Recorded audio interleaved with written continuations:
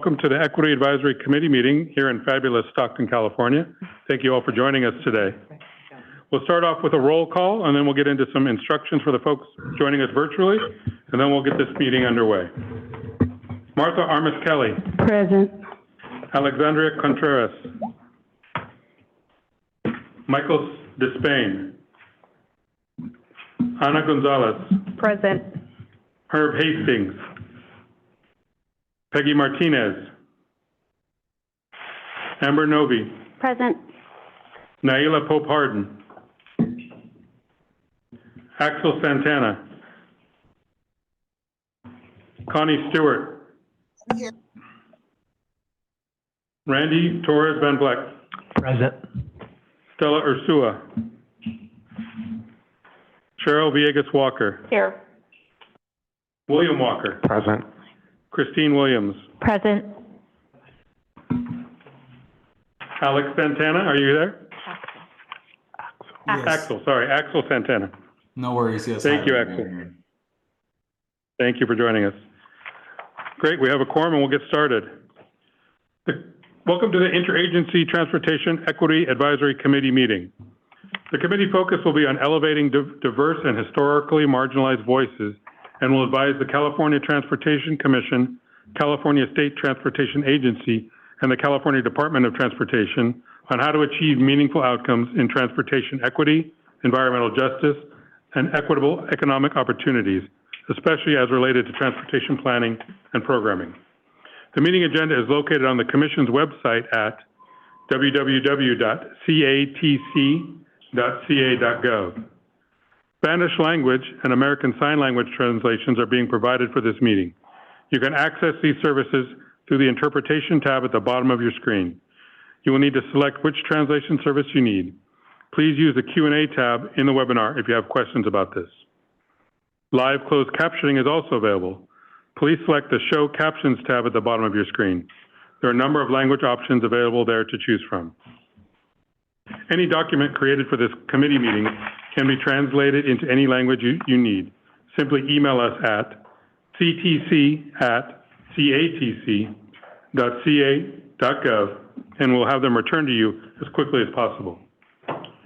For our presenters, if you're on the agenda to make a presentation, please do your best to be succinct.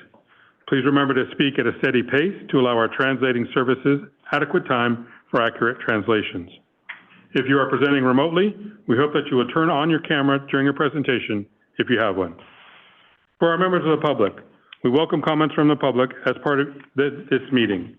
For those attending in person, please submit a speaker slip to the clerk at the front of the room, that's me, to let us know you want to comment.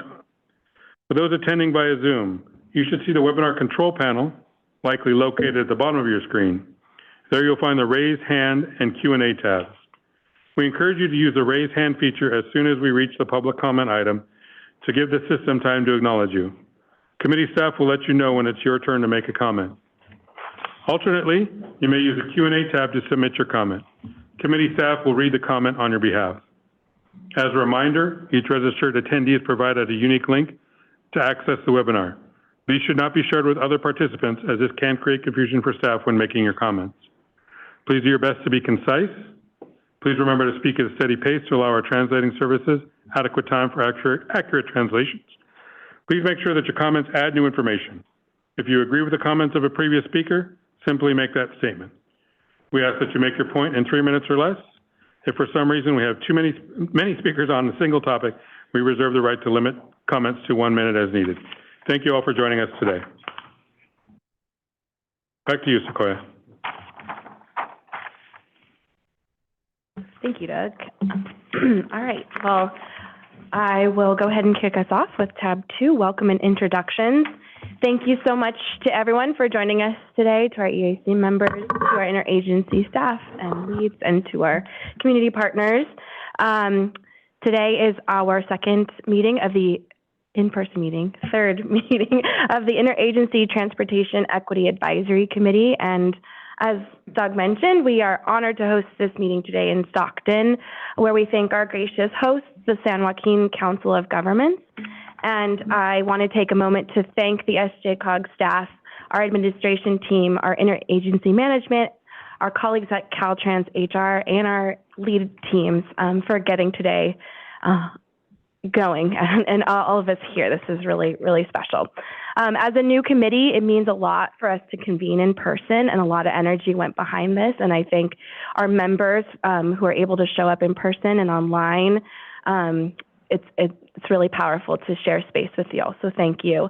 And we are very hopeful that today's meeting continues to build our strong foundation for our collective goals of improving equitable outcomes in transportation throughout California and really beyond. At today's meeting, we will deliberate our draft committee charter, which represents a major milestone in our year one goals as a committee.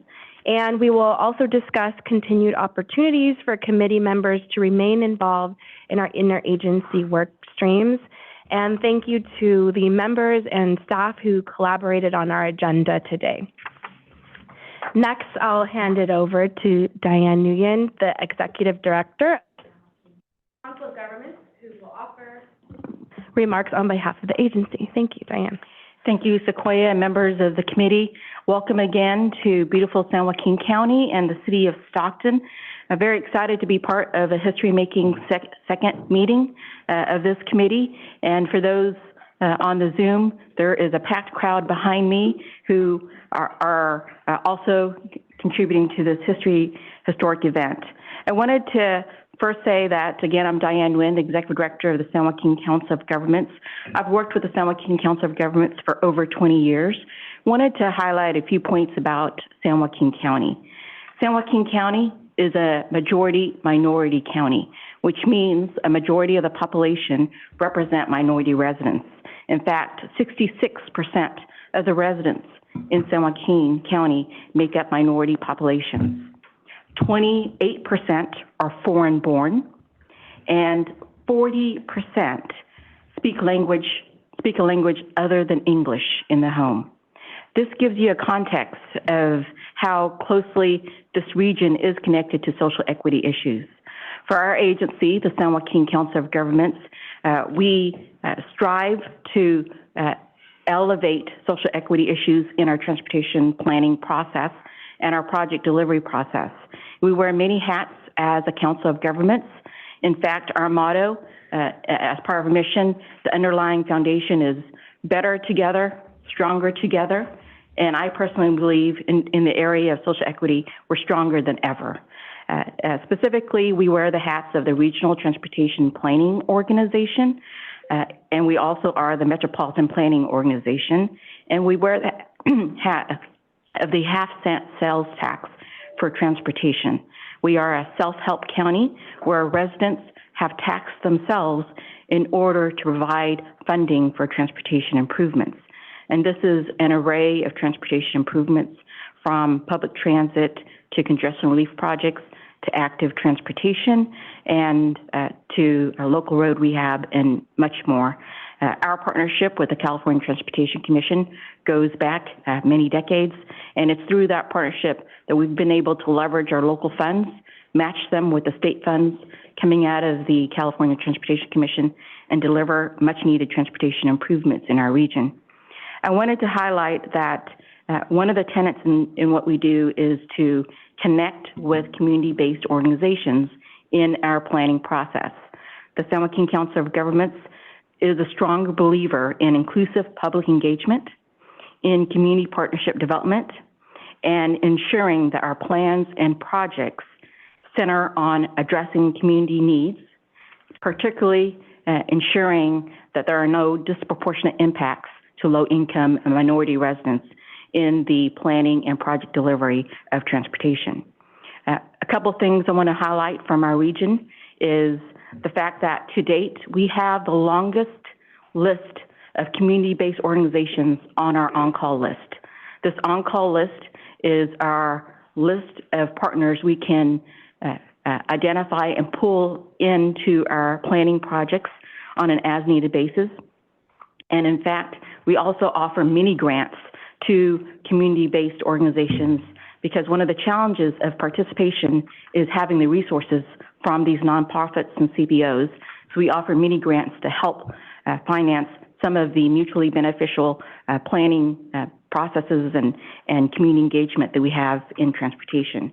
I wanted to give a shout out to Catholic Charities of Stockton, who has been highly engaged. I know their presenter following me in the SJCOG planning process for easily over a decade. And their input and feedback, as well as other CBOs in the region, have been meaningful and significant in shaping transportation planning here in San Joaquin. This decade of CBO engagement has led, I believe, to SJCOG being strategically positioned to secure a $7.4 million grant from the California Air Resources Board focused on delivering transportation projects into disadvantaged communities. So we recently secured that grant, and it will focus in the disadvantaged community of South Stockton, which is south of here, south of Highway 4, one of the most dense, low-income, high minority populations in the region. And through this air quality grant from the state, we will be able to focus on bringing in transit incentives, transit mobility, ticketing applications, electric vehicle shared mobility, as well as workforce development concentrated to help residents in this area. I want to say that we're doing a lot of other things, too much to mention in a few quick minutes. But my philosophy is, it's like the gym. No matter where we're starting from, we can always be better the next year. So I wanted to leave with the fact that the San Joaquin Council of Governments sets a high bar in terms of social equity. And I want to say that bar raises year to year, and that bar does not have a ceiling. With that, we are using SB1 planning funds to launch a social equity planning project. We don't have all the answers, and we're constantly educating ourselves on some of the tools and best practices that are out there in the industry to even provide further strength to our planning procedures. So we're constantly in a learning mode, and I think that's a great thing. We welcome change, we welcome improvements in our procedure, and this SB1 planning grant will ensure that we have more tools in our toolbox to do so. So thank you, members of the committee, and again, I want to leave with the fact that we are all stronger together. Thank you so much. Don't leave yet. We wanted to make a comment. Personally, my name is Martha, or Miss Kelly, and I want to thank you for mentioning the CBOs in our community, namely Catholic Charities. That's near and dear to my heart because I would not be here had it not been for Catholic Charities. That is my employer. I don't do this full time, but I appreciate the work that you're doing in your community, and SJCOG for having us here and hosting us today. And I want to just challenge you when you're going out and doing this equity work that you continue to elevate the voices of the people, including the indigenous populations that are here. I can't continue without acknowledging the tribal entities that are very significant and disproportionate and not represented always where they should be. So I want to acknowledge the Miwoks and the other tribal entities of this community. And thank you so much for considering the fact that those voices are important and that we want to have that narrative raised for all communities and all residents in San Joaquin. Thank you. Yes. Anyone else? You guys can. I'm just really impressed by the stats that you gave for the demographics of the region, and I'm appreciative of your commitment and the region's commitment to underserved communities in California. And it was nice to walk around the downtown. We all had lunch at different restaurants. Some of us went to Uncle Herb's? Papa Herb's. I'm sorry, Papa Herb's. Some of us went to, I don't even know the name of the pho place and bun vermicelli place we went to, but lots of choices. Fun. Yeah. Fun. It was very delicious, and we're very happy to be here, and your transit center is right here, and it looked very utilized. So, yeah. Very impressed. Thank you. Thank you. And congrats to you. Because I know this is I know it's not new anymore, but I remember when you were appointed, and everyone was very excited, and I see why. Thank you. Thank you.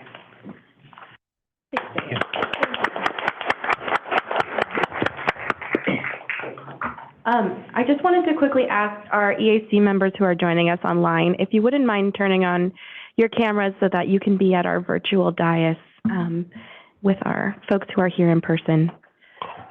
So next we'll hear from folks at Catholic Charities, and I also wanted to let members know that we'll be doing member introductions right after that. So next we'll be joined by Tanisha Raj, Program Coordinator, and Hector Olivares, Program Manager for the Environmental Justice Program at Catholic Charities, Diocese of Stockton. With that, I'll turn it over. Thank you. Tanisha, please come up. I want to share. Hello, and thank you. And again, my name is Hector Olivares. I'm the Program Manager for Catholic Charities Diocese of Stockton for the Environmental Justice Program, and I'll let Tanisha go ahead and introduce herself. Good afternoon, everybody. My name is Tanisha, and I'm the EJ Program Coordinator with Catholic Charities, San Joaquin County. So first of all, I'd like to say that, thank you for this opportunity to come speak to you all. And again, I'm very proud to see one of my coworkers, Martha Armas Kelly, here as part of this committee. So I think it's very important that we're involved in this type of work. And one thing I really would like to say is that, the name Interagency Equity Advisory Committee is something that, just looking at that name, I like it. I like the name, especially the word equity, because equity is something that here with the Catholic Charities, with our environmental justice program, is something that, that's a key word for us. It's equity. When we work with some of the most disadvantaged communities, the most disinvested communities that suffered the effects of environmental injustice, right, historically. So the word equity is something that is a guiding principle, a guiding word for us. We're looking for equity. We're looking for something that other more affluent communities have that the ones on the lower socioeconomic scale don't have, whether it's transportation, whether it's even just cooler communities. It's something that they should have the privilege of being part of too and enjoying too. So the word equity, again, is something that's extremely important to us in our community. And I can tell you more about what it looks like when there is no equity. Right? I'm going to give you just a real quick history lesson. You probably know this, but in 1954, we had the National Highway Act, right? And that kicked off construction across the entire United States. It connected cities, it connected states. It really allowed us to become the economic superpower that we are. But one thing that it had, some of the effects that it had, was it lacked equity. And it lacked equity in that a lot of these freeways and connecting areas, whether it be on-ramps, off-ramps, tended to be constructed in disadvantaged communities. And it had extreme long-term effects. And one of the purposes here now is just to make sure that as you do your work, as you get involved in this work, you're constantly looking for equity. Because I can tell you some of the historical issues that came up here locally in Stockton, and most of you guys have driven here, and probably almost all of you guys have taken the Crosstown Freeway, right, to get here. We mentioned that in the discussion here in the Crosstown Freeway. It's part of South Stockton, and it's, South Stockton, of course, that we talked about how it is more disadvantaged, it has more people of color than other parts of the city. But I can tell you as far as the effects of a lack of equity here in Stockton and the effects of putting these highway acts in place, again, from 1954, and how it has long-term effects here now. So we started with the Crosstown Freeway, and it was intended to connect Interstate 5 with Highway 99. Right? It was part of, overall, Stockton agreed to it. It was part of the plan. Stockton was hoping to reinvent or reinvest in the downtown area of Stockton, right? So when they built the Crosstown Freeway, what they did is they pretty much destroyed the historic area called Little Manila. So it had the largest population of Pacific Islanders, of Filipino Americans outside of the Philippines. Right? And most of their property, their houses were taken through eminent domain. So they were forced to sell. And the effects of eminent domain, especially when you're either low income or whether you're come from disadvantaged areas, the long-term effects of eminent domain and taking someone's property, it affects generational wealth. So here in America, whether you're on the lower socioeconomic scale or whether you're middle class, the biggest, most common way to transfer generational wealth from generation to generation, from parents to children, is through your property. You know, most of us don't have this strong investments in the stock market or in art or in, you know, we have 3 or 4 different houses. It's just that one property that we're able to leave for our children. When that property is taken, it has long-term effects for generations to come. And most of that property was taken through eminent domain, so they were paid lower than what the property actually was worth. You can imagine if you had a house that you purchased in the 1960s, what's that house going to be worth now? My parents, again, I was born and raised in South Stockton. My parents purchased their house in 1971, right when I was born. That tells you how old I am. But so again, can you imagine the price of that house? It was less than $50,000. So now we're looking at the current price of the house. So my parents were working class. They worked in canneries. They worked in the fields. What do they have to offer their children when they pass away? Their house. That's it, right? The property, the investment, the equity that built up in their house.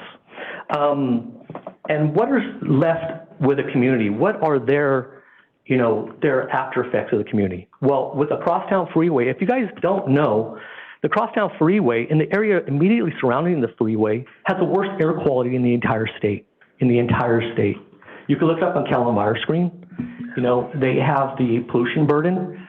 That area on the Crosstown Freeway is at 99 to 100%. So it's higher than 99 to 100% of other communities all throughout California. So when we look at lack of equity, we look at what the losses, the long-term losses, whether it's generational wealth and what they're left with poor air quality that is affecting the children that grew up here. So we have higher rates of cardiovascular disease, higher rates of childhood asthma. We have lower overall life expectancy. So it's something that, you know, as we're looking and doing our work and really trying to invest in California, I just don't want this to make the same mistakes that the Highway Act of 1954 made. We're bringing in billions of dollars from Build Back Better from the government, right? Making sure that as we do this, we do it through a lens of environmental justice, do it as a lens of equity, because the people in the low-income communities are going to suffer the most, and those are the ones that always bear the burden of these decisions that don't have their input. And with that, I'd like to leave you with a thank you again. And again, you know, wishing that you guys are deeply invested in your work and realizing the long-term effect it can have. Thank you very much. Thank you.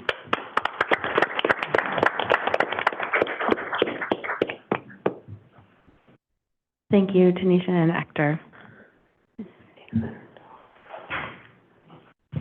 Sorry, we had some slides for you. We weren't sure if you wanted to finish up on any of the slides. Okay, great. So next we'll move to member introductions. Really appreciate the comments from Diane, Tanisha, and Hector. And now we'd like to take some time for our committee members who've joined us today to introduce yourselves, areas of focus, and regions that you're representing today. And we'll have Paul also. Amber, would you like to start, and we can kind of move that way? Hello, my name is Amber Novi, and I work for LIUNA. That's the Laborers International Union of North America. I represent California, Hawaii, Arizona, New Mexico, and 12 counties in West Texas. And I work with the construction union, making sure our employers provide safe work environments and work zones. And I do marketing for the fund. So being here is an honor, and we want to bring positive work projects to everyone's area, make sure equity is a priority and everyone earns a livable wage. Good afternoon. My name is Martha Armas Kelly, and as I said, I work with Catholic Charities Environmental Justice Program. I am a member of the EAC, and I am also a leader in residence with UC Berkeley Transportation Program. I am also the advocate for United Tribes of California. I wish to acknowledge the Yokuts and the Miwoks of this region. I myself reside in Merced, and I am also with Planada in Action, and I also sit on community initiatives for collective impact, working on solving issues and strategies to support other organizations throughout the Merced County region. Thank you. Hi, my name is William Walker, and I'm an EAC member from the San Francisco Bay Area. I am a researcher, I guess. I'm a grad student, so I look at issues around transportation justice. I'm a former NACTO Transportation Justice Fellow, and I'm a member of the Transportation and Environmental Justice Advisory Group at UC Davis. So I'm very happy to be a part of the EAC and with all of my esteemed colleagues, and we're here to do the work that you all would like us to do as residents of underserved and underrepresented communities of California, and folks who are represented too. So we love everyone's input. Thanks for being here. Thank you. Well, happy Tuesday, everyone. My name's Ana Gonzalez, and I am an EAC member representing the Inland Empire, which is San Bernardino and Riverside counties in Southern California. I am the executive director at the Center for Community Action and Environmental Justice. So thank you for uplifting environmental justice. And I also live on Tongva land, so thank you for uplifting our indigenous brothers and sisters. I also sit in the EJAG for the South Coast Air Quality Management District. So we advise our board to make the right decisions on reductions of air emissions. And I'm just really humbled and honored and privileged to be here representing the region in my area. So thank you for this opportunity. Good afternoon, everyone. I'm Cheryl Villegas Walker. I'm from the city of El Centro, which is in the county of Imperial. So take Stockton, move it about 550 miles south. If you've hit Mexico, you've gone just a little too far. I served on the El Centro City Council for 25 years, and in that capacity, I was able to serve as president of the League of California Cities. I was also fortunate enough to serve as president of CalCog, and also as president of Southern California Association of Governments, which is based in Los Angeles. So transportation and equity issues, my passion, and I'm just so honored to be a part of this committee. So thank you. Good afternoon, everyone. My name is Randy Torres Van Vleck. I'm an EAC member from the San Diego, California area. I grew up in South San Diego near the U.S.-Mexico border, which is on Kumeyaay land. For 13 years, I worked at the City Heights Community Development Corporation, an incredible community-based organization that through community organizing, planning, advocacy, being at the forefront in decision-making, was able to secure the first freeway covered park in California. Also, a part of Los Cruzadores, we organized transborder bike rides from San Diego to Tijuana to celebrate our binational mega region. Hi, everyone. My name is Christine Williams. I'm an EAC member and a proud Stocktonian, so it's wonderful to see some familiar faces looking back at me today. I work for a nonprofit organization, Enterprise Community Partners. We're focused on all things affordable housing. My particular interest is ensuring that Central Valley communities can access a lot of the state climate funding, supporting sustainable housing, transportation, and land use planning. And if you're curious, you can go just a few blocks down, Minor and San Joaquin, and see one of the most significant investments to come to downtown Stockton in a long time. So there's a new 80-unit affordable housing development going up, a lot of traffic calming options, a new rail car that was purchased for the ACE service, running commuter service. So glad to have you all here and looking forward to the conversation today. Thanks. And for our members that are online, would you please introduce yourselves? Sure, thanks, Sequoia. This is Stella Ursua, and I live in Long Beach, California, and serve pretty much the whole LA County area. I work for an organization called Grid Alternatives at the LA office, and I'm the Senior Programs and Partnerships Manager for the organization. I also sit on the San Pedro Port Sustainable Supply Chain Advisory Committee, and just recently was elected to serve as the Affinity Group Lead and Steering Committee Chair for the SURF HRTC grant. Thank you, and very glad to be here. I can go next. Good afternoon, everyone. Sorry I couldn't be there today. My name is Axel Santana. I'm an associate at PolicyLink, he and his pronouns, calling in from Santa Ana, California. Also co-chair of the Transportation Equity Caucus, which is a national network of organizations working on transportation equity. Calling in from Santa Ana, as I mentioned, which is also known as Ajashemin lands, and really excited to be here with you all today. Hi, everyone. I'm Connie Stewart. I'm on the unceded territory of the Wiyot tribe. And I am a recovering politician as well. I'm a former mayor of Arcata and worked for the state legislature for a while. I represent rural communities. I'm on the North Coast, one county away from the border up here. My passion, as the committee knows well, is broadband, workforce, climate justice. And I just wanted for the last presentation to point out the 2.5, we have had a lot of fires up here.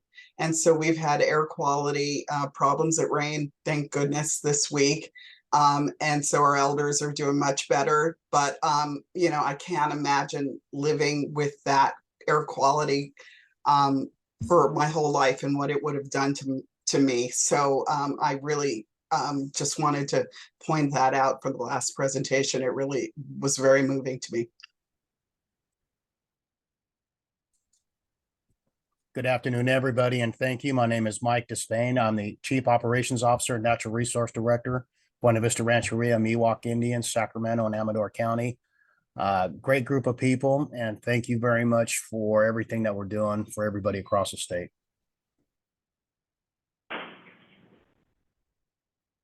And is that Commissioner Lugo I see on the other person on camera? I can't see your name.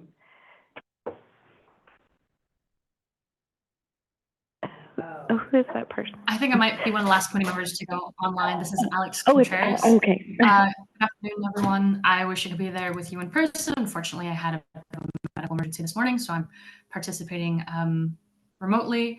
I am part of the Happy City Coalition, which is a coalition that began in LA County to end freeway expansions in the state of California. And I'm happy to be here.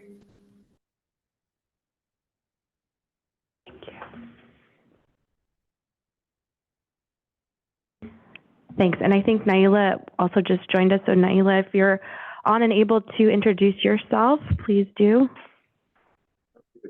Hi, everybody. Naila Pope-Hardin, Executive Director of Climate Plan on Nisenan land. Excited to join the meeting today. Great. Thanks, everyone. So next we'll take public comment on tab 2. Justin, do we have any public comment on this item? Thank you, Sequoia. At this moment, I don't see any indication that any attendee has any comment at this time. I'd like to quickly check in with our Spanish line to see if we've received any comment there.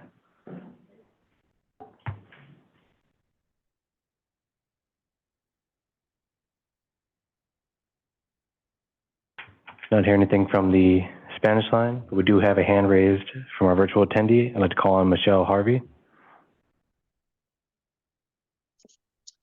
Hello, can you hear me? Yes. Yes. Okay. I'm Michelle Harvey. I'm a civil engineer, and I have been following what's been going on in El Sereno, Pasadena, and the areas around here. And I am surprised as a civil engineer that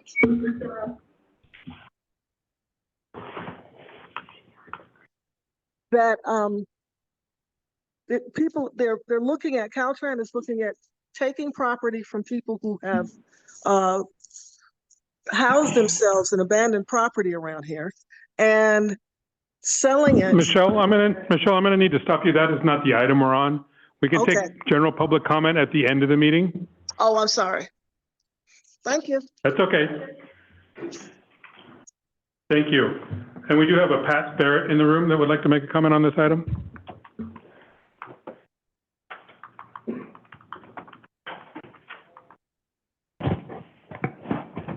I'm the short person. That's okay. Good afternoon. Good afternoon. My name is Pat Barrett. Oh. I can do that. I'm a Gemini. Okay. And I am a resident of South Stockton, the part of town that was designated to be the elephant in the middle of the county for anything negative. As we all know, the air is very bad down there, and as a person involved in our climate through TCC, I am an advocate to when it comes to anything that involves the residents that I voice for them. With the TCC monies that were just awarded will include an electric bus, but should not stop there.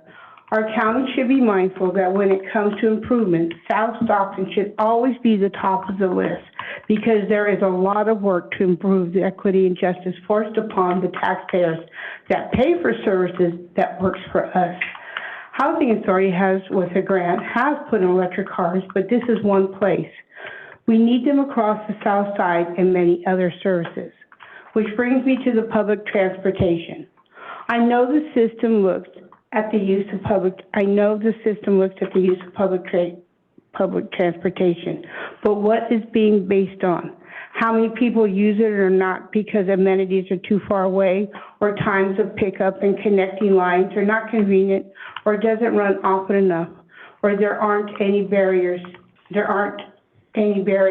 those little things over the bus stops to protect his residents from over 100. I really didn't know what I was going to speak about till I got here, and so I was over there writing this down. Because we get 100, 105. Last year we had 112, and people can't stand there. A lot of our residents are immigrants and grandmas and grandpas that come to take care of their grandkids while their kids are at work.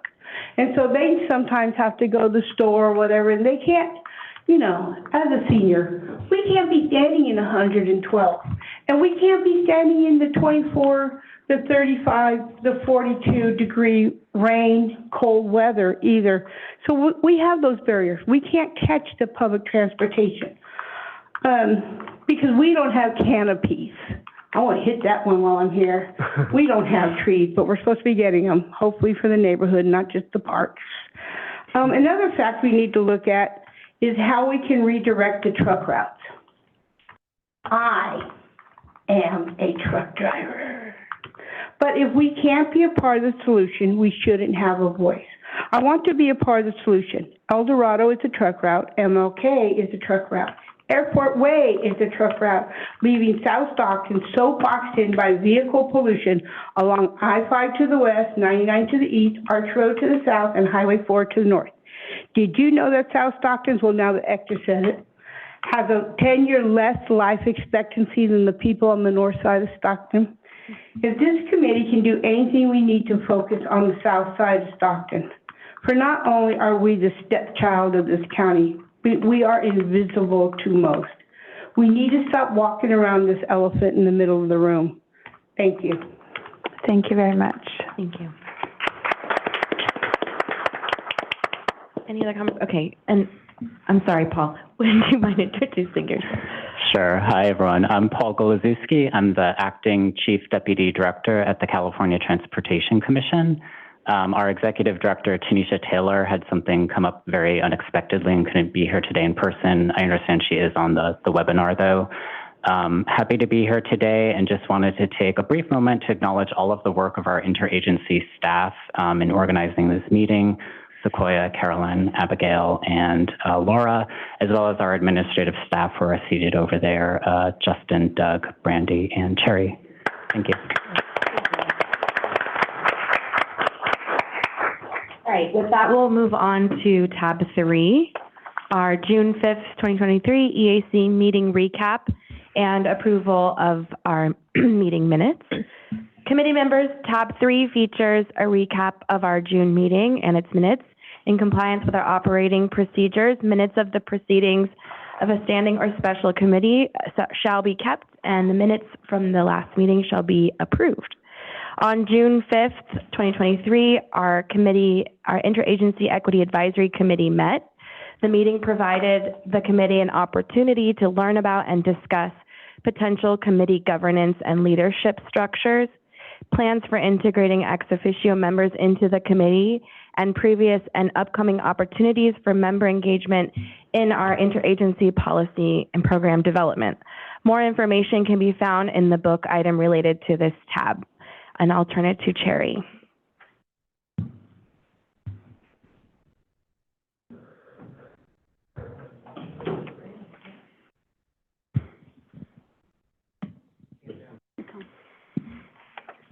It's on. We can hear you.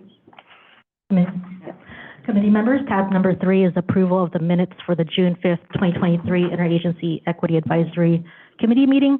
Staff recommends your approval. Do any committee members have questions? And do we have any public comment? I don't see any public comment for this item. Thank you. I'll turn it over to Commission Clerk Doug Remedios to facilitate roll call vote. Thank you, Cherry. Martha Armis Kelly. I make a motion to accept the minutes. Do we have a second? I'll second it. Thank you. We'll take the roll call. Martha Armis Kelly. Present. Yay or nay? Yay. Thank you. Alexandria Contreras. Thought you joined us Here, online. present, sorry. Yeah, online, sorry. Thank you. Michael Despain. Yay. Ana Gonzalez. Aye. Herb Hastings. Peggy Martinez. Amber Novi. Yay. Naila Pope Harden. Naila? Yay. Thank you. Axel Santana. Yay. Thank you. Connie Stewart. Yay. Randy Torres Van Vleck. Yay. Stella Ursua. Yay. Thank you. Cheryl Villegas Walker. Yes. William Walker. Aye. Christine Williams. Yay. The motion is approved.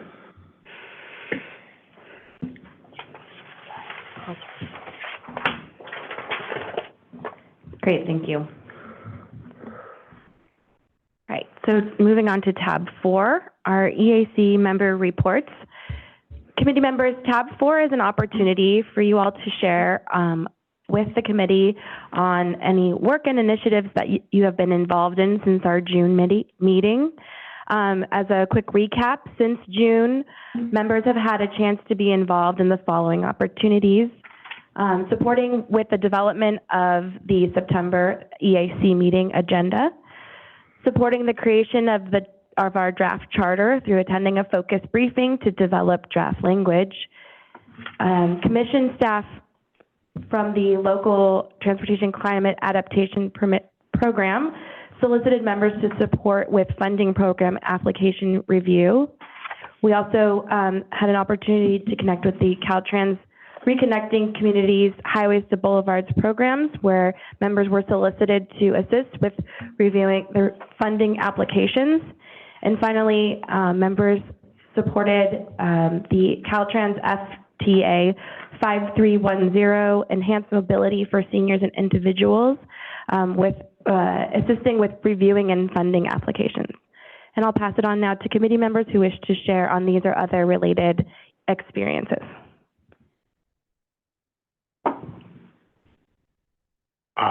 May I speak?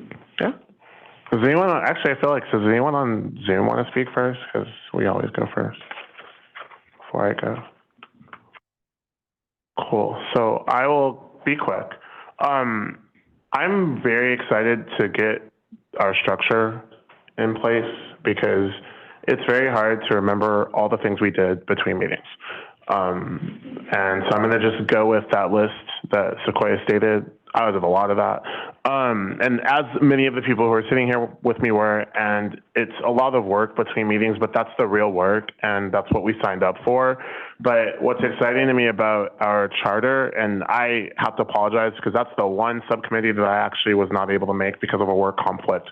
But the charter gives us the ability to really shape what we want this work to look like as EAC members.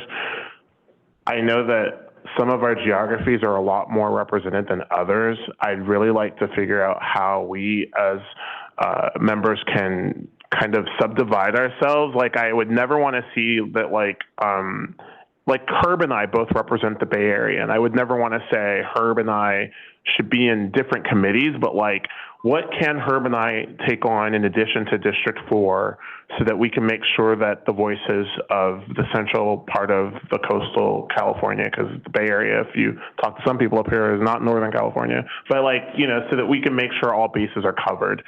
I also am very interested in seeing how this body can support the work of the 3 agencies.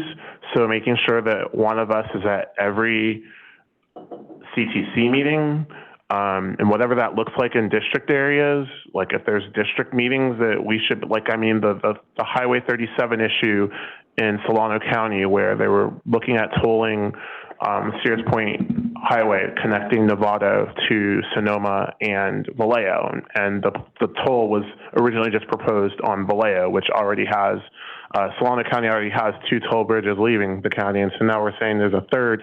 So there are serious equity issues in all of our geographies, and we need to make sure that, you know, thankfully District 4 has me here, but like, there are other districts that don't have anyone here, so I want to make sure that that happens. And I'm really just riffing, so I'm probably not going to cover everything. So like, I hope that we can continue to have like just this open discussion about like what we want our leadership and what we want our mandate to look like. I understand that staff has lots of demands, so it's not anyone's fault, but we've only done this like 2 or 3 times in the year that we've been on. And so we need to be as deliberate as we can so that we can make sure that we can serve the needs of our different stakeholders and constituents. So, but I'm very excited of all the work that you've all been able to help us do, staff and colleagues, and looking forward to more. And quick shout out to folks on unceded Ohlone land. I left that out of my remarks. That's District 4 land of the Ohlone. Thank you. I'll just give some quick updates. I was happy to participate in a conversation about updating STIP program guidelines and ensuring that there was some language referencing equity and how those guidelines are written and what types of projects are being put forward. And then also looking forward to serving on the evaluation team for the Reconnecting Communities program coming up. So I think late October, I'll be participating in helping score applications coming through. So I think particularly salient in a community like Stockton, right, where crosstown built through the community. So looking forward to seeing what that work brings. I think William touched on something that's going to be really important for all of us, and that is understanding our opportunities and keeping track of them. Right, and I apologize because I know there was 2 or 3 times when I wanted to be part of a discussion group, and then I'm like, oh yeah, that got lost on my calendar somewhere. So in particular, I did appreciate being part of the work on the draft charter. I thought that was a particularly informative opportunity to weigh in on that. This morning, of course, we had the opportunity to participate in the Equity Index work group, and really appreciate Carolyn and your team coming together with everyone to help us become a part of that.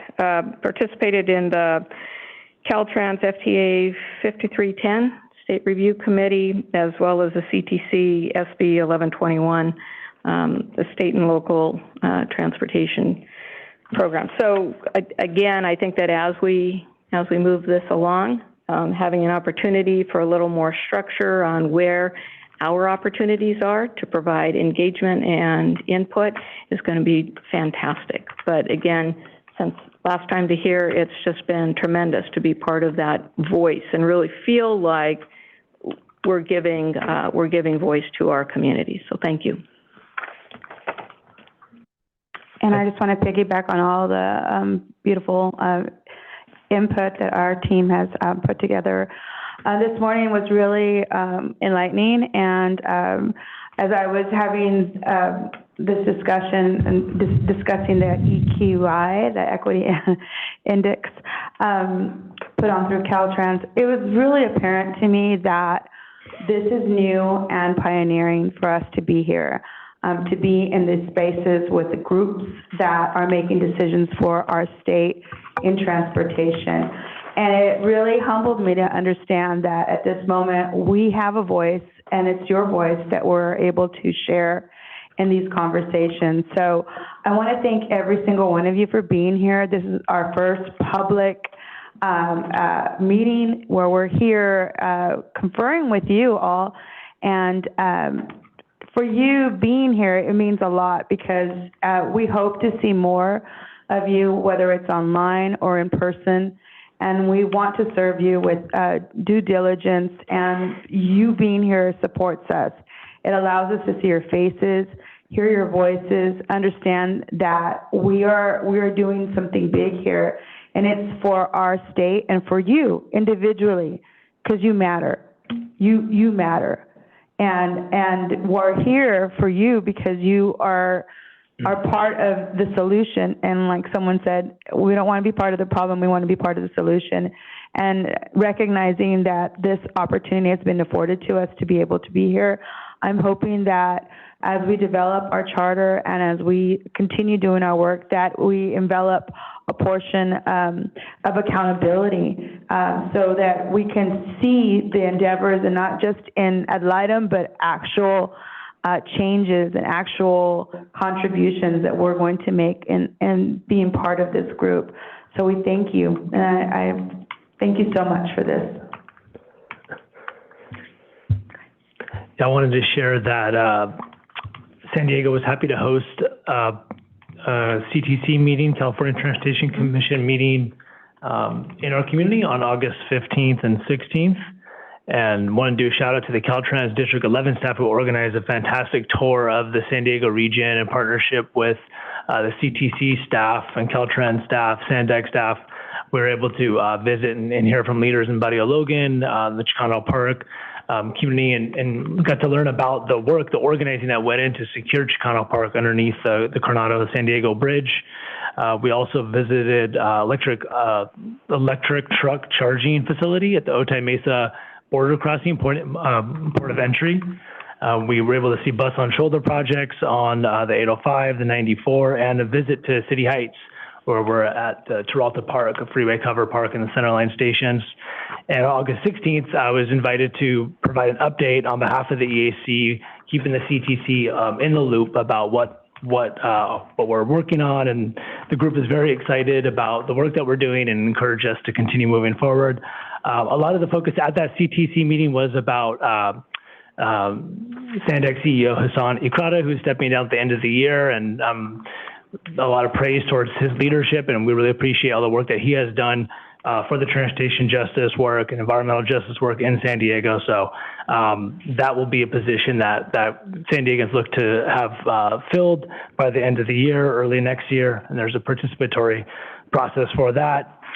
General San Diego update, folks are really excited about the Reconnecting Communities work. So a lot of collaboration, CBOs talking to each other.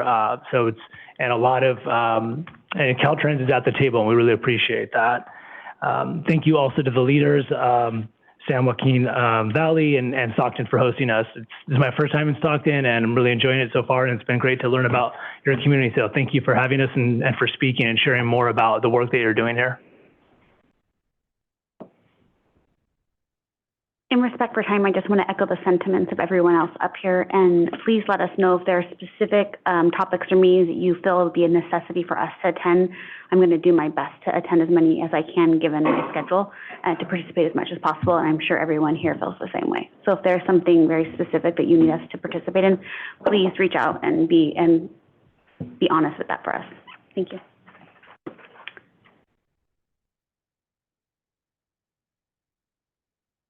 Any of our virtual members like to share before we move on to public comment?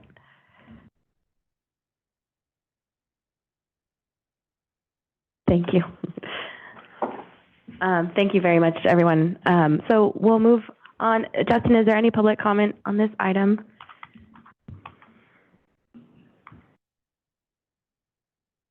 We did receive kind of a more generalized written comment that I'll go ahead and read out. This comes from Debbie Toth. They write, I did not realize there was an equity index work group meeting this morning, so I may be missing some of the basis of this group. I've heard very little about disability and aging in this meeting. I am curious how this group is centering ageism and ableism in the equity framework. Thank you. Thank you. And thanks again to our members for supporting us in as we build out this committee together. It really means a lot to have the feedback from you and to continue to work together to make it infinitely better. So before we move on to tab 5, we'll take a short 10-minute break and then come back to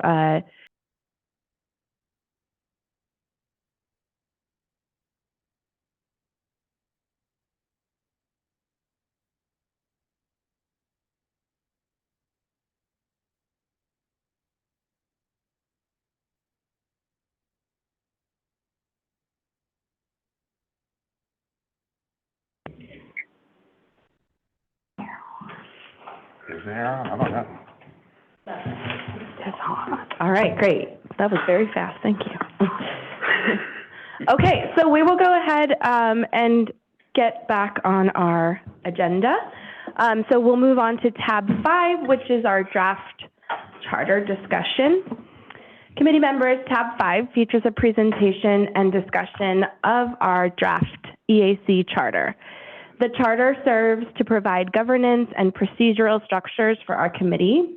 And when adopted, it's important to note that the charter can be amended at any future date. Amending the charter requires a 2/3 affirmative vote of the committee and approval by the Commission, CalSTA, and Caltrans. And when we're finished, interagency lead staff recommend the committee approve the draft charter with the understanding that amendments to the charter can be made at any future meeting. With that, I will move on to the presentation. Next slide, please. All right, great, thanks. Okay, so again, this is our presentation and discussion on our Interagency Equity Advisory Committee charter, and it was prepared in collaboration with staff from the California Transportation Commission, Caltrans, California State Transportation Agency, and charter working group members from the committee. Next slide, please. In this presentation, we are going to go over a lot of material. However, I will be stopping at slides for us to have deliberate discussions about different topics. So we'll be going over our charter purpose, our development process, voting thresholds and quorum requirements, proposed governance structures, chair and vice chair duties and characteristics, or vice chair plural chairs, an administrative subcommittee, officer elections, member terms, ex officio member duties and selection, and charter adoption and next steps. So here we go. Next slide, please. So the purpose of our charter is to provide governance and procedural structures for our committee. Again, when it's adopted, it can be amended at any future date and would require a 2/3 affirmative vote of the committee and approval by our 3 agencies. Next slide, please. Our draft charter was developed in partnership with EAC working group members, interagency management, and support from the CalSTA Legal Counsel, Ann Salisbury. Thank you, Ann. Our draft charter uses language in the original EAC scope of work that was adopted by interagency executives and commissioners in June 2022. That information can be found on the commission website and on our webpage for the committee. Articles that will need the committee to deliberate and approve to move forward include officers, terms of officers, actions by the committee or subcommittee, and voting. Next slide, please. The structure of the charter is the following. We have a section focused on the committee name. Next, the committee purpose, committee membership, duties and responsibilities, governance, meetings, and effective date and amendments. And again, the development and adoption of this charter represents a major implementation milestone. Next slide, please. A little more background on our development process. Between June and August 2023, we worked with 5 committee members and interagency lead staff to draft the charter and held a briefing to introduce the draft, receive comments, and working group recommendations. And I think, William, you may have mentioned that you weren't there, but we got your comments. Thank you. We take email too, and we really appreciate that, and for all the comments we received.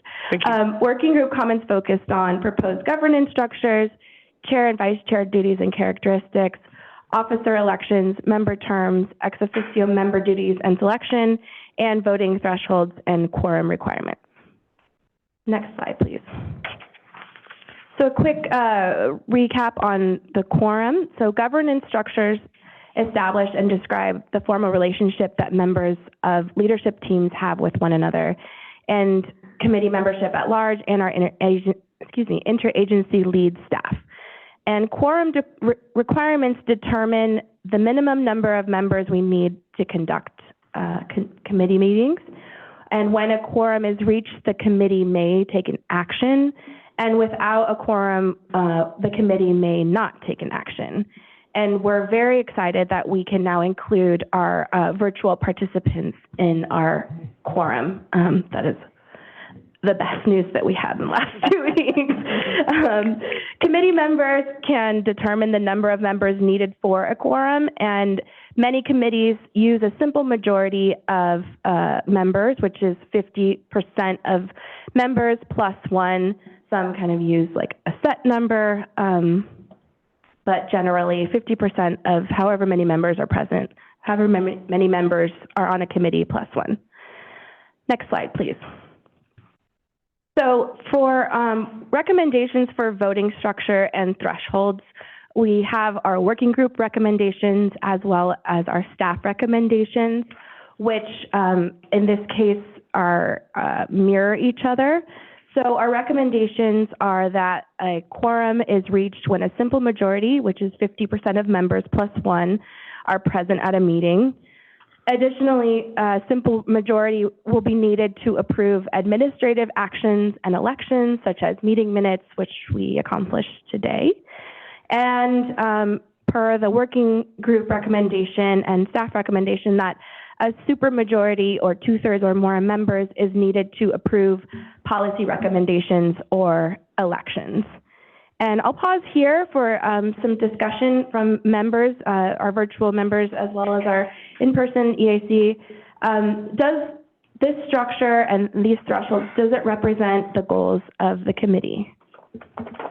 So Clay, if I could make a clarification, I thought with regard to the 3rd bullet point, supermajority is needed to approve policy recommendations, or if this committee was going to take an action to support or oppose a ballot initiative or something like that. So because in the prior bullet, the 2nd bullet, it talks about elections. So elections of officers, but just to clarify, policy recommendations, or for this body to take a position to support or oppose or remain neutral, it would need a 2/3 majority. Great, we'll make a note of that and add that language. Take note of that language. Any other comments? Yeah, thank you, William. Maybe also adding just resolutions, which people might think those are one and the same, but it just kind of simplifies it so that anything that's a resolution that like might be a policy position on something other than a ballot initiative, it might be on, urging a particular action on something. So to add that language as well, if that's okay. Thanks. Thank you. Any other comments? And just to clarify, with regard to the quorum, sure. We had a couple different discussions. Quorum of the total membership plus 1 is what we need to take action. Or a quorum is, for voting purposes, a quorum of the members present constitutes your quorum. And then to have an action passed either by a simple majority or supermajority is the vote of the members present. Those are 2 different things. Because I'm always a little worried that if we don't reach a quorum of the total membership of the committee, then it's all for naught, right? We're meeting and all of the staff time has been dedicated and our time has been dedicated to the meeting. But if we don't have even a quorum of the total committee, then everything just gets kicked down the road or we take no action. So I think we had discussed the possibility of a quorum for purposes of this committee means whoever's present plus one for voting purposes. Does that make sense? Yeah, and I'll defer to our clerk to help us kind of Thank you. differentiate. So I don't quite understand. So the quorum is, 50% plus one. So in the case of this committee, that would be 8 members in order to even hold the meeting. Once we get there, then the votes, it's just a simple majority for the most part. So let me go back to that threshold number. So the total committee membership is how many? 15. 15. So what if only 7 members can participate? Then we cannot take any action. And is that pursuant to a Brown Act, or is that something that we can modify through our charter? That's the question. That's something I think we'd need to get official legal advice on. But typically, yes, the quorum is required to even have a meeting. Establishing that quorum at a number less than 50% plus one is something we would need consultation on. Yeah, because again, because we are such a small group, we really could miss a quorum by 1 member and then not have anything happen. So I thought that for purposes of creating our charter that we were able to do that we could establish a quorum for purposes of the meeting being whoever's present. We'll take that back to our legal counsel and figure that out together. Okay, I think I saw Amber and then just to clarify, I believe because we have some of our community members online that they are also part of it. So if it was, so we have like today we have more Connie, Axel, everyone that could not participate in person. So I believe we shouldn't ever have that situation unless everyone is in the air at the same time. Absolutely not. I'm not saying that this is the ideal. I'm just saying that if something happens and people, for whatever reason, for that day are not available. I just want to say, is there a certain number that we're defining as has to be present versus online? Because that does have, no longer. Well, so I'll touch on that real briefly. So I believe it's either or. the governor just signed a bill, SB 143, I believe. Trailer bill, yeah. 134, anyway. We just, so we're just kind of getting our full arms around that part of it. Going forward, SB 544 was also signed by the governor. 143 gets us through the end of the year. 544 gets us from the end of the year through end of December 2026. So as our current understanding is, online members count towards that quorum until that point in time. So December 2026, we should be just fine. If and when that comes up, and we need to deal with that side of it, we'll be in full consultation with you and the public and let you know what our plan is going forward from there. And I can tell you, 10 plus years on the commission, we've thought this would be a struggle more so in the past. We always managed to get there. And again, as long as there's always the teleconference side of it. That's always been a thing, whether or not we have a quorum versus non-quorum in person. That's kind of the question mark we're still figuring out with these new bills that have passed. But we're very confident hitting that number of 8 will not be a problem in the foreseeable future. And I kind of tend to agree with that as well because it's evident today. And I was more concerned if it was only in person. That would have been an issue because sometimes you don't see things that can happen, and depending on what area we're actually going to be in, it might be an issue for some or a hindrance for others. So, and that after July 4th and 1st until just about a week and a half ago was the message that we were sharing of the importance of attending in person because we weren't able to reach that. But then the governor just signed this bill a couple days ago, and we got that word, so that's why we're feeling very relieved that we can be a little more flexible with in-person attendance, although we really encourage folks to attend, especially meetings. We will be having, subcommittee meetings, which, maybe doesn't work out for everyone's schedule. So we will be working with you on that, and we're really glad to be able to offer virtual. And I had one more point to make. When, in fact, we have information from others, and I'm talking about like community, there's a lot of community input, and we're going to have the opportunity to vote. Given the situation that sometimes material or information will come at a moment, right? And the day before where we're not be able to be briefed, we will be able to move the item again before we can vote, because I would be remiss to want to vote on something without having, a good foundation on what it is that we're. Yeah, we'll make sure to do our due diligence and act in accordance with the law, where we'll provide anything that we are asking to take action on, or that you've asked to take action on, 10 days advance notice with materials, any presentations, things like that are going to be relevant.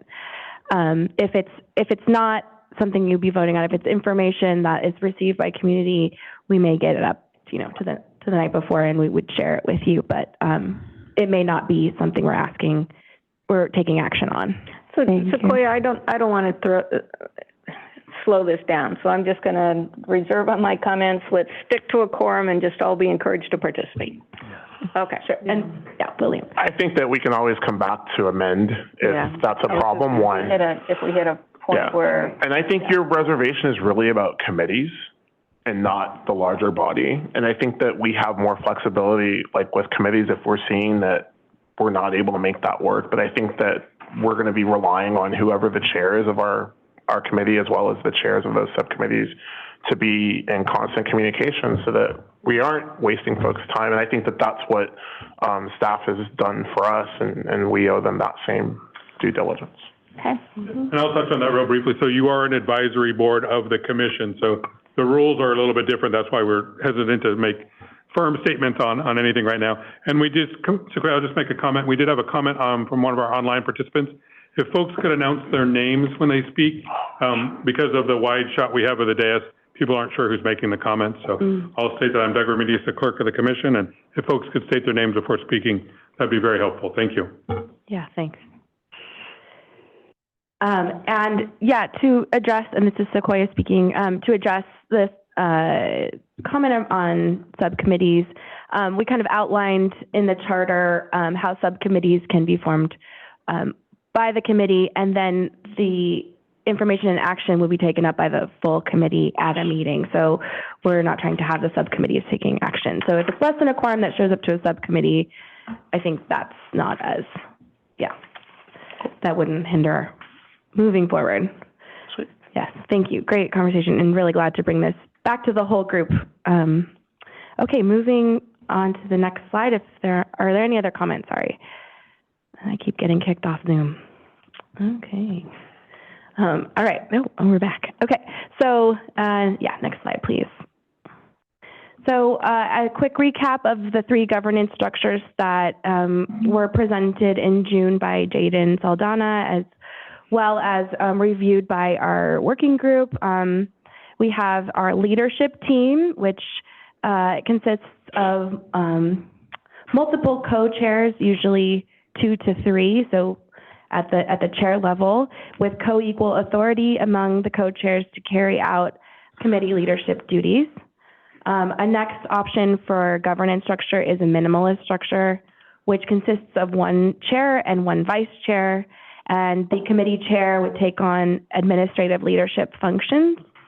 And an expanded structure with 1 chair and multiple vice chairs, usually 3 to 5, with vice chairs taking on responsibilities such as those directed by the charter, chair, or committee membership at large, if not included in the approved charter. And we discussed what this may look like, a couple of these options with our working group, which is in our next slide. So within the working group discussion, as well as comments we received via email from members, members identified a minimalist structure and expanded structures as potential options for the committee to consider. They did not recommend the first option, the leadership team. The leadership team would, citing that it would not be the ideal structure for this committee. And adding that an expanded structure, although might be logistically difficult, and a minimalist structure will quickly identify leaders who can support with administrative duties as needed. Comments on expanded structure included that it might be a good model to build leadership capacity for succession planning purposes, and then also a need for an official leadership capacities that support external facing responsibilities, such as outreach and communication with regional, organizational, and community partners. Next slide, please.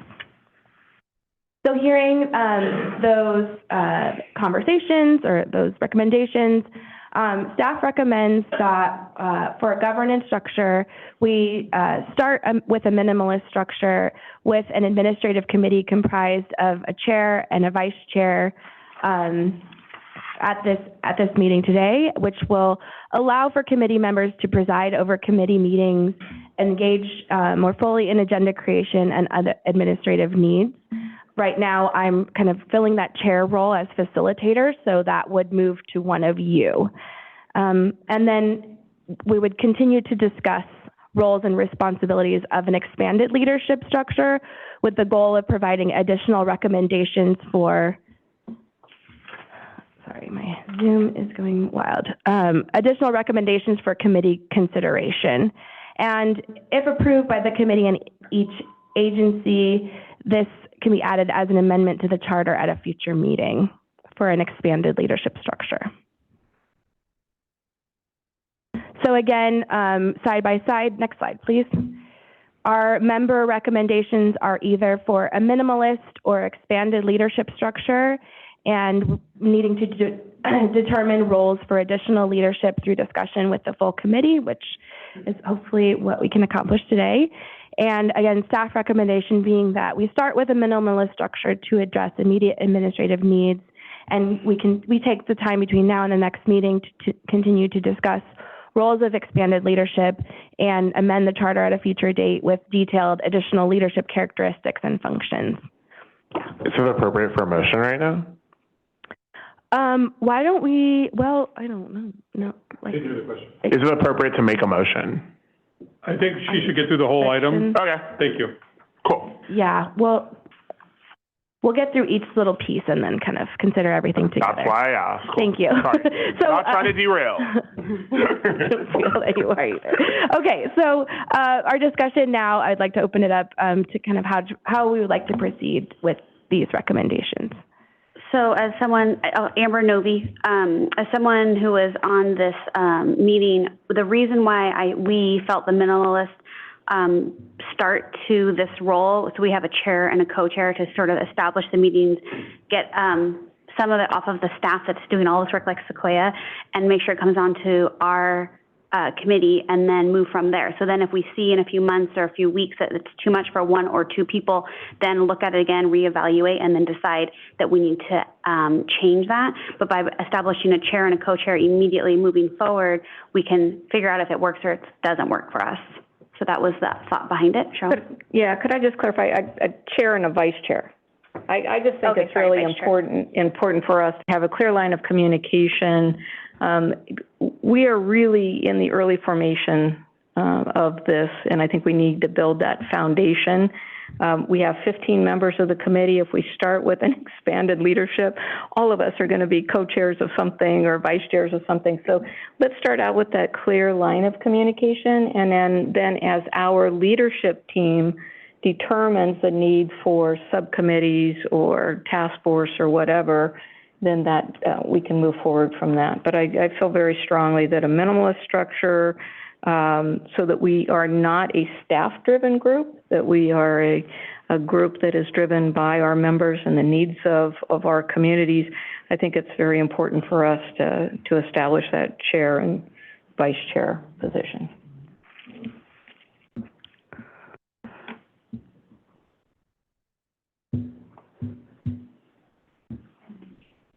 Any other thoughts or comments on this, or for our EAC members online? I just want to thank the committee and the staff for considering all the options that were put on the table, and of course for the EAC for putting the options on the table. Initially, I was more interested in the expanded leadership structure. due to the potential to grow new leaders into different roles. But I've been compelled by, what I've heard from committee members and staff. I think that the minimalist structure will be more efficient. It'll be clear who the chair will be, who the vice chair will be, and then I think that there's the opportunity to modify it in the future. So I appreciate that. And so for that reason, to me, the minimalist structure does make sense for now, and I do support that staff recommendation. Martha Armis Kelly, I just wanted to kind of agree with that because I was really looking forward to seeing the expanded. However, with the severity of us having some type of order and need to proceed, I'm in agreement with that as well. However, I'd like for us to really allow for an approach to look at the expanded in the future and not just be, I guess, complacent with the idea of just saying this is how it's going to be, leaving room for the opportunity for others, because I think that the expertise on this team could benefit from seeing those roles even kind of like placed on one and then passed on to another, so that all of us can get an opportunity to have that role. And it would be beautiful to see what all of you would contribute in that leadership capacity. And I think that's the real reason why I like the expanded idea, because oftentimes we say, this is the person that's in leadership, and we're stuck with that, and there's always a voice that wants to say something and can't. And this is really kind of like I said, a pioneer position. We're all kind of like uncharted waters, and it's nice to think outside of the box. The whole reason that we're here is because we want to make sure that we identify those opportunities for others and be equitable. So just want to be the sound of wisdom for a second, just to ground us, But thank you for your work, because that's kind of a big area to narrow down to one decision. So thank you. I'll just add, and this is William Walker speaking, I think that there's still room for the expanded model with a one chair, because every committee is going to need a chair, and who better than to communicate the wishes of that committee than that committee chair. Mm-hmm. I think it's important to, I was going to jump the gun and make the motion to suggest a minimalist structure without even hearing from the folks who are on the committee that were in the discussion, because I was like, I wrote my notes. So, I think it's important that, knowing whoever that chair is, they're going to have to be able to defer to their leadership on this committee. So we're all experts here. That's why we're here. Yeah. Mm-hmm. Yeah, and Brandy, would you mind going to the next slide? Because we do have some details around recommendations and the discussion around what might be the duties of folks in a minimalist and or expanded structure. So for example, for a chair, if there is one chair, their responsibilities and characteristics would include attending every meeting, and this was our working group recommendation, taking their role very seriously and setting the tone for each meeting. And the chair can help set up meeting agendas, determine and communicate priorities of the group, and in collaboration with the vice chair or chairs. And staff agrees with this recommendation. The group also discussed duties and characteristics of vice chair, chairs, and again, geographically focused vice chairs, such as North, South, Central California could be an option. Having vice chairs or subcommittee chairs focus on communications and social media, internal administration and governance, policy and intergovernmental relations, and liaisons to Caltrans district offices and equity focus groups. And I think this can really be hashed out kind of in a subcommittee setting where we really detail this out, what that can look like. And these are just kind of the initial brainstorming examples. And I think they really, speak to our desire to truly be connected to our communities at large and operating with equity at the focus of what we're doing. Sequoia, we have a member with a hand up. Oh, yes. Naila? Yeah, thank you. So I have like I guess a suggestion or a question, which is, I think it sounds like a lot of folks are in alignment with that. We want to get a chair and vice chair as soon as possible to move forward. And I want to know, is it possible to, and there's also a lot of exploration about the expanded structure.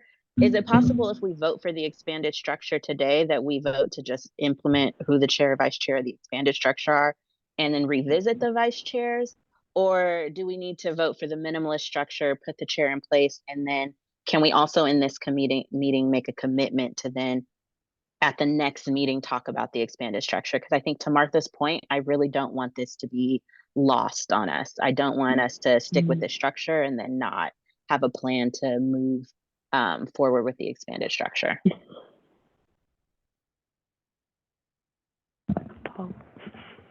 Hi, Naila, this is Paul. So to clarify, so the staff recommendation is to approve the minimalist structure as well as the work group recommendation, approve the minimalist structure, and then at some point in the future, potentially revisit the expanded. I think, did I understand what you're proposing as an alternative is to approve an expanded structure, but then only today approve the chair and the vice chair positions? Is that? If yes. Did I get that right? Let's say yes. It also would be helpful too if we could see the slide that has all the structures listed and the different nuances. But given what you said, Paul, yeah, that's what I'm asking. Okay. So the charter as drafted in the agenda item reflects the chair and the vice chair structure. So if you're asking, I think from a perspective, you could approve that structure as reflected in the charter, and then also, approve at the next EAC meeting or something to continue conversation about the minimalist structure. I'm sorry, the expanded structure. Thanks. And Brandy, would you mind putting it on slide 9 of this presentation? Mine are not numbered, I think. Oh. So you'll Where is the draft? It's the one with the beautiful blue colors. Do we have the full draft? Do we have the full draft? This is Martha. Did I miss it in my attachments? Of the charter? It's in the attachment of the book item, which is sent to you in the agenda packet. Yes, thanks. So I guess this is Ana Gonzalez. What we're trying to figure out is, like Paul said, if we don't have that drafted language for the expanded version of the structure, then we would have to continue this conversation until we see that in writing, correct? Is that what we're... Right, that's what I was suggesting. You could approve what's in the language right now, which is the minimalist structure, but then also, include as part of an action commitment to revisit the expanded structure. I mean, we could also just approve the minimalist structure and talk about chairs and vice chairs in their, speeches for running. They could talk about how they would uphold the expanded structure. I mean, I understand Naila's concern, and I mean, we can make the motion that we approve the minimalist structure, caveated with that at the next regular meeting, we have a proposal for the expanded structure, but that would fall on this body to commit to having a meeting between now and then. And without having polling for it, it might be a recommendation that we may not achieve. We have the capacity to work with you to continue to develop language. If the committee isn't ready to take an action today, we're committed to working with you to get us to a point by December to do that. Yeah.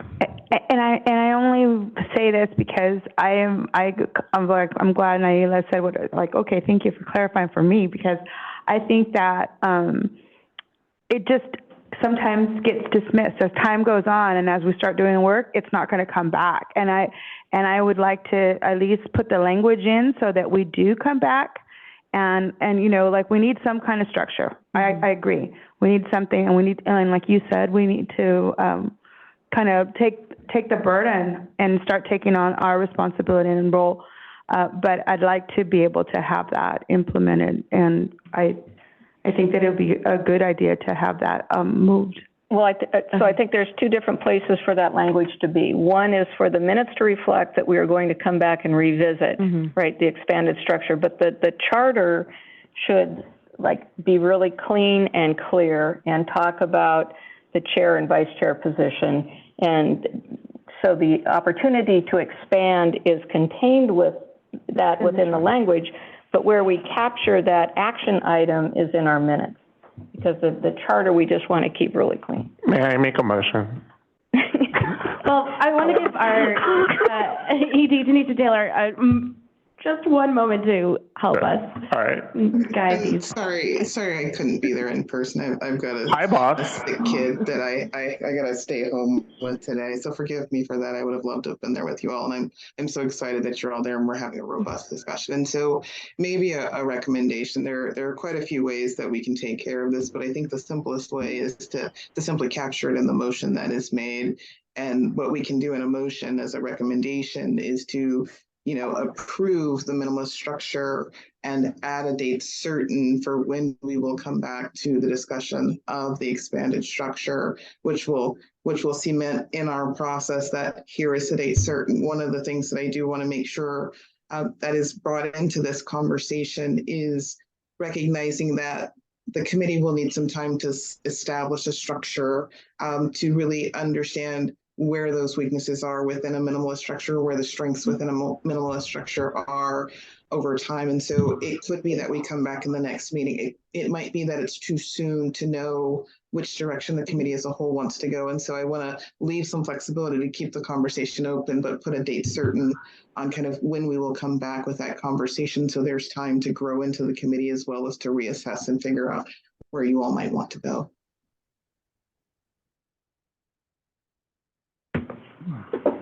Thanks, Janisha.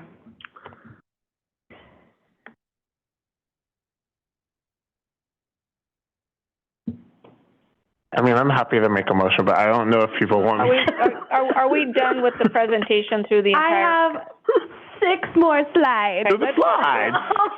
Through, but we are taking copious notes, and this is all we're focused on for the next 3 months, getting this together with you, and we will not forget about expanded structure. Like, we are committed to what this group wants to do and mapping that out together and making sure that this is documented and we fully have, you have our full attention and commitment to moving this forward in the way that meets the goals of the committee. And I wanted to, Martha Armas, I just wanted to say thank you to all of you, the staff. When I say this, I don't say it in any way of like, we're going to forget.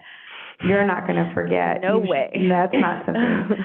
But I think that sometimes in the gist of things happening and workflow, it would be something that could happen and potentially could happen. Not that it will happen, because I'd like to think that we're more cognizant of what we're all here for and what all of our contributions are. So Carolyn would never let me. Yeah.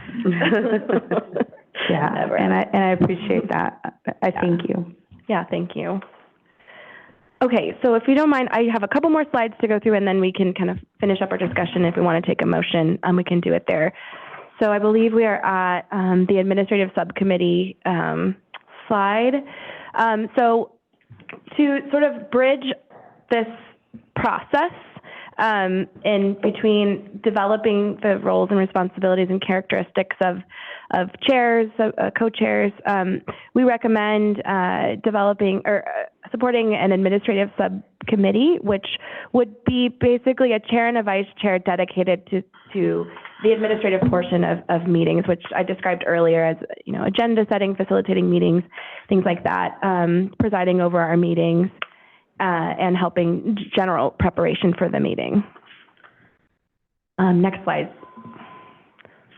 So I know there's going to be still a lot of conversation around the chairs and the co-chairs, so I'll table that while we move into elections and terms. So in our working group, we also discussed how we would conduct elections for these different positions that we've been discussing. and also how long we should have folks in leadership. And the working group recommended that the elections for the chair and the vice chair be conducted by ballot, and that leadership positions shall be held for 2-year terms. And staff recommends that in order to achieve the intent of the charter working group's recommendations and comply with our version of Brown Act, which is Bagley-Keene, interagency staff recommend that we conduct roll call votes for the election of the chair and the vice chair for time's sake, and as well as I think the intent of the ballot was for folks to be able to vote and kind of have like a secret ballot, but all of our information any votes conducted at meetings becomes public record and everybody's vote would be made public. So a roll call vote would kind of help us move through those processes. And for non-election related voting would be conducted by voice vote. We also staff recommends that leadership positions be held for 2 years. Sequoia, I will qualify that. When we do not have a quorum present, we need to take a roll call for every vote. Thank you, Doug. When we do not have a quorum present, we need to take a roll call for every vote. Present in person. And online. No. Well, we'll figure this out. So to avoid a roll call vote, we would need a quorum present in person. We can still vote with a quorum partially online and partially in person, but to not take a roll call vote, we would need to have a quorum in person. Got it. Thank you, Doug. We'll add that language into the charter too. Okay, and then next we'll kind of combine these two slides next slide, please. Member term limits, the working group recommended 2-year terms, as mentioned on the last slide, with a maximum of 3 to 4 consecutive 2-year terms for members generally, and staff recommends also 2-year terms and a maximum of 3 consecutive 2-year terms. So considering the previous slide on elections and terms with member term limits, do EAC members have any concerns with our staff recommendations? Okay. And we'll clarify the language around roll call vote. This is Axel. I have a question. Oh, yes. So for these 2-year terms, would that start when we started earlier this year or last year, or would it start, as we sort of sign on to this new charter? Yeah, thanks, Axel, for that question. So in our original, this first kind of getting the committee up and running, we gave folks an option to have 1-year terms if they wanted to just kind of get us going and then move on to other things. But after this, we'll say in March, since we had our first meeting in March, that's when we'll be bringing on new members as others term out. And then from there, we'll have 2-year terms for everyone coming in and finish out the second year of folks who stick around for this next year. Does that make sense? Yeah, thank you. Okay, thanks for that question. Great. Any other comments or questions on term limits? Great, thank you. And don't let us know the date that our term ends, because I heard what you just said, but yeah. Okay. Yeah. We can work. Warning. Yeah, no problem. That's awesome. Just be like, you gotta go. Bye. No, you got 5 more years. You need snacks. Okay. So moving on to the next slide, please. So we have had some discussions, and we continue to bring this into the group now with our conversation around ex officio membership. So this would be non-voting members of the committee, which we, in our scope, allotted for 2 people to be part of our committee. When we discussed it with the working group, the working group recommended that the committee really should analyze membership to determine what knowledge gaps can be filled by ex officio members, and some ideal characteristics for these members would include being a subject matter expert on regional issues, communicating priorities of the committee back to regional entities such as MPOs and regional transportation planning agencies, similar to SJ-COG, where we are today, and really understanding that our working group members want that to have ex officio members who have a strong background in transportation planning, policy and implementation, and understand what projects are happening throughout the state. Our staff recommendation is that the group considers earlier recommendations to include the leads of the Rural Counties Task Force and Regional Transportation Planning Agency as ex officio members, but of course it's up to deliberation and consideration by the group to determine who should fill those roles.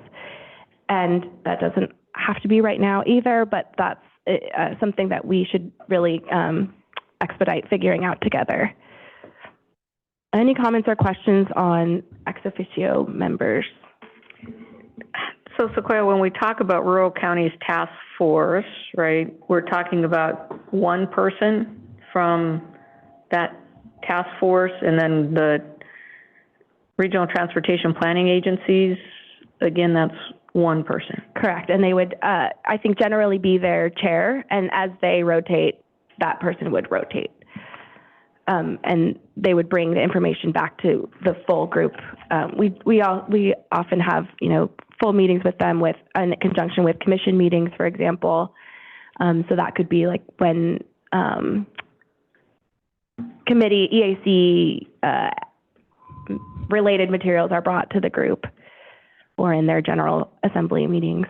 So I think one of the things we talked about as part of this discussion was the importance of having subject matter experts making presentations to this group on a regular basis on items and topics of statewide concern that would be of interest to this committee as well. I want to make sure we don't lose sight of that as a goal as well. Absolutely. Yeah, and those folks don't need to be ex officio. We're happy to continue to compile suggestions for that. William. I wish they were here because we've had 3 meetings now, and they've been to some of them. The ex officio member? The ones that you're talking about recommending to be on as ex officio. Are y'all here? I think that we have District 10 here representing Caltrans. Okay. You want to introduce yourself? Mark Regisford from District 10. Caltrans, he's here, present. Yeah. So we know who you are.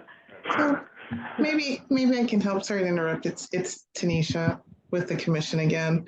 We have the prior moderator from the RTPA group, which was Ryan Niblock. I don't think we have the present moderator. We also, if she's still here, I believe she is, we have Nafili Barrett, who's the chair of the Rural Counties Task Force as well, listening in virtually. Yeah. Cool. Thought I saw Ryan, but. This is his office, so I think he's just upstairs. Okay. He helped us get this room. Oh, cool. Well, then I'm glad you're here. But I'll also add, I think that in addition to these representatives, I'm curious, there was a comment at the beginning of the meeting about folks who are aging and disabled. So I'm assuming there's probably a group that we could call on from the state. I don't know if it's the aging and am I getting that wrong? It's the Disability and Aging. There you go. CLAC. Yeah. Communities Living Advisory Committee. I would love to continue that conversation about how to engage with that group, and we've been approached to have more engagement. And our intention is to have folks representing folks with disabilities on the committee as well. And unfortunately, both of those people are not here today, but they are also actively engaged. You got one. Thank you. It's invisible, but it's here. Thank you. And I was also thinking about maybe tribal governments or First Nation groups that may want to be represented. And I think we should also figure out a process of how to include folks from our communities that we represent, like maybe having an application process for like a couple of geographies in the state where folks can say this is why they think they should be a part of our EAC, like whether they represent a nonprofit or a particular constituency in California that they don't feel is represented on our group.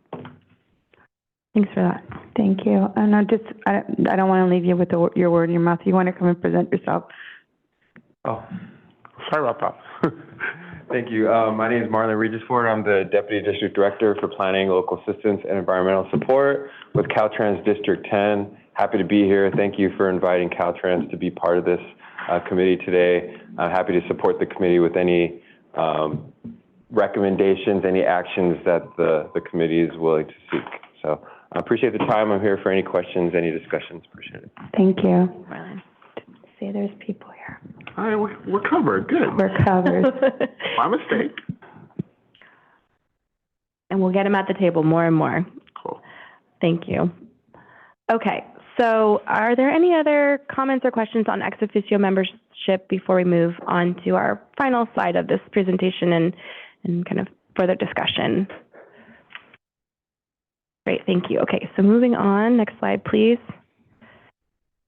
So we are here at our next steps discussing final questions, concerns. We have noted the conversation and discussion that was had today. We will together right now determine if the group wants to take a motion to adopt the charter. And again, doing so today will allow for leadership voting to take place at a future meeting, and amendments can also be made in the future. And if needed, we want to mention that a separate EAC only meeting can be held after our executive EAC meeting on December 8th in Riverside to adopt a charter and elect EAC leadership. And I'll add that we wrote this when we had to be in person, and so maybe we can be a little more flexible with that and offer online and maybe sooner. And we can work with you all to figure that out together. So, William. Well, I wanted to just make a motion to consider the minimalist structure caveated that at this December 8th meeting that we come back to that structure to ensure that we review any opportunities for an expanded leadership. And if that's what it sounded like we were going toward. And Can you restate that? Because I thought we were moving forward with the minimalist structure, right? Right. Well, I was interested in, there's chats now. So, but I thought that I definitely think that if folks want to be a part of the leadership, that we shouldn't deny it, but we just have to have the structure for it. And if there is a chair and a vice chair, and trusting in those two, whoever we elevate to those two positions, are going to ensure that there are leadership positions for everyone else. The charter that we would be approving today is the one that has the minimalist structure, and we would come back December 8th to look at amending it to add those positions. And by then we would know what everyone, we don't even know what we all want to do, like in these roles, and we don't know everyone's capacity. And so that's why I was saying we approve minimalist. We we bring back an expanded structure recommendation at the December 8th meeting. That's my motion. We also have two hands raised. I don't know if we should take those hands first. I think maybe. Possibly. Yeah, I can hold my motion. Okay. I'll hold it. Let's go Naila and then Connie. Connie was first, but I was going to just make a similar sorry. motion to what Michael said. So don't have to come back. Oh, okay. Thanks, Naila. Cool. Okay. And Connie. Hi, everyone. I actually love the two ex officios, but I do want to say, because I've been part of groups that have ex officios and they tend to grow and grow and grow. It's sometimes unclear the ex officio's role, and they do everything except for not vote. And I just want to say that I wouldn't support a whole lot of ex officios, because I think that if you're part of this committee, you should be part of this committee.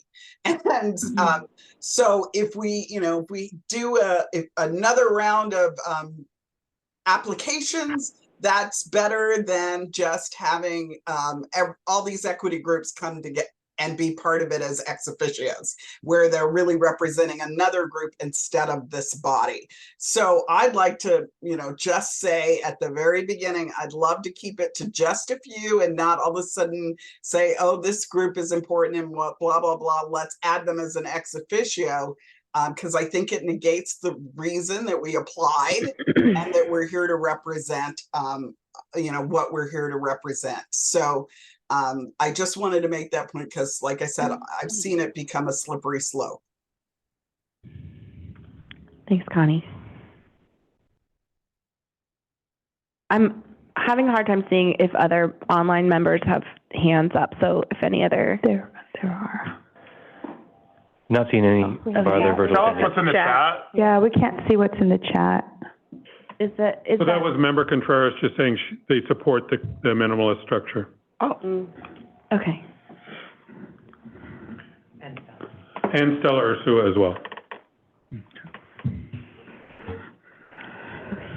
So,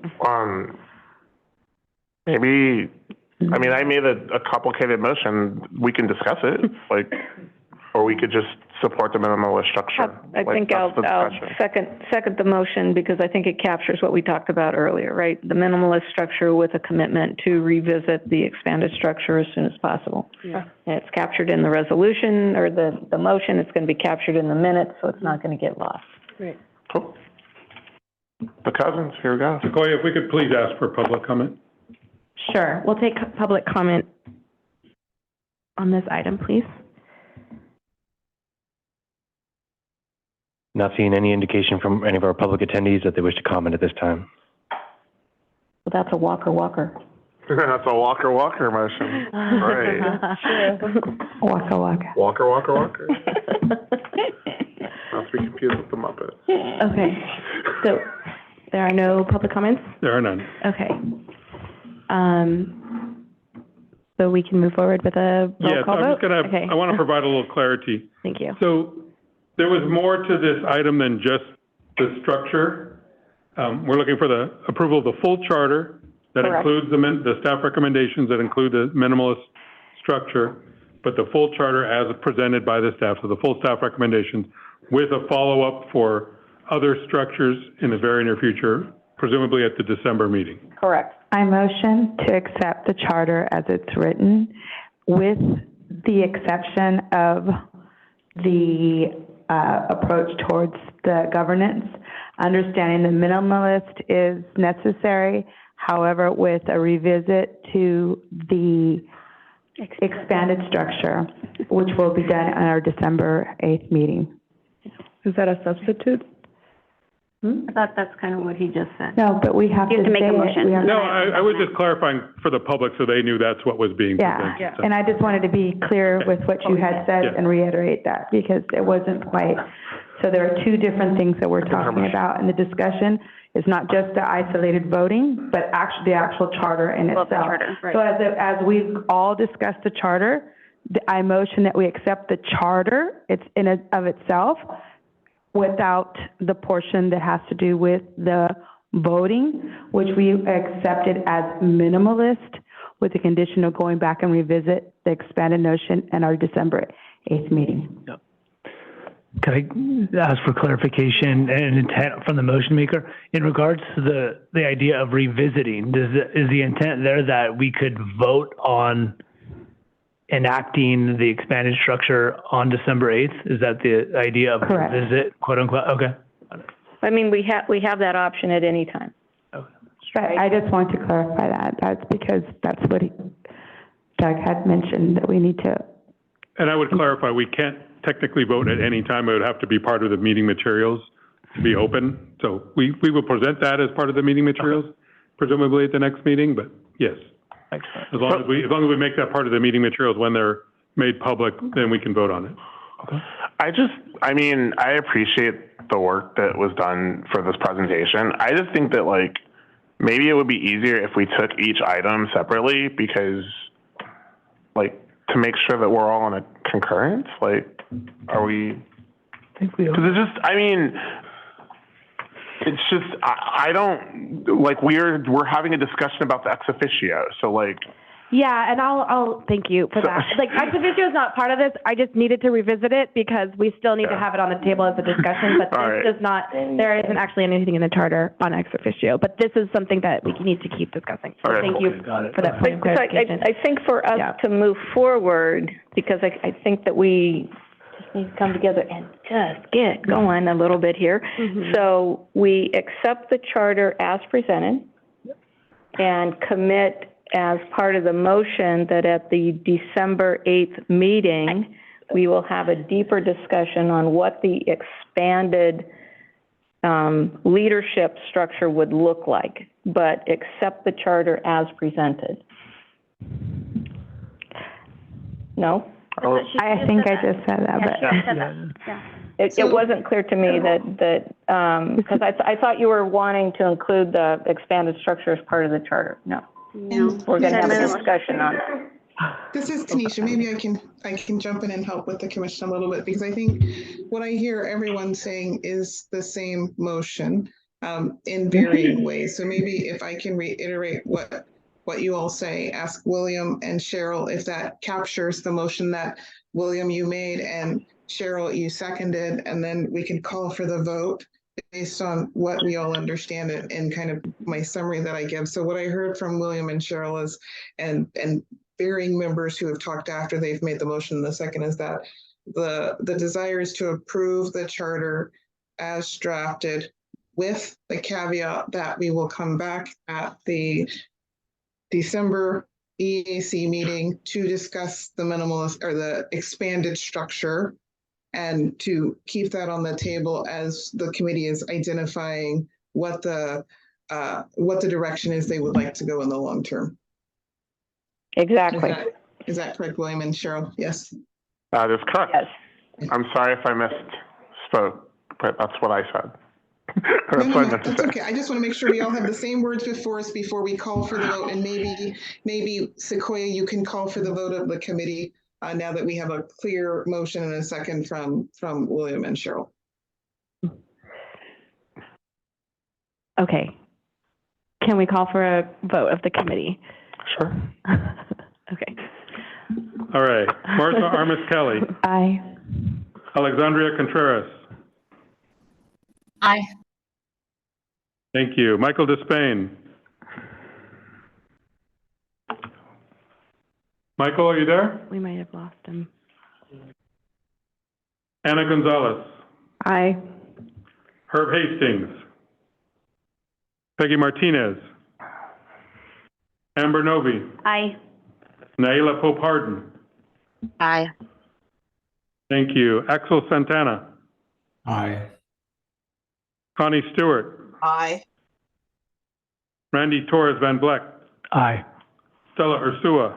Aye. Cheryl Villegas Walker. Yes. William Walker. Aye. Christine Williams. Aye. The motion is approved. And for our committee,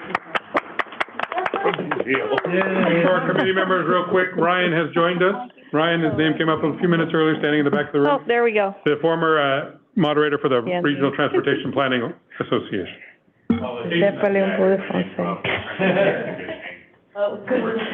you.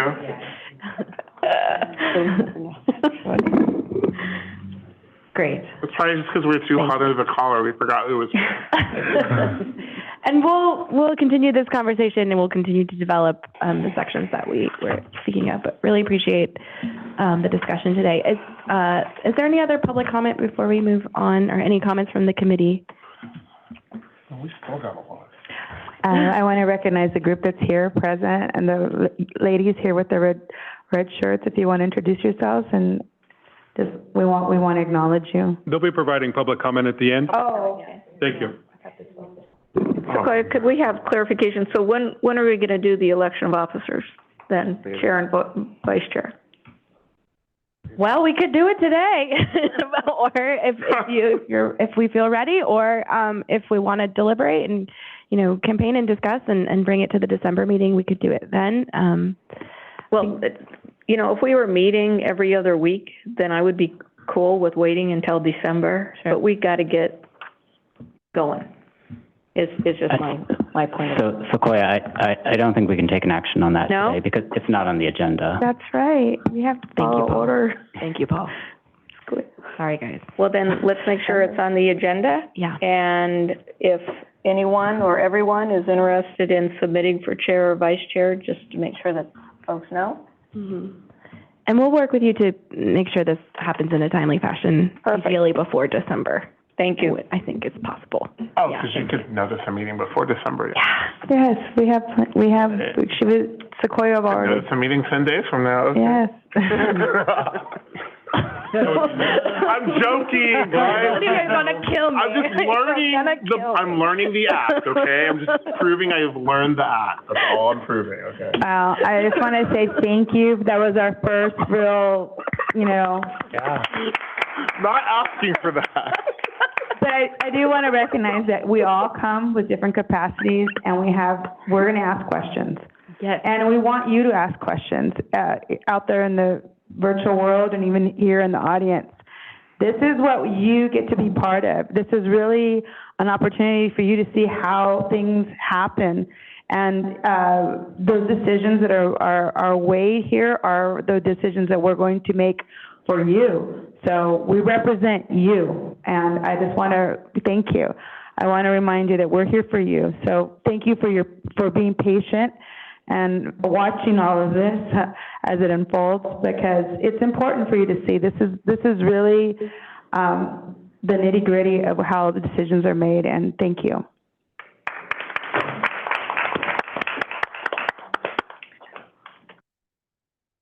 Great. With that, thank you, everyone, for that. So we'll move on to our next item, tab 6, interagency updates. I'll pass it to Carolyn. Thanks. Thank you, Sequoia. Committee members, tab 6 features updates from interagency staff with opportunities for you to engage as subject matter experts. We have several upcoming opportunities for the committee, and we are joined today in person and virtually by several staff from our agencies who will offer brief descriptions of their items with the ways they would like to engage with you all. Details and contact information can also be found in the book item, which is linked in your agenda. And we will invite questions and comments at the end of all of the updates. So with that, the first update on the agenda is the interagency work plan, which I'm happy to present on. So the interagency work plan is being presented in response to requests from this committee. Our staff from CalSTA, Caltrans, and CTC have been developing a work plan that outlines the programs, policies, and processes that will need advisory support from the EAC. And while many opportunities have already been brought to the EAC in its early formation this year, we agree that it's important for there to be a comprehensive plan for these items to be brought before the committee as we move forward. So at this point, we've identified priority items from our respective agencies that will require robust engagement in the near term. And near term meaning that work will begin between September and December of this year. These opportunities were selected based on a number of criteria, including alignment with the committee scope, the type of engagement opportunity, the proposed timeline for this engagement, and the potential impact that the EAC can have in providing meaningful advisory support. So there are currently 5 significant items proposed by CalSTA, Caltrans, and CTC to be brought before the EAC before the end of this year. This includes the Active Transportation Program Guidelines, the Caltrans Transportation Equity Index, the creation of the Transit Transformation Task Force, the Interagency Anti-Displacement Memo, and the CalSTA Strategic Plan. The first 2 of these items, the Active Transportation Program Guidelines and the Caltrans Transportation Equity Index, you'll hear more about during this agenda item, during updates. And then the remaining 3 items, you can expect to get more information on those from CalSTA in the coming months, and at the latest at the December EAC meeting. And with that being said, we will kick this off with our updates. We're going to start in order of our agencies. So CalSTA will go first, followed by Caltrans, and then CTC at the end. So our first update from CalSTA is on the SB1 the SB 125 guidelines. And Undersecretary Tolson, I believe you're online, so if you're unable to mute or able to unmute yourself, please go ahead. Great, thanks, Carolyn. Really appreciate the intro there. As mentioned, I'm Mark Tollefson. I'm the Undersecretary at the California State Transportation Agency, and I will be providing our agency update on the SB 125 process. So earlier in June of this year, I had the opportunity to brief a number of the EAC members on the financial hardships facing transit agencies as a result of declining ridership stemming from the COVID-19 pandemic, as well as changing commute patterns that followed. There's a lot of good discussion at the time around the challenges facing transit and also the need for a viable long-term funding source. So at that time, I had spoken about the ongoing dialogue between the administration and the legislature. And thanks to the legislature and the governor, the state budget that passed earlier this year included SB 125, which was a $5.1 billion program of flexible resources to address transit needs and prevent transit service cuts. So as part of my time today, I'll go into a little more detail about that program. So there's two main components.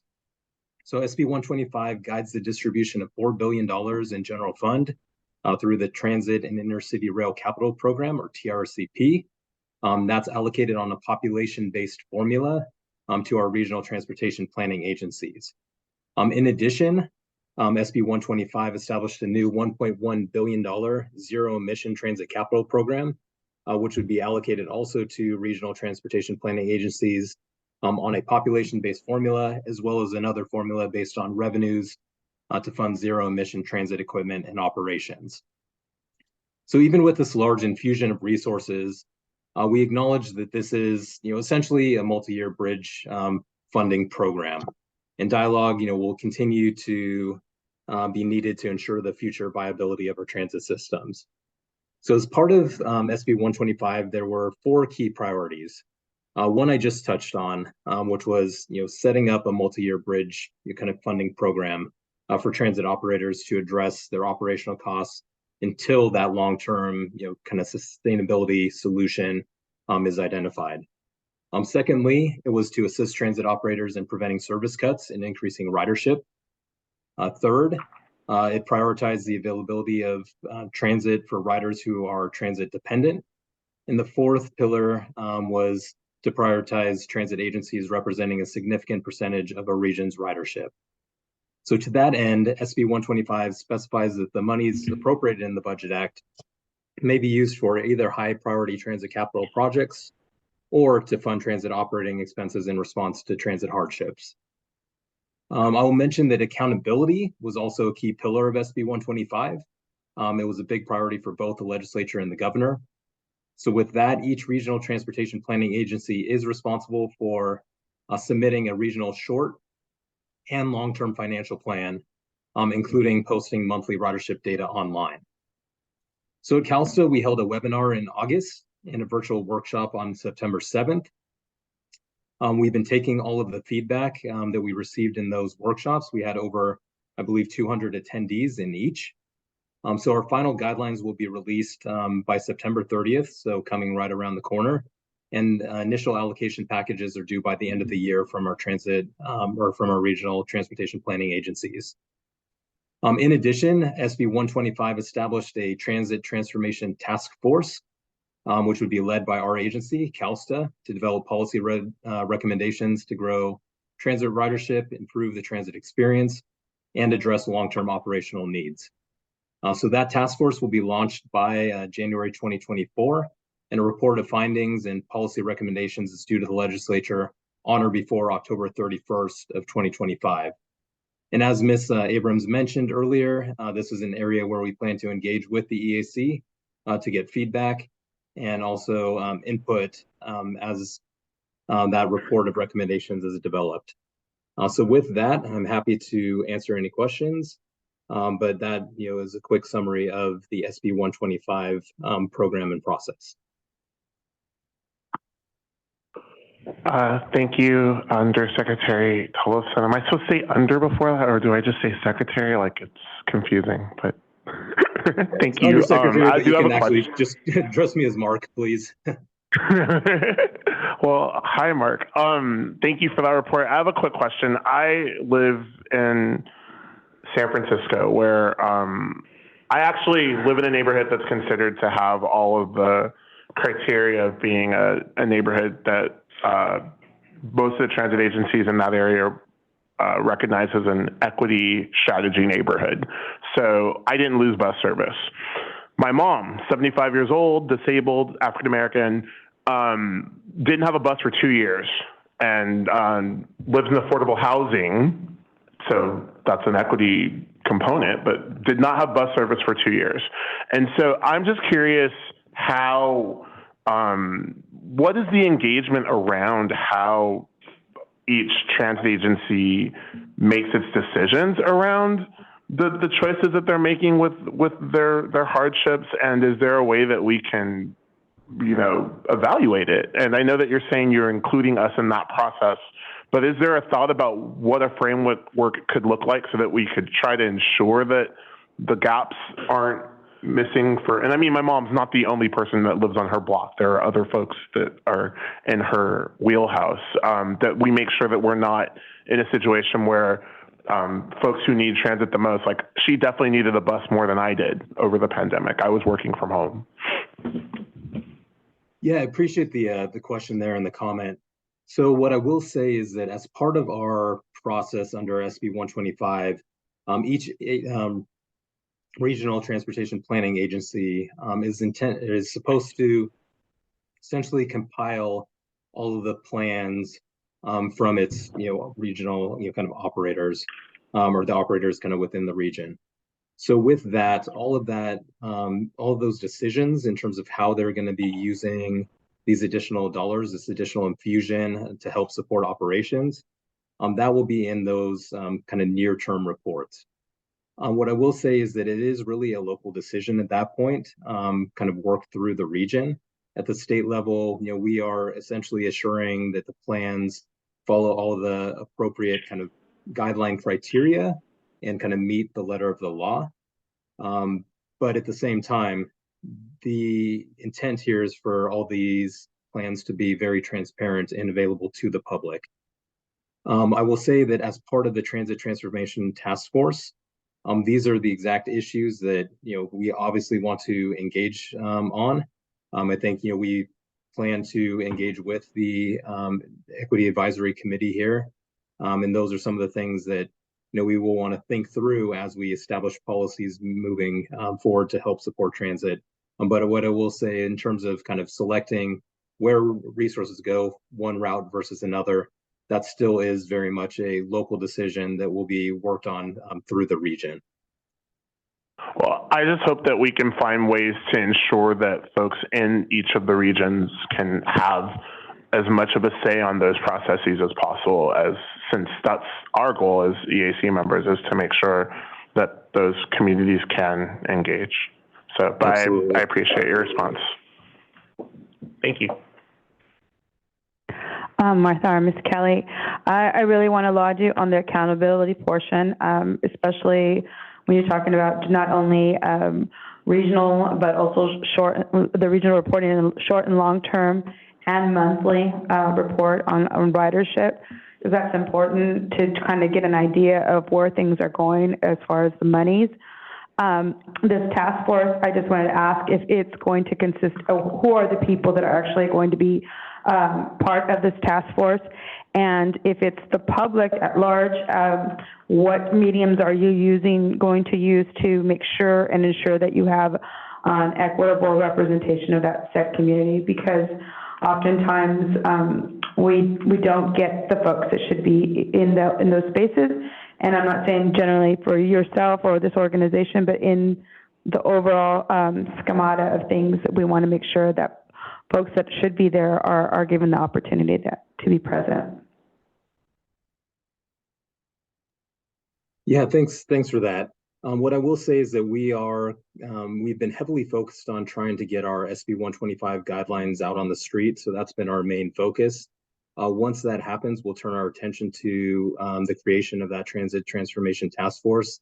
We still are very much in the infancy in terms of how that will be stood up, what the composition of members will look like. I think generally we will probably have a main task force with other subgroups that kind of fit underneath it, but we have not yet defined kind of that process for selection. The legislation gave a lot of flexibility, but did speak to different groups that would need to be represented on that task force. But we are still in the process of developing what that looks like, and we'll need to stand that up by the end of the year. So we do have some time, but it is going to come up very quickly. Thank you.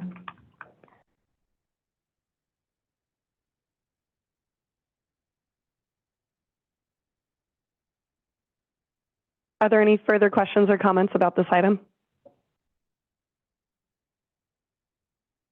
All right, thank you, Undersecretary Tollefson. Thank you. Thank you. And I want to reiterate for the EAC members that most of the updates that you'll hear today are from interagency staff about activities that we believe are important for you all to be aware of. And they're all also potential opportunities for you to engage with. So each staff member will likely have some level of an offer or a point in contact where you can engage with them or do a follow-up briefing or something of that nature. So we're taking notes on that throughout these presentations, but a few of these items will also be overlapping with the work plan, which is a more comprehensive, robust engagement for the committee. With that being said, the next update is on the Caltrans System Investment Strategy, which will be presented by Roy Aboud, and he is online. Roy, the floor is yours. Thank you.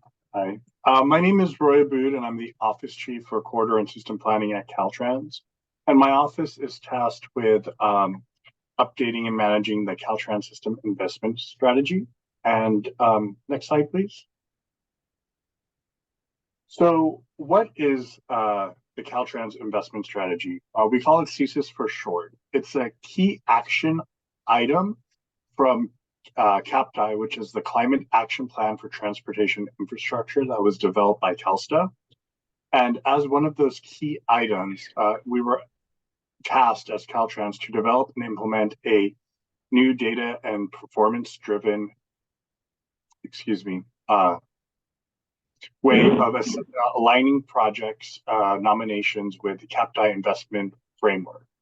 I don't know how familiar everyone is with CAPTI, but CAPTI is a focused document with several action items that one aims to meet equity, engagement, GHG, climate change, and other goals for the state and how we invest our climate infrastructure funding.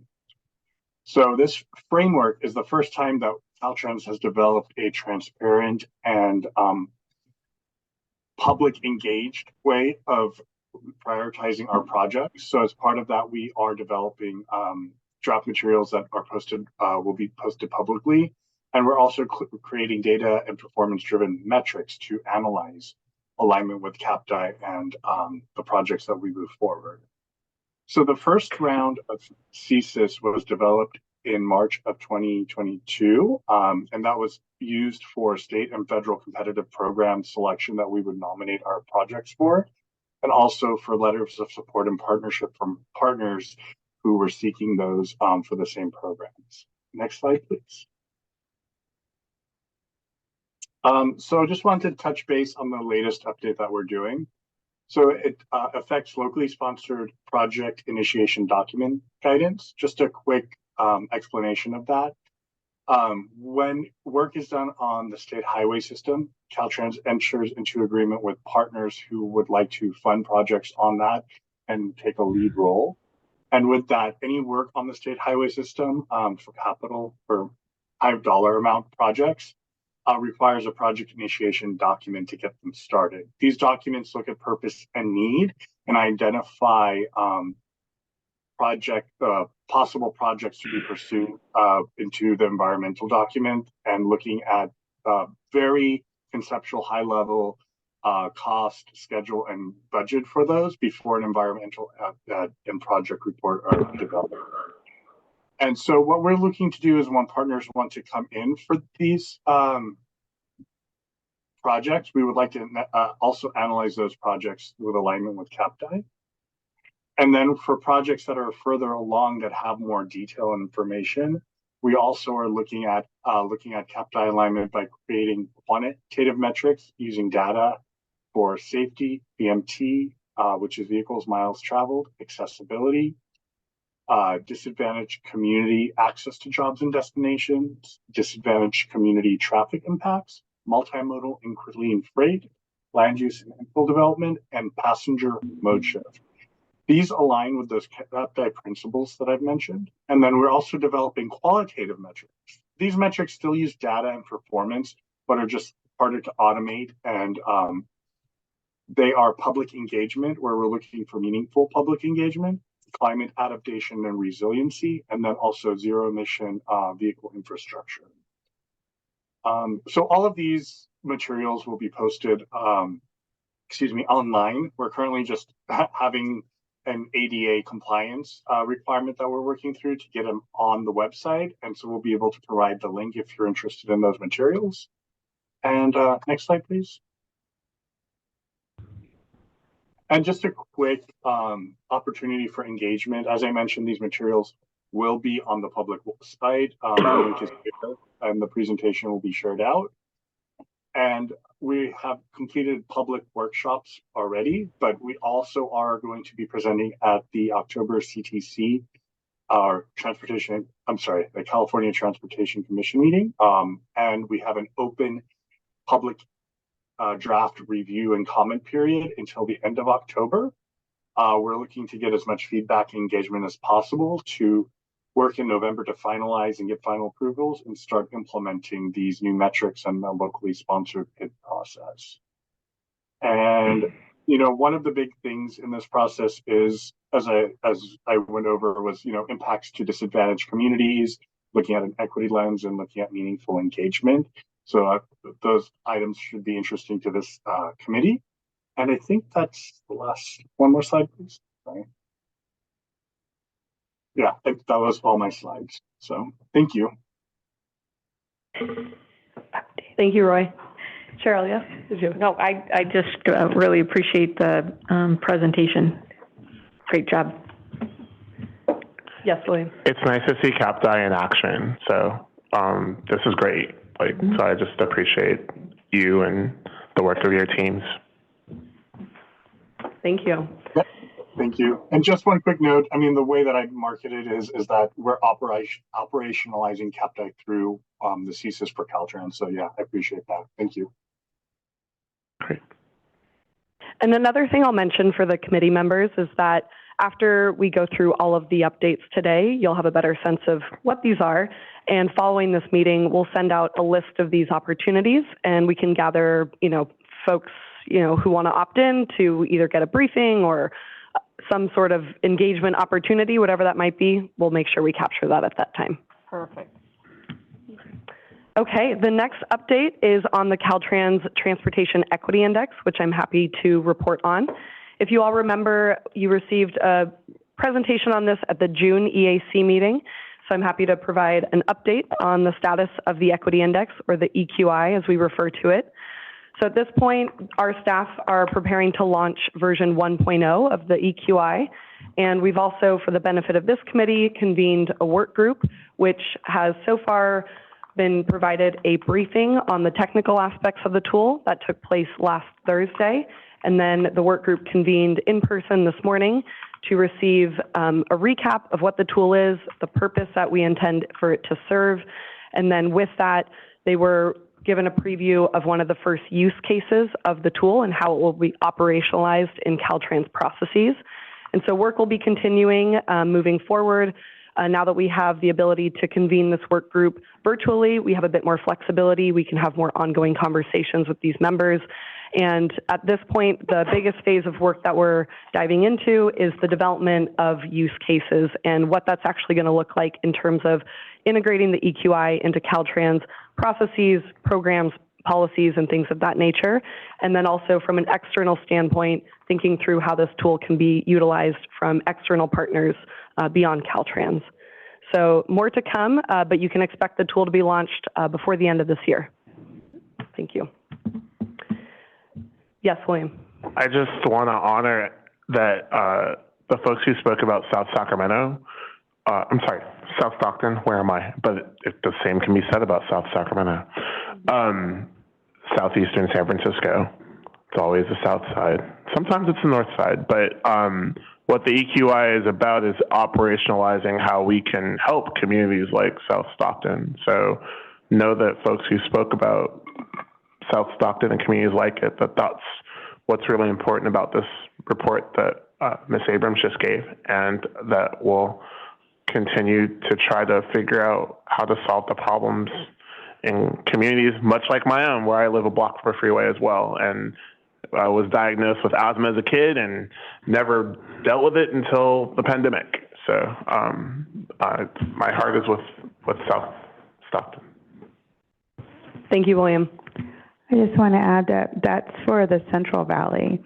1 out of 6 children are affected by asthma. And that number, I'm sure, has not been revisited for this particular region, but I'd venture to say that it might be even higher for the people that are impacted. So we recognize that. And I too, one of the things that we learned as an asthma advocate, right, that it doesn't go away. The symptoms may diminish, but you will always have asthma, because many folks, and especially in the Latino culture, we tend to say, yes, it's a no, or they're better. Right. And that's not the reality. It stays with you. And sometimes it'll take a situation such as COVID that will rear its ugly head, and then you're impacted, with a greater risk factor for mortality. So thank you. Thank you. Yeah, I also want to uplift the Inland Empire, because we are now having 1 million truck trips a day coming across our region, and we have the same rates of asthma, worst air quality in the country, and so these tools are going to be super helpful for advocacy. So thank you for the hard work on this. Thank you. The next update that we have for you all is on the Active Transportation Program, which will be presented by Beverly Newman-Burkhardt. Thank you. Good afternoon, everyone. I'm Beverly Newman-Burkhardt, and I am the Acting Program Manager for the Active Transportation Program at the Commission. So today actually marks the 10th anniversary of Governor Brown signing the legislation that created the Active Transportation Program. Thank you. So it's a competitive funding program with the goal of increasing use of active modes of transportation, such as like walking and biking. I tried to combine those two words just. So in the 10 years that the program has existed, we've funded over 1,000 projects with $3.8 billion in funding over 6 cycles. And under program legislation, 25% of funds must benefit disadvantaged communities, but we've greatly exceeded that threshold with over 96% of our funding benefiting disadvantaged communities over our 6 cycles. We've funded over 1,600 miles of new bikeways, 700 miles of new and enhanced sidewalks, and over 21,000 new and enhanced crosswalks. We've also expanded and created comprehensive, comfortable networks and have added features that make communities safer, more livable, and more accessible for all types of users, including children, families, older adults, and people with disabilities. So these improvements include shortened crossings, ADA-compliant curb ramps, intersection timing improvements, traffic calming measures, benches, bike racks, wayfinding signage, landscaping, shade trees, and drinking fountains. We've also funded 177 non-infrastructure programs to help build skills, confidence, and enthusiasm among current and potential active transportation users. So these programs have included things like skills classes for children and adults, bike rodeos, walking school buses, and walk and bike to school encouragement days. So Commission staff recently started guidelines development for the 2025 Active Transportation Program, which will be the program's 7th cycle. And the guidelines will describe the policies and criteria we use to implement the program. We held kickoff workshops in August and September in San Diego and Chico, respectively, and we'll continue to hold workshops through the end of the year. We'll also be holding virtual site visits through March to give applicants one-on-one time with Commission staff to discuss potential projects and we will be holding region-specific technical assistance workshops in areas around the state that are underrepresented in the program. So for today's update, we wanted to provide an overview of ways that you can get involved in the program and the times that we'll be seeking your input. And as Carolyn noted at the beginning of this section of the agenda, this item is also included in the interagency work plan. So first, we'd love for you to attend any of the workshops that we're holding that you're available for. So these are all listed on our page on the Commission's website, and they'll all be held in either a virtual or hybrid setting. So next month, we will share our draft guidelines with you all, and then we'll be holding a briefing in November, which will give you a chance to provide any input on the guidelines and to ask us any questions you have about the guidelines. So in January, we'll be presenting the draft guidelines to the Commission, and in March, we'll be coming to the Commission for guidelines adoption. So right after that, the call for projects goes out, and then applicants have until June to submit their application. So once that happens, that's when our team of 100 evaluators starts reviewing applications. And so this is another area where we would love to have your help. So we'll, in probably early 2024, probably I would say about March, we'll be sending out an invitation to this group to serve as evaluators as part of that team. And then after evaluations, staff recommendations will go out in November 2024, and the Commission will adopt the program in December 2024. So in summary, there are two main points where we'll be seeking your expertise. So in November, as part of the guidelines development process, and in spring 2024 and summer 2024 as part of the application evaluation team. And of course, if any of you are interested in deeper involvement in this, we'd love to hear from you, so please get in touch. So that concludes my update, and I'm happy to answer any questions. Thank you.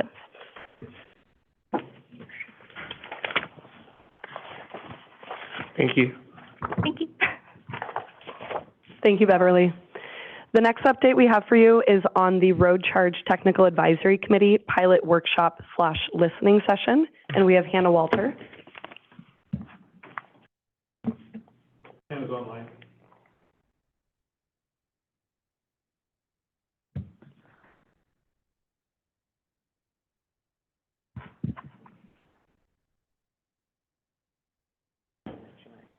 Hannah, are you ready to go? Okay, now I can, thank you, Doug, sorry about that. Thank you. So the Road Charge Technical Advisory Committee is kind of like a subcommittee of the Commission, and it meets usually around 4 times a year to talk about road charge activities and policies. And a road charge is, it's charging people based on the number of miles that you drive instead of the gallons of gas that you buy. And so recently, and the Commission staff supports that Technical Advisory Committee. So recently we submitted, the Technical Advisory Committee submitted some recommendations to CalSTA about the design of a pilot that is going to test collection of actual revenue for a road charge. And that's what we worked on for most of last year. We also developed a pilot rate for that pilot. And that pilot should be starting up sometime in 2024. So that's what's been going on with that Technical Advisory Committee. In the next meeting that we're having on November 9th, we're going to hear a couple of updates from UC Davis and San Jose State University on road charge rates. And we welcome anyone who would like to participate in that meeting. I think we're also going to have, well, Lauren might talk about this more, but a future meeting that's more focused on road charge as well to get input on that. So I would love to hear your input. Feel free to email me if you have any questions about that program or about attending any of our Technical Advisory Committee meetings. Thank you. Martha Armis Kelly, could you give us your email? Sure. Will it work if I put it in the chat, Doug? Sure. No, it won't, but we'll make sure the committee members get it. Thank you. It's also in the book item. Yeah, could I ask a quick question with regard to, you talked a fair amount about the pilot starting 2024 and looking at rates. Where are you at with regard to the privacy concerns that have been raised with regard to the road charge? Yeah, well, that's something that we've been working closely with Caltrans on. And Lauren can probably speak to this pilot more, but Caltrans just finished a public-private roads pilot. And one of the components of that pilot was looking at how to protect customers' privacy if you're going to use location tracking data for a vehicle, because a lot of times when you're thinking about the most efficient way to run a road charge, there's things like cell phone data or telematics in the vehicle that will help you know how to charge you best. So we're trying to figure out how to balance the need to use information like that and also protect customer privacy. And there's privacy and security recommendations in the pilot that we just submitted recommendations for as well. And some of the things that we recommended for that pilot are to do things like make sure that there's a minimum data necessary requirement in the pilot so that you can only collect the information you absolutely need. There's ways to aggregate data so that the state doesn't see individual people's data, it only sees aggregated reports of data. And then there's just being clear in what the end user sees so that they can make choices about how much data they want to share. So those are some of the kinds of things that we recommended related to privacy. And then Lauren might be able to speak more to some of their findings from the public-private roads pilot. Thank you. Yeah, Randy and then William. Thank you for the update. I have a question. Would you mind sharing a bit more about the next steps? You mentioned that the pilot was submitted, the design of a pilot was submitted to CalSTA. Would you mind sharing a little bit more about the next steps moving forward? Sure. Yeah, there's an interim report that is due for that pilot, and I believe it's going to be due in July of next year. And then there's a final report, and Caltrans is actually implementing the pilot. They're working on getting a vendor for that pilot, and so they're gonna finalize that and then start working on the interim report. And the technical advisory committee's role moving forward is just going to be to hear the work that's going on in our TAC meetings and then provide input on the interim and final reports that Caltrans develops for the legislature. Okay, thank you. Appreciate it. Yeah, William. Hi, and thank you. I'm William, and thank you for your report. I just I want to understand how this program is being marketed to the communities that are going to be most impacted by it, and I know that you don't have the answers to that right now. But I want to just stress that this state, for years, gave money away to people to trade in their old cars for new cars, and we charge people 5 times more per year to ride the bus than to register a car. And so as we look at pricing the roadway, and for people who have followed the route of this state and got cars because we've always made that the cheapest alternative, how are we going to ameliorate the impacts that this will have on someone who can't get to a bus stop in South Stockton because it's so far away, because it's 112 degrees as they wait for the bus, but they're still going to have to drive to their job at a warehouse at 4 a.m. that's delivering, packages, and, Amazon can afford those road charges, they're just going to bill them to the people buying the gifts. So I want to make sure that we think about that. And I don't expect you to have an answer. You may say what you think that answer is if you want right now, but it's more rhetorical. And I think about like our EBT card. Like, why can't our EBT card give you a discount for Fast Track? And for, why can't that card have all the programs that we access for climate, as well as an unemployment check, or like all the things, like stop making people apply, like, because what they're going to say is, let's do a pilot that, you know, you then apply and you show them all your cards, like your Medi-Cal card, and like, let's just have one card in the state, and like everyone should have it. And based on like, you know, our income levels, we know who needs a discount for this pilot, and we just give it to them and we stop making people apply. Yeah, no, that's a good idea, the one card thing. Well, I don't have a perfect answer, but I have a part of one that I'll try to say in a short way. The state has been doing a lot of thinking on what you're talking about and how to make sure that we're not like that the rate is equitable and takes into account the needs of low income drivers especially. And so we have worked on things like what are the different possibilities that we could build into a rate to make it more equitable?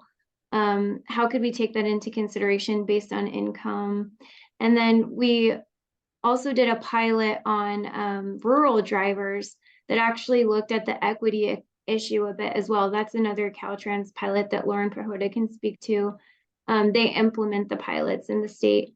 But in that pilot, what they found was that you might not necessarily, so some studies show that if you're a lower income driver, you might be more likely to have less fuel efficient vehicle, like not a Tesla. You might have an older car that doesn't have as good gas mileage.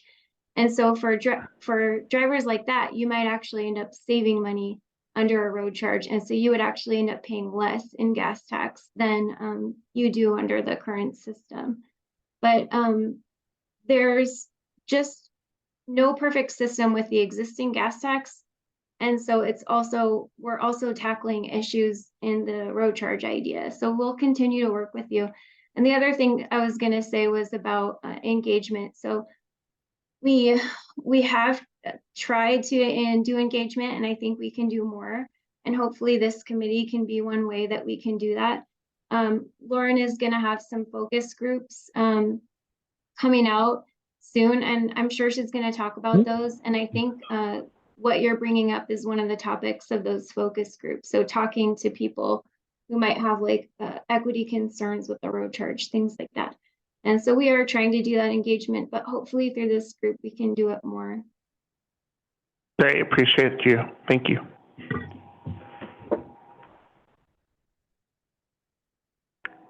Any other questions or comments for Hannah? Okay, thank you, Hannah. Thanks.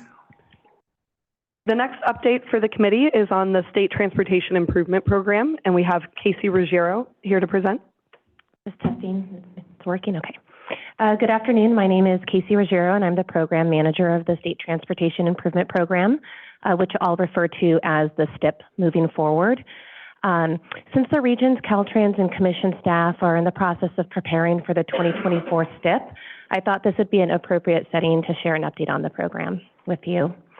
So first I'll share some background information on the STIP, then I'll shift into the upcoming cycles milestones, because there's more than one. So STIP background. So the STIP is a statutorily driven program that is adopted March of every even-numbered year. It's also a formula program where 75% of the funds are distributed to the regions and 25% to Caltrans.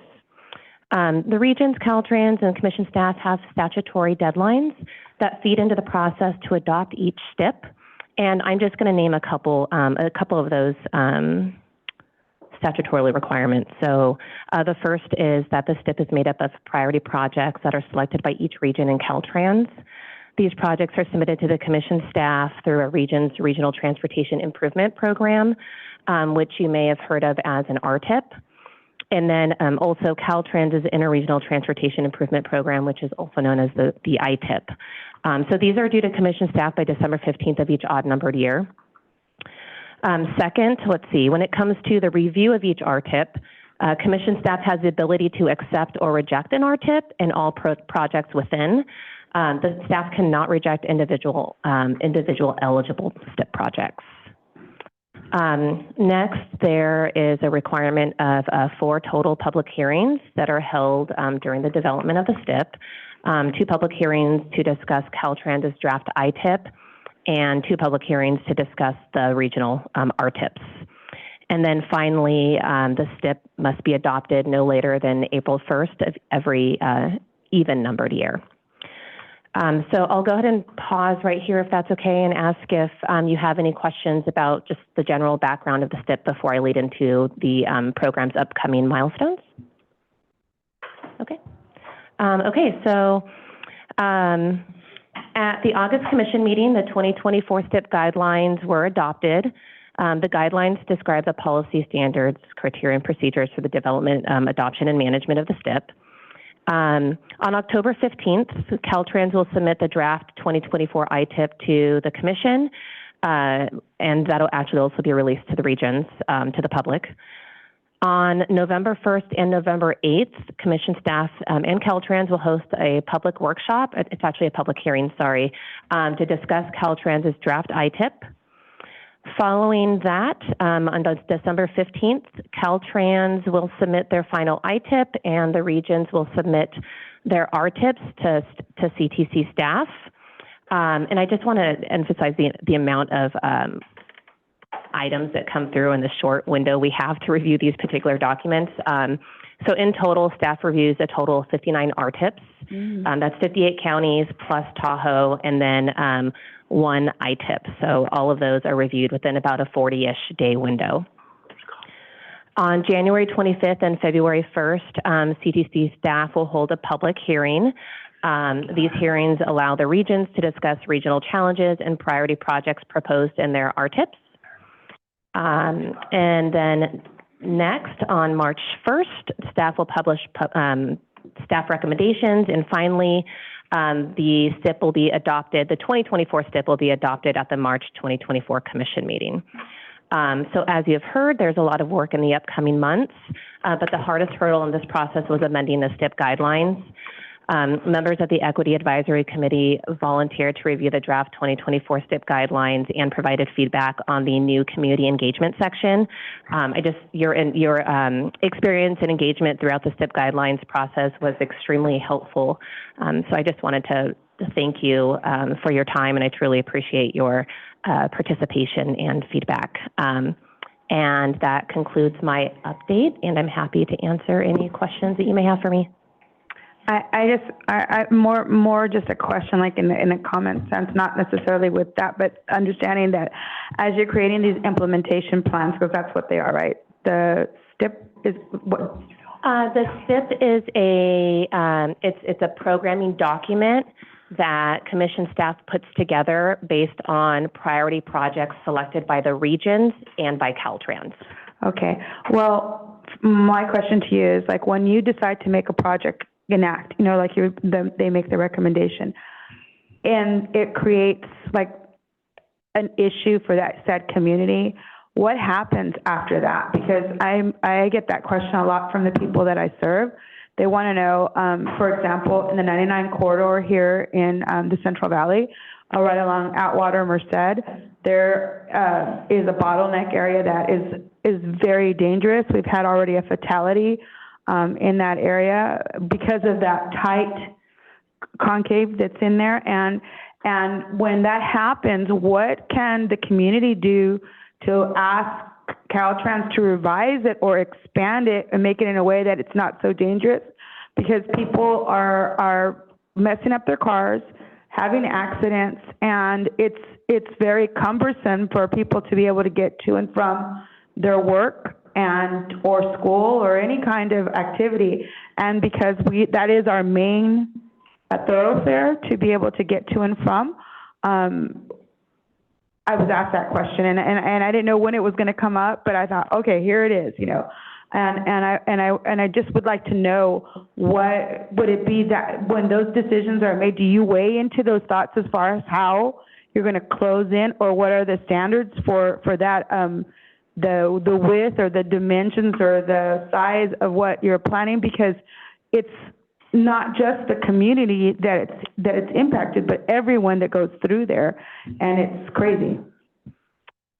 Yeah, that's a really great question. So when it comes to the STIP program, the intent of the guidelines is to provide that structure to the regions and Caltrans. So one of the recent, actually one of the new sections that the Equity Advisory Committee helped with, it was a community engagement section. And so the expectation is when regions and Caltrans submit their priority projects to the commission to be programmed in the STIP, that they have gone through that, that community engagement process.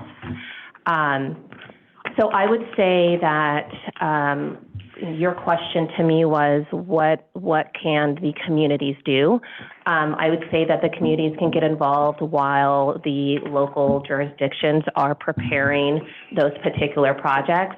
There is a section in the STIP guidelines that requires the regions and Caltrans to describe the community engagement and input that was involved for each project in the RTIP and ITIP itself. In addition to that, one of the new items that we've added to the STIP guidelines this upcoming cycle is a fact sheet section. And in that fact sheet section, we're really asking the regions and Caltrans to describe in detail the community engagement process that was involved for the entire region as a whole. So again, it's new to the guidelines, but we're really pushing for having them describe in detail, you know, the effort that they went through to make sure that their community was involved. And I think that's great and that's excellent because a lot of the terminology is not privy to the audiences that you serve. People don't understand. Right.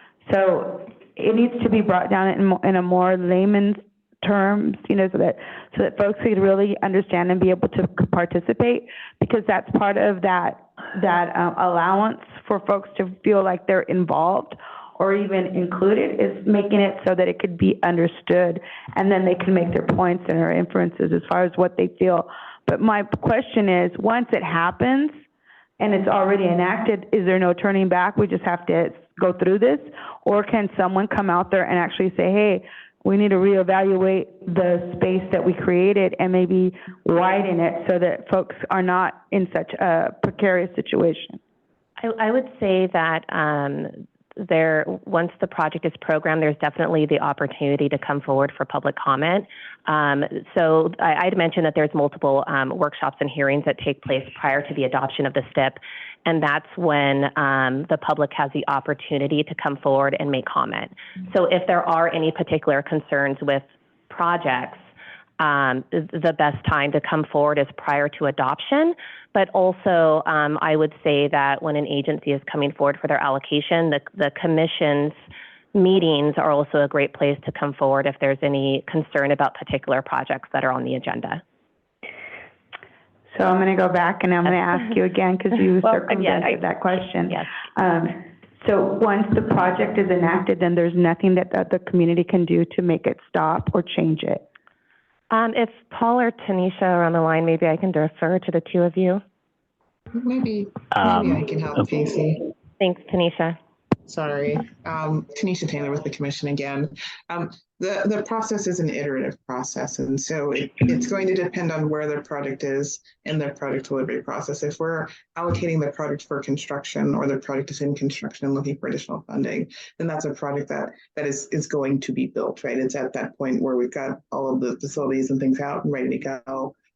But if we go back to kind of how projects become part of the RTIP and the ITIP that Casey's talking about that become the STIP, there's that regional transportation planning process, and that's where all of our projects start, is through that regional transportation planning process. And every 4 years, those projects are reassessed. Every 2 years, the STIP is reassessed. And so there's multiple opportunities along the way through project development to say, is this the right project? Do we have the right input from the communities? There is a point of no return when we get to certain steps in the process, but leading up to that point of no return, there are multiple opportunities for engagement with the public, with the communities that might be impacted. There's also engagement in the environmental process where we have a alternative or a specific scope of their project, and we're going out and we're saying kind of what are the impacts of the community, what are the impacts of some of those things. We saw that in the community that was talked about at the beginning of the project when we talked about the Crosstown Freeway and the impacts that it had.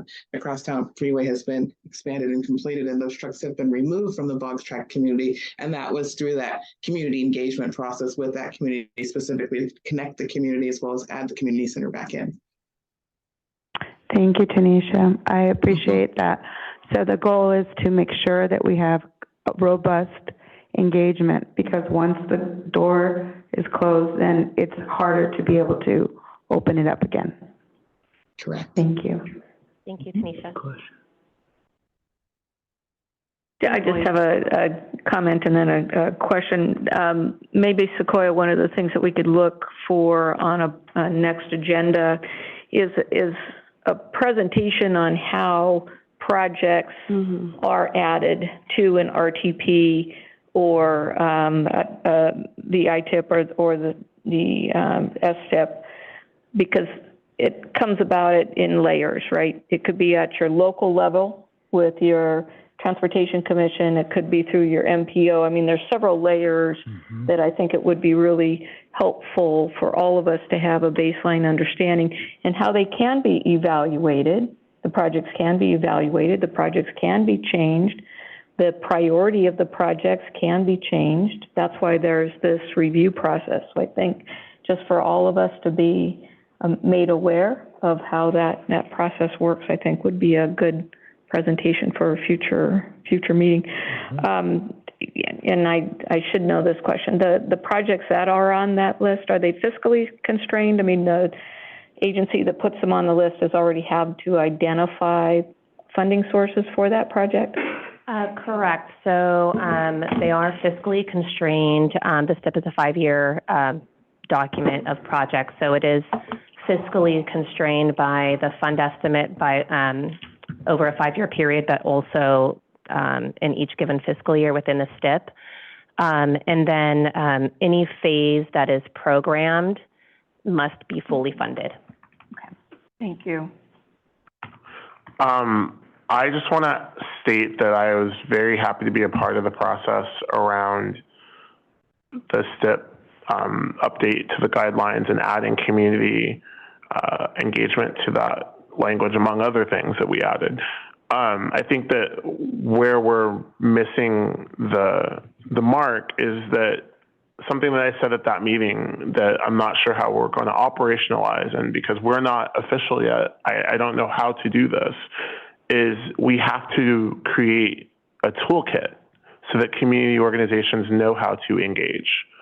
And that's why we're stuck here, because there are definitely places where people can engage, right, but we have not engaged our community members. And so we're going to hear in a little bit from some community members. They've been waiting patiently. So I want to, So I want to get through what we're getting through here. But the reason that our community members come to engage here is because they don't understand the process, and sometimes we don't either. And so we definitely need a toolkit for how to engage in our regional planning processes, and so that from project initiation, folks could be talking about this curve on State Route 99. I mean, State Route 99 was planned to be an interstate. Well, now we don't expand freeways in California, but do we still upgrade it to an interstate because we know that it would be safer than that curve that would never exist in an interstate highway?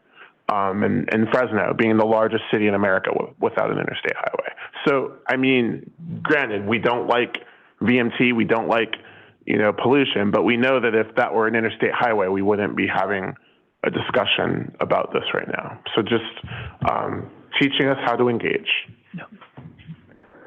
You make a good point, so thank you. I'll make sure to circle back with Sequoia and see what we can do to assist in that area. And thank you as always, Casey. Thank you. It was great working with you during the guideline process. Likewise. I just wanted to also echo the sentiments from fellow committee members. At San Diego, the San Diego Transportation Equity Working Group, we've spent a lot of time really trying to break down and demystify the RTIP process in our region. it's very complicated. As a lot of folks know, it involves, directors from different cities, and it's a little unclear how the director gets it onto the SANDAG's, radar, and from there, how it gets, moves forward and budgeted. It's on a slightly different timeline than the regional plan. It's very difficult to really, like I said, demystify. We spent a lot of time trying to make it more accessible. So I just wanted to echo the comment suggestions. I think that would provide value is to understand the state process, because if it's anything like the regional process, I'm sure it's even more complicated. And I think just having the conversation for us to start to understand that, so we can be better ambassadors in our communities for how the process works. I think that will help popularize the decision-making, build transparency and understanding around these important funding initiatives. That beautiful park in Barrio Logan, like under the freeway, like that's what we're talking about. Yeah. And it's that type of engagement that gets projects like that. Yeah. And so we still have a lot to learn from you, even though it's not fully demystified in San Diego. Martha Armas Kelly, and thank you. I didn't mean to put you on the spot, but I'd be like, I want you to understand too, is that I take my role really seriously, and if someone was in the community like anyone else, they would say why, ¿verdad? O por qué, right? Mm-hmm. And if I don't ask why, then it's like I'm just sitting here, and I want to be able to understand, because when I go home, the folks that are happy that I'm here want to know, like, did you ask those questions? And those are important questions when you're looking at day-to-day struggles. Of course, we're all going to be affected when there's road work. That's understandable. But when it's dangerous and very, very closed in, and you've seen the effects of something happening to people in the community. There was a grandmother, and in honorarium of that grandmother that passed away, she was in her car not expecting anything, and it was like basically a freak accident. Another vehicle lost control, and the tire ended up on top of the woman, and she was killed. And a 5-year-old granddaughter saw that, and to me, that's trauma that we could avoid if we would, go back. But once it happens, then the onus, the responsibility is more on us as community leaders to make sure, and the governance to be able to create these spaces or toolkits or opportunities for us to be able to get people to come and understand that these decisions are up on the table and we need to be part of it. So thank you. No, and I appreciate your question. It was a really good question, and I understand the intent behind it. And I will, is my on? Can you hear me okay? Mm-hmm. And I want to add to what Randy had mentioned about the state's process. So I'd be more than happy to schedule some time with all of you or some of you, whatever is allowed based on quorum. Not quite sure. We'll seek Doug's expertise. But I'd be more than happy to provide you with an update on, not an update, but details on the state's process, at least for the STIP program. More than happy to work with you on that and dive into the weeds with you. I really enjoy that aspect of the program, so I'm happy to share that with you if you're interested. Thank you. Appreciate it. Thank you, Casey. You're welcome. The next item that we have on the agenda for an update is the Local Transportation Climate Adaptation Program, and Rebecca Light will be presenting this. Hi, good afternoon. Can you hear me? Yes, we can. Okay, excellent. Hi, good afternoon, EAC members. Since some of you participated in the development of the draft guidelines for this program last spring, we wanted an opportunity today, and thank you for letting us have or bring you a brief update about the program. So just in case anyone is not aware or unfamiliar, this federally funded competitive program will provide $400.5 million over 5 years to support the development and construction of local surface transportation infrastructure projects that are intended to adapt to the changing climate, improve transportation and community resiliency to natural hazards, and advance environmental justice by directly benefiting climate vulnerable communities. For this cycle 1, 22 applications or proposals were submitted and are currently being evaluated by 2 5-member evaluation teams. These evaluations will inform staff recommendations that are to be publicly released November 3rd and presented to the Commission for adoption during the December 7th and 8th Commission meeting. As this program is the first ever to provide dedicated funding for dedicated funding for transportation infrastructure for the construction of climate adaptation projects. Commission staff is learning a lot this cycle. Applicants are learning a lot this cycle. And so when we go to update the guidelines for the second cycle, we're very eager to share these lessons learned and find ways that we can make the second cycle guidelines even better. So that will happen early 2024. I forgot it's not 2022. So 2024, and of course, as always, EAC members are invited to participate in those stakeholder meetings, or if necessary, we can always set aside some time to brief you personally. And so that concludes my update, and I'm happy to take any questions. Thank you. Great, thank you, Rebecca. Thank you. The next update is on Senate Bill 671, and this will be presented by Kayla Geis. You hear me okay? Good afternoon, committee members. My name is Kayla Geis. I am the SB 671 Clean Freight Corridor Assessment Coordinator at the Commission. I will be giving you just a quick update on SB 671. So SB 671 was signed in 2021 and directs the Commission to develop an assessment to identify freight corridors and segments and the infrastructure needed to support the transition to zero-emission medium and heavy-duty vehicles in California. The SB 671 assessment is due to the legislature in December. The assessment will address the following topics: identifying and defining clean freight corridors, estimating clean freight infrastructure needs, funding, barriers and solutions to the transition to zero-emission freight, additional implications of the transition to zero-emission freight, engagement, and a summary of recommendations. In the assessment, we will make recommendations in the following areas: public funding, streamlining zero-emission station development, supporting fleet and truck owners through the zero-emission vehicle transition, the designation of a central delivery team to carry out the transition to zero-emission freight, the increased weight of zero-emission trucks on roads and bridges, and microgrids. We have worked closely with the California Air Resources Board, the California Public Utilities Commission, the California Energy Commission, Caltrans, and the Governor's Office of Business and Economic Development to develop the assessment, and we are very appreciative of their partnership.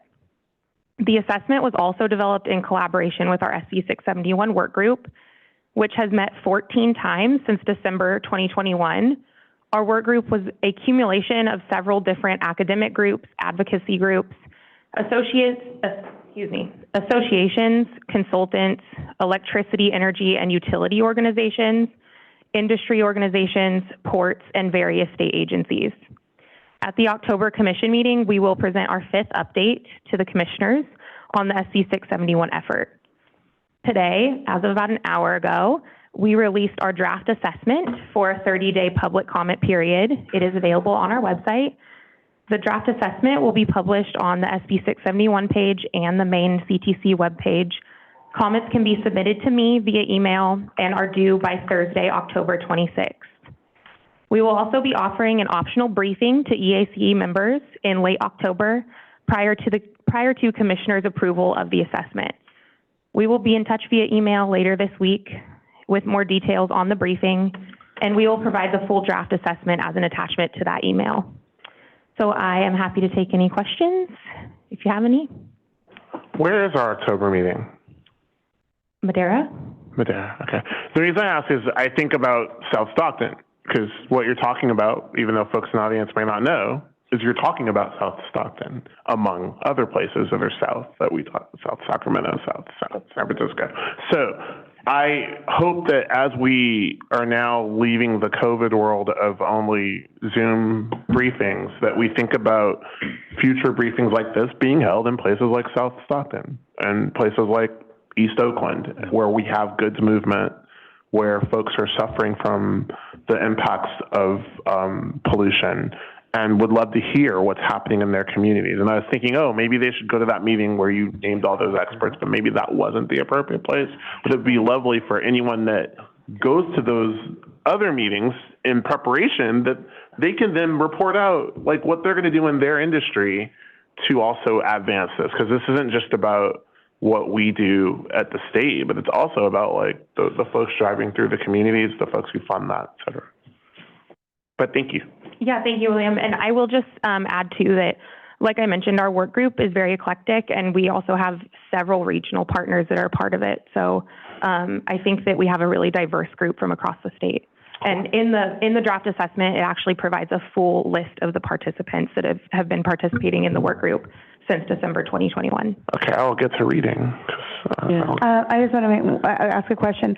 And would this group be part of like you would have something to do with the new port that they're putting in Atwater, California? Because I'm just saying it's a inland, it's not really a water port, but it's going to increase the amount of traffic in that area, and that's why I'm kind of wondering if that's something that you're going to be monitoring as well. For the SB 671 effort, not directly, but I will turn it over to Matthew Yozgat, my deputy, to elaborate. Thank you. Thank you, Kayla, and thank you for the question, committee member.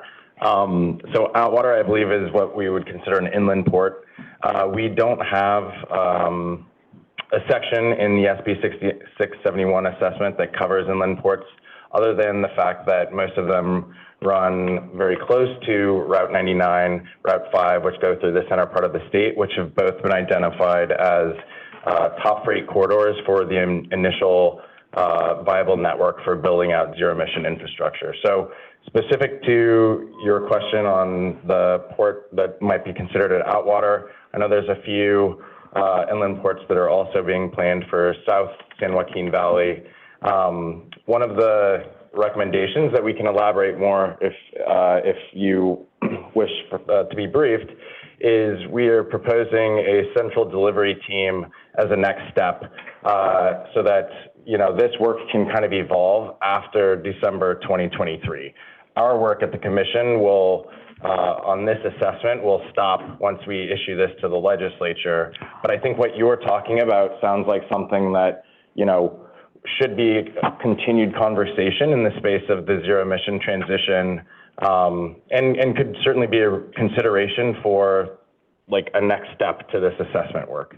Yes, I really feel that I didn't know that it wasn't included, and I'm just, and it kind of makes me understand how things can change, right? Really suddenly, and even though the legislation's there's how do we get, do addendum or amending to include those type of, inland ports? Because as you're saying, that's really the way things are looking. They're trending towards that. And we want to be like proactive rather than reactive after we find out the impacts. If there's an EIR report, available, do they do an EIR in that circumstance? Do they actually make evaluations as to how much more emissions or how, what are the factors that they weigh into those decisions? And then lastly, for the area of climate, I would say that this last winter, we discovered that it doesn't really matter what infrastructure we have.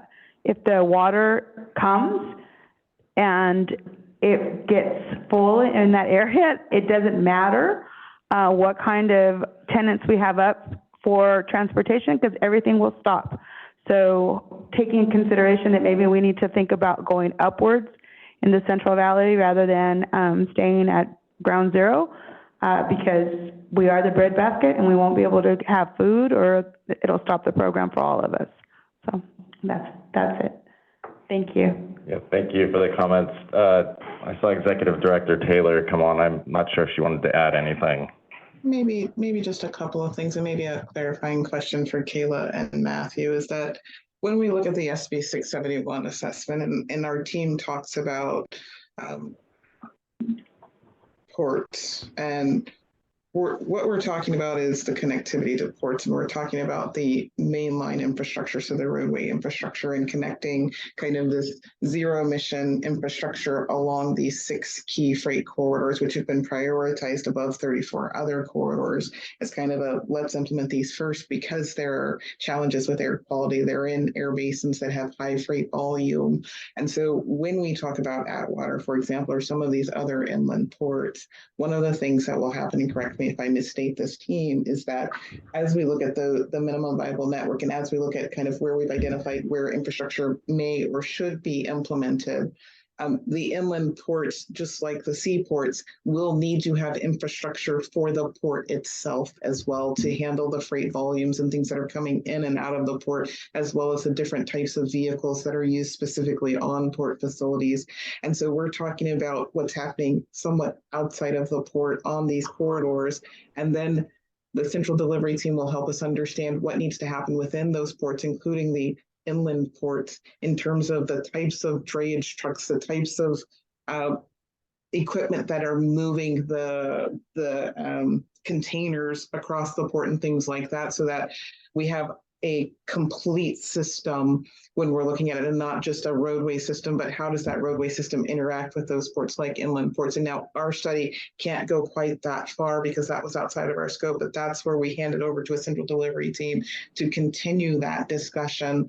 And that's where we'll continue this discussion that you're talking about, Martha. What do we do at the specific project level for each of these different pieces of infrastructure as they are being implemented, if that makes any sense? No, it does. Thank you. That gives a lot more clarity. Thank you. Any other questions? Thank you. Thank you, Kayla, and thank you, Matthew. The next update that we have for you is on Senate Bill 1121, the needs assessment, and this will be presented by Francis Diaz-Sanchez.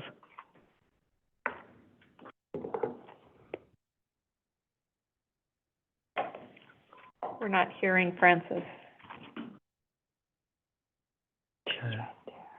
Hey, Thanks for Francis. having me. It's the end of the day. I think we're all struggling a little bit in a different way. I am Francis, and I am the Senate Bill 1121 program manager. And I'm just going to give you a super brief rundown on what Senate Bill 1121 is, and is the state and local transportation system needs assessment. Next slide, please. So Senate Bill 1121 was passed last year by Senator Gonzalez, and what it is it requires the commission in consultation with CalSA and Caltrans to prepare a statewide needs assessment on the cost to operate, maintain, and provide for the necessary future growth of the state and local transportation system for the next 10 years, so out to 2035. Some of the key things in the bill highlights that we need to be consistent with the California Transportation Plan with specific considerations on climate resiliency needs. We're required to forecast the expected revenue, including federal, state, and local revenues, to pay for the transportation system, I left that out, improvements identified in the needs assessment, any shortfall in the revenue to cover that cost, and the recommendations, and to develop recommendations on how the shortfall should be addressed. We are required to consult with relevant stakeholders, including but not limited to community-based organizations, environmental justice and equity-based organizations, organized labor, the transportation industry, our transportation partners, so basically MPOs, county transportation commissions, regional transportation planning agencies, local governments, and transit operators. The interim needs assessment is due to the legislature on or before January 1st, 2024. So that's coming up really fast. And the completed needs assessment needs to be submitted to the legislature January 1st, 2025, and every 5 years thereafter. So there will be regular opportunities to be able to update this needs assessment and submit to the legislature on what these issues are, essentially moving forward. Next slide, please. So this is what we've done so far in terms of the stakeholder involvement to date. We had our kickoff meeting in August 8th. And then we started holding our regular stakeholder work group meeting on August 31st. And we are meeting every 3 weeks thereafter. So we've had 2 meetings so far. The draft Senate Bill 1121 Interim Transportation Needs Assessment report will be released on October 6th for public comment, so the same day that we're releasing all our commission items. The SB 1121 Draft Needs Assessment Public Workshop will be on October 11th, 2023, with a virtual workshop from 1 to 3 o'clock. All the information that we have is posted on our website under the SB 1121 program page. And as for the complete needs assessment, that is due again January 1st, 2025. It will include much more technical information, such as our revenue projections. And also, I think for many of our stakeholders, that's when we're really going to start diving into the development of our policy recommendations. And this will be based on all the meetings that we're having with our stakeholders and the information that we're continuing to gather from our regional partners. So next slide. Here is our contact information and where you can find information on Senate Bill 1121. And so that ends my quick update on SB 1121, and I'm happy to take questions. Hi, William Walker, and thank you, Francis, for your work on this. I've had the opportunity to attend some of these meetings. I think that this meeting is very, provider heavy. And we talk about community input, and I'm just trying to figure out how we create a parallel lane so that community organizations can talk about what the missing needs are. And we saw that in the presentation today from Catholic Charities. He didn't get a chance to go over his slides, but if you saw, there was that big gap in the SJRTD map where there were a few routes on the network, and there looked like there was a big gap in the transit service. And so, it seems self-serving, but I did talk about my mom, who I don't live with, so it's not so, because I don't ride her buses, but my mom not having bus service during the pandemic, so I'm hoping that we find ways to tell the story of the community, just as we as EAC members have that responsibility, but we can't do it for, 30 million people. 40 million people. And I think, William, to touch on that, what's really interesting about this report that we're working on is working in parallel with Senate Bill 125. I believe someone had spoken about that earlier. And so our revenue projections that we will be providing in this report will probably help also inform some of the work in Senate Bill 125 as well, because that focuses a lot on transit operations, right? And so these projections are really going to discuss what that shortfall is, right? Especially with the ZEV, zero emission vehicle penetration that's coming in to the market, and how that affects our primary revenue source, the gasoline sales tax. So I'm keeping it pretty high level in that sense, so people can continue to follow what I'm saying, because it gets very convoluted, obviously. But that's kind of the broader story, and how, with this shortfall, what does this mean? How does this affect people? Like you said, what does this mean for transit riders, and who don't just use it casually? This is their lifeline. What are these implications? And so in the complete needs assessment, we're going to really get a chance to kind of dive into, like I said, the revenue projections and overall how this affects transportation across the board. That's one piece. And I think the other piece is how we then allocate that new funding. And if it's new funding, the question is, will it be new funding or is it existing funding? If it's existing funding, it's probably already allocated. But but a lot of changes have been made about how funding's allocated in the last 3 years. And because of the emergency, there's been no accountability for it. And so understanding moving forward how you then incorporate the feedback of the CBOs, the EJ organizations. I think it's key that understanding, like I mentioned, it was a toolkit for a previous update.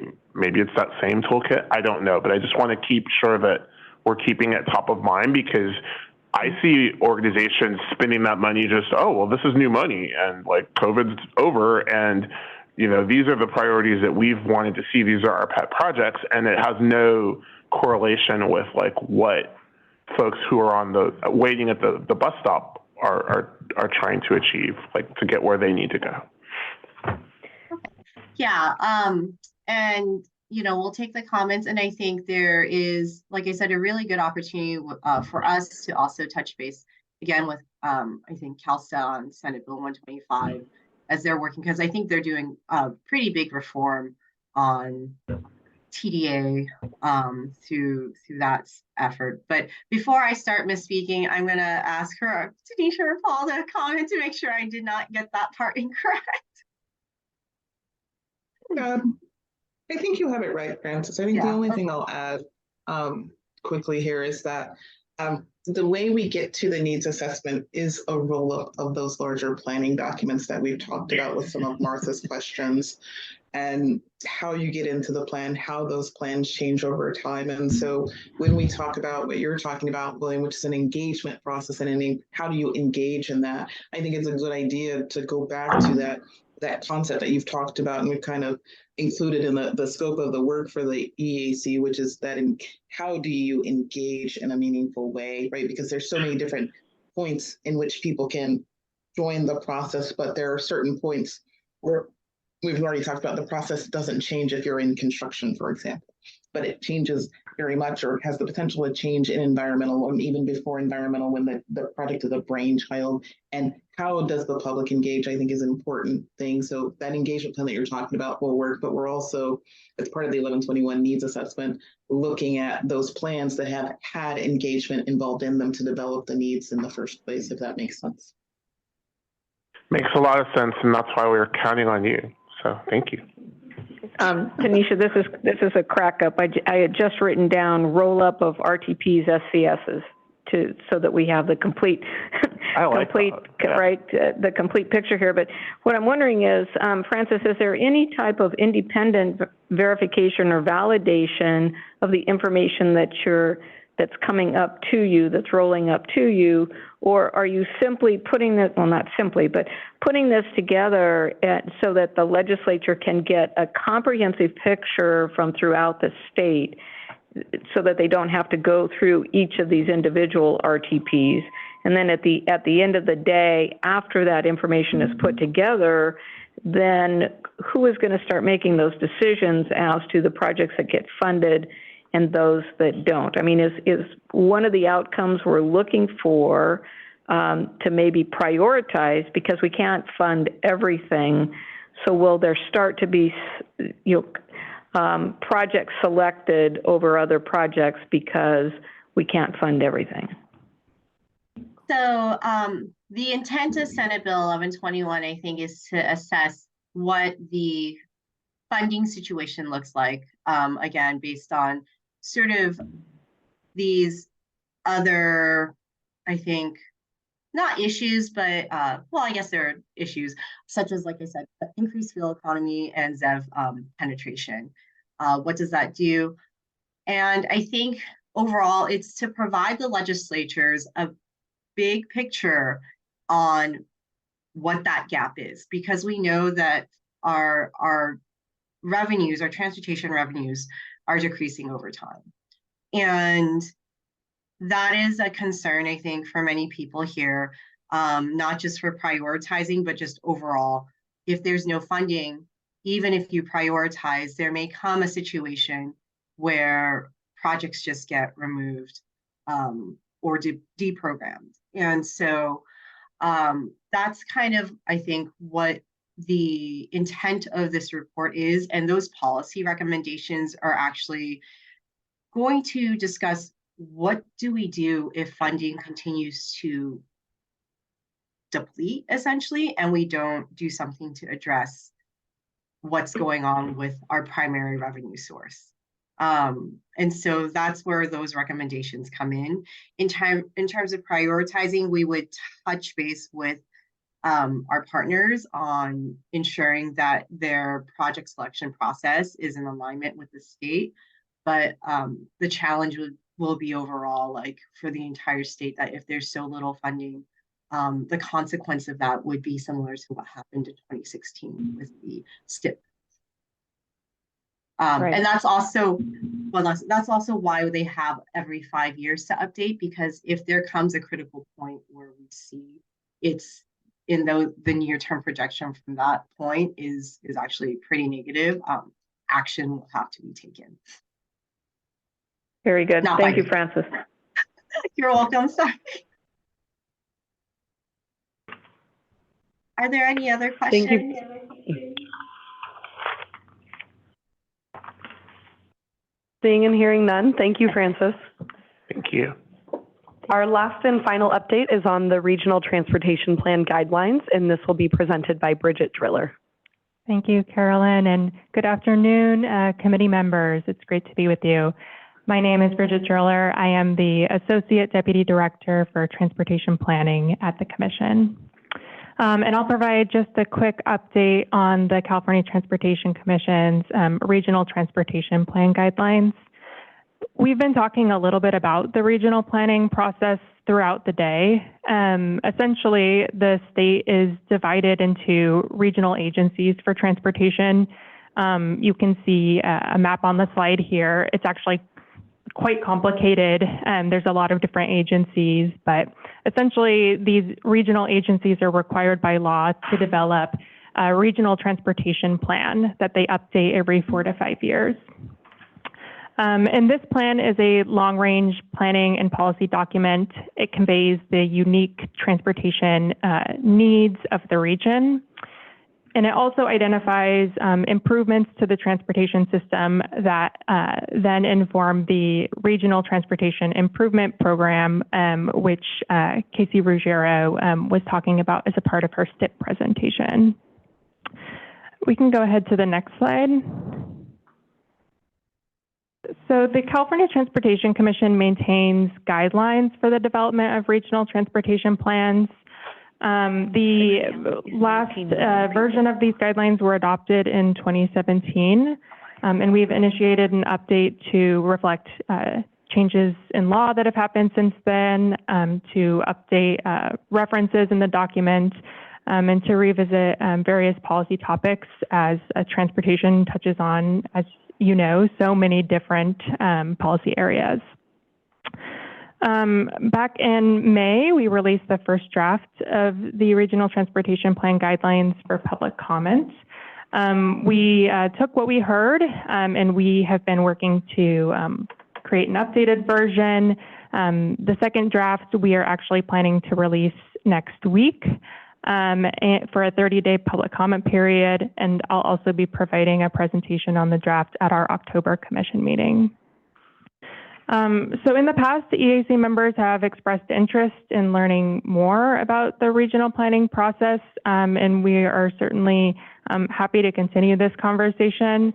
What I had planned to mention today was that we would like to offer optional informational briefings for anyone who would like to learn more about the Regional Transportation Plan and these guidelines. I think what I would also like to do is to circle back with my colleagues because these plans connect to other funding things that we talked about today. And so I want to make sure that we are having a holistic conversation about how these different elements are connecting.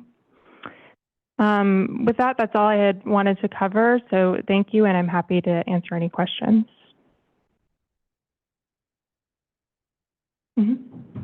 I have lots of questions. I'm sorry.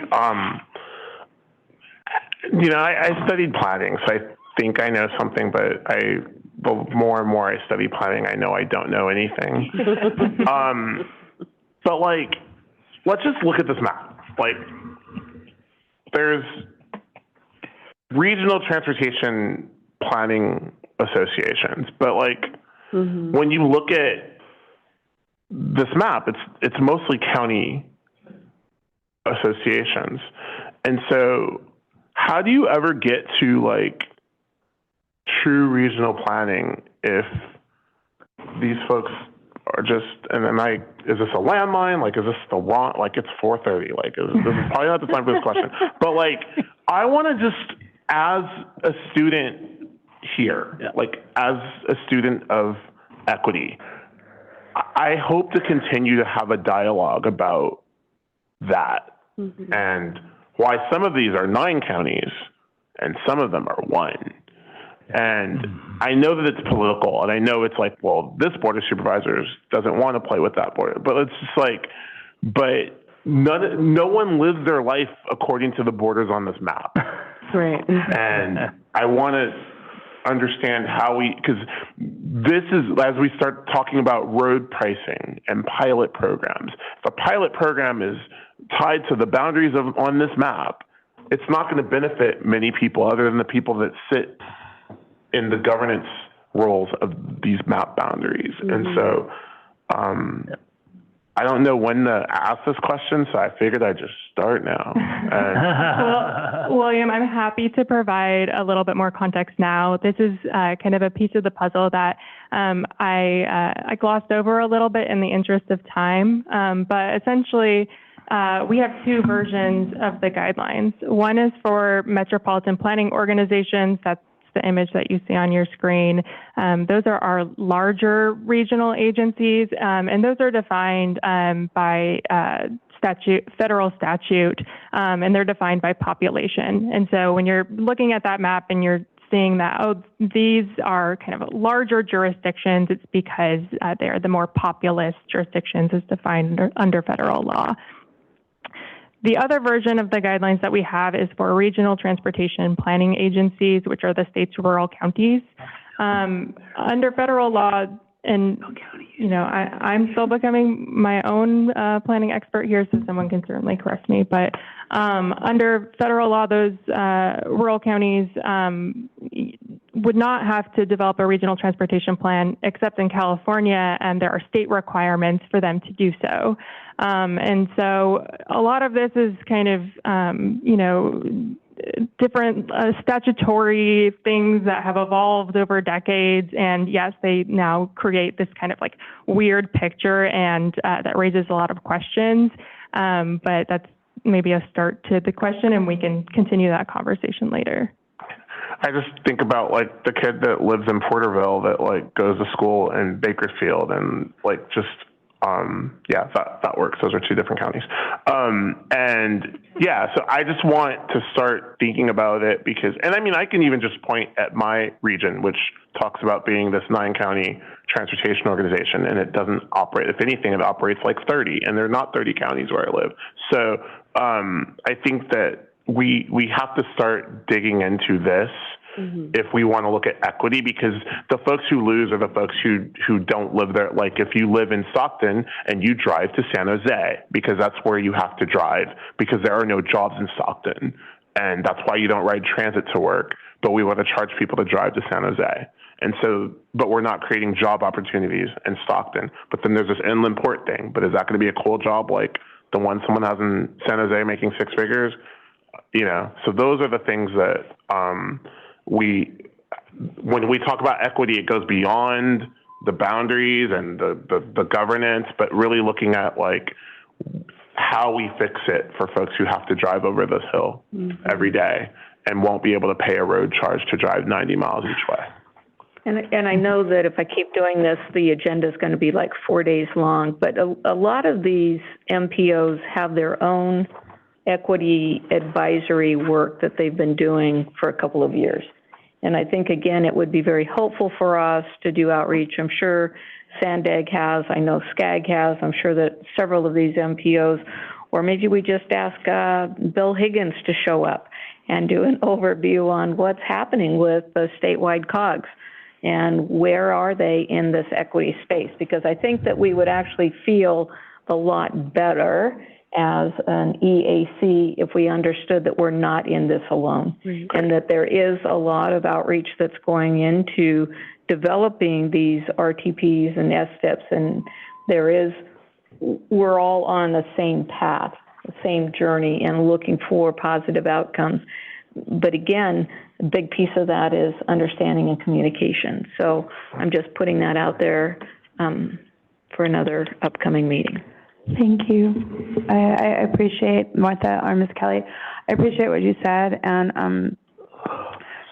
I'm kind of with William in the sense that a map really doesn't give a true picture of the people that are impacted by those decisions and those lines. I think about Empire, California, that has one bus route, and it's an unincorporated area in Modesto, and if their jurisdiction doesn't include them, then they're disenfranchised even more. And that's what the case is in many situations for other communities. So it just bringing up the narrative for those that are not, that we're acknowledging and we're working towards including those folks. So I have the most faith in this program. So talk about Empire, one bus route, Empire. One bus route, and it's sad because if you can't have a job, you know, you can't keep a job if you don't have any transportation. Right. And the quality of life, and you're out in the cut. That's it. Bought a car one day, finished college. It's horrible. That's my story. And the why we're here is so that doesn't have to be anyone's story anymore. Yeah, thank you so much, Member Armis Kelly and the other members for your comments. Certainly a lot to chew on for us. I also wanted to acknowledge, I saw Director Taylor pop up. She is the person that I go to with all of my complicated planning questions. And so I wanted to see if she had anything she wanted to add to this conversation. I think maybe just one thing, maybe two things to add.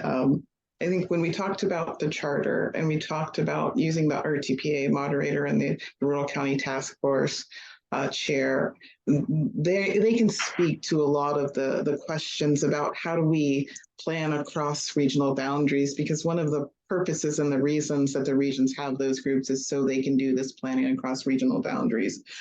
The other thing I wanted to add is just an example of how this cross planning boundary happens, because you all are right. Nobody thinks of, I'm crossing a county line, I'm crossing an MPO line, I'm crossing a regional transportation planning agency boundary line, and oh my gosh, the road disappears. It doesn't, right? And it needs to be a seamless system. It needs to be a seamless transit system. It needs to be a seamless rail system across the state. And so when I worked at San Joaquin COG a long time ago, one of the things that the Valley MPOs do is they actually meet monthly to talk about regional challenges, and it happens across every region of the state where the boundaries cross. The SACOG MTC San Joaquin COG region has what they call a mega region, and they plan across the region. They have a dozen projects that they're recommending, both rail and roadway and all of these different things, and that happens up and down the state to make sure that we're not pretending that transportation stops at boundaries. And so one of the things that we can offer that was part of Bridget's update is to provide kind of this educational piece to what is the regional transportation plan, is how does the planning happen? And we can add to that kind of educational piece, maybe a lunch and learn or something like that. How does it happen across boundaries, right? Because we know we have jobs, housing imbalances across different regions. We know that we have jobs pulling people in one direction. You know, when I worked in San Joaquin County, it was the connection of the city of Escalon to the city of Modesto, which are in two different counties. One is in Stanislaus County, one is in San Joaquin County. But people still need to get to work, and they still need multimodal options to do that. And so how do we make sure that we continue this process and that the public knows how to participate in that process as well? Thank you. Any other comments or questions from the committee? Thank you, Bridget. Thank you, Bridget. Yes, thank you. That was our final update. Do we have public comment on this item? Yes, we have one virtual attendee who's had their hand raised for this item. I'd like to call on Michelle Harvey.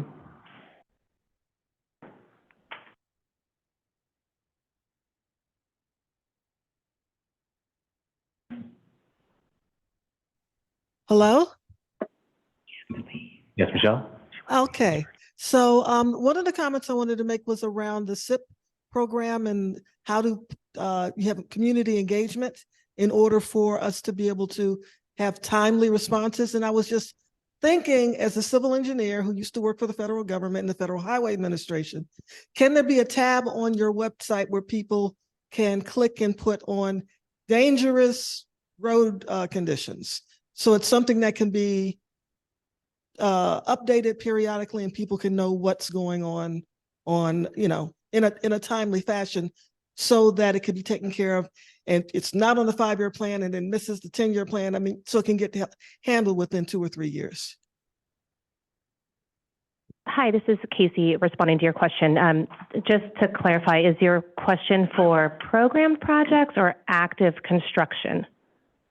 It's a question for reporting issues that are dangerous to the community so that it can be put into the plan, not active construction. I know that's too late, but so that it can be put in the plan, or sometimes it might be a quick fix during the construction process if people are notifying in a timely fashion and not having to figure out how to go to a meeting and who to talk to, because that's challenging as an engineer. I don't even know all the meetings I'm supposed to go to and all of that. So to be able to just have a tab where people can report problems on the agency website.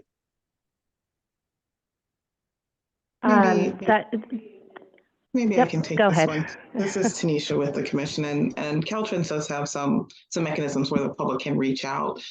So the STIP is a very specific fund source. There are multiple fund sources that deal with immediate safety needs. So it's not that if you can't get into the STIP program that your safety need can't be addressed immediately if it warrants an immediate action.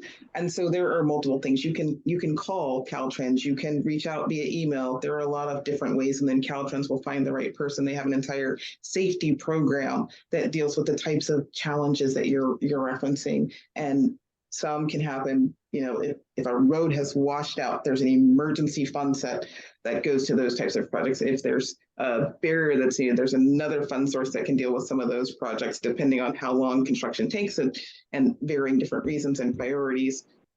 But there are ways to solve those problems and to simply make a phone call, send an email, or reach out. And I'm happy to follow up with Carolyn to maybe get you some information about where that information is on the Caltrans website. I'd appreciate that.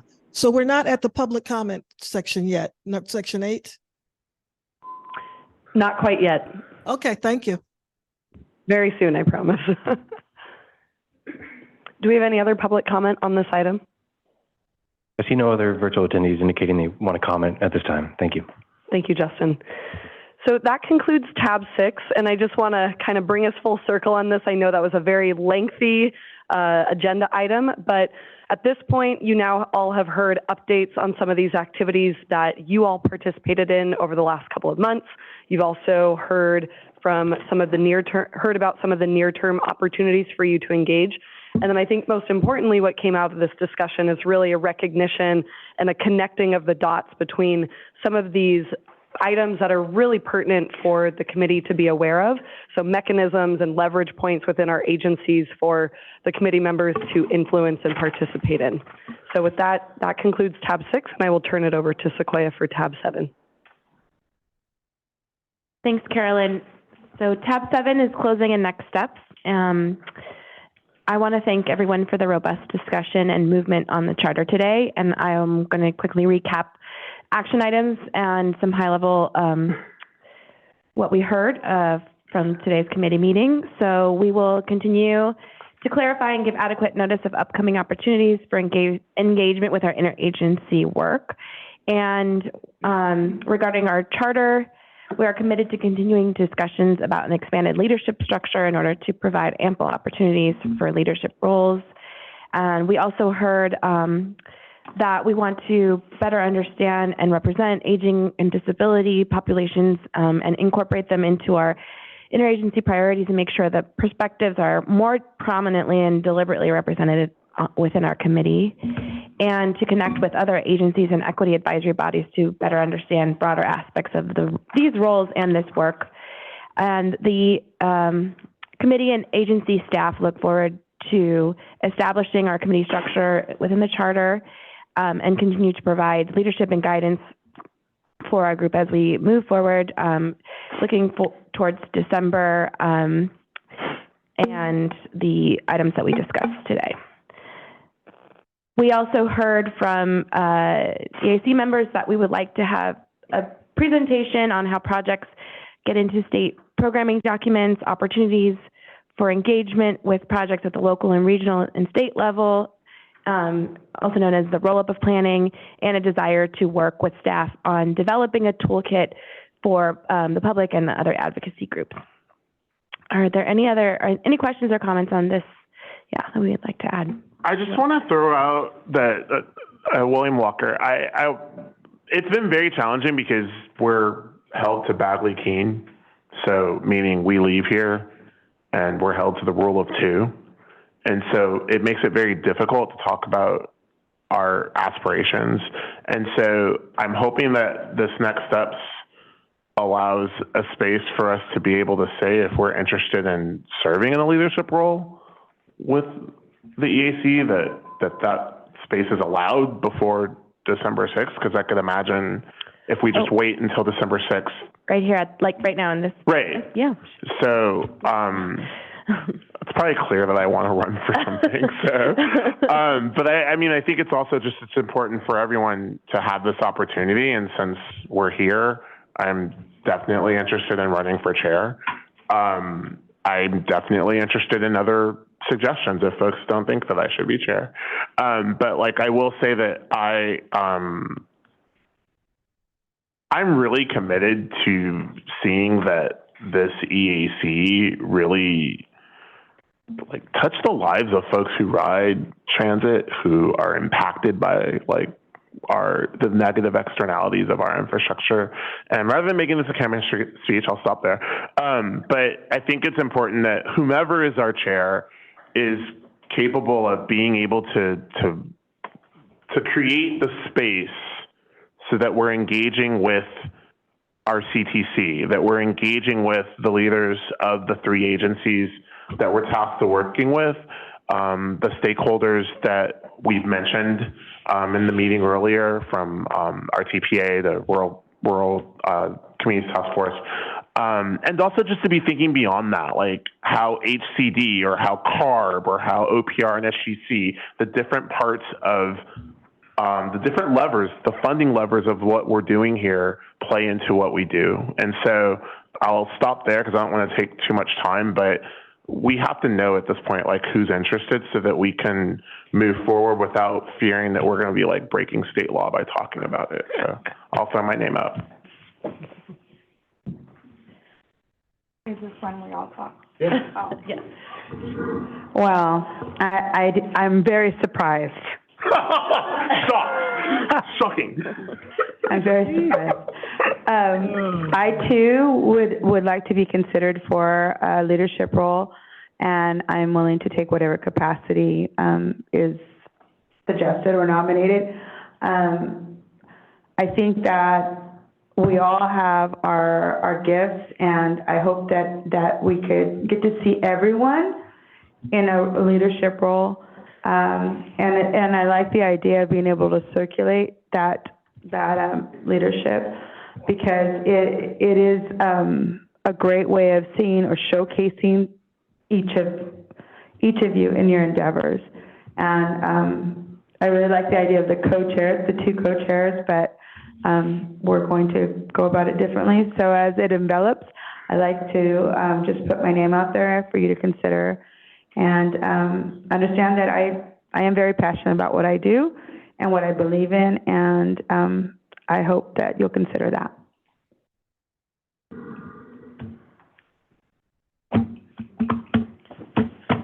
Okay. No, I just think we need to come up with a process for everyone and anyone who's interested in throwing their name out there for chair or co-chair, have an opportunity between now and the next meeting to kind of talk about why it would be, put your campaign speech out there so everyone can become prepared. And if y'all could let us know what we can and can't do, so we don't, can I email people? Can I not? That type of stuff. We'll figure it. We'll figure it out together. Doug will help us. Thank you, Doug. I know. I have a t-shirt. No, I'm just kidding. Any other comments before we move to public comment on tab 7. I have a comment, but it's regarding the public comment. I wanted to request that in future meetings, we move public comment up before our introductions, because it's not fair for community to sit here during these lengthy meetings, and I know how it feels, because I know we go through this in our community when we show up to the city council meetings, and I like to respect the community's time that took the time to travel all the way over here to just have their voice be heard.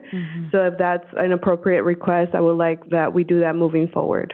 Thank you. Thank you. Thank you. Concur. Yeah.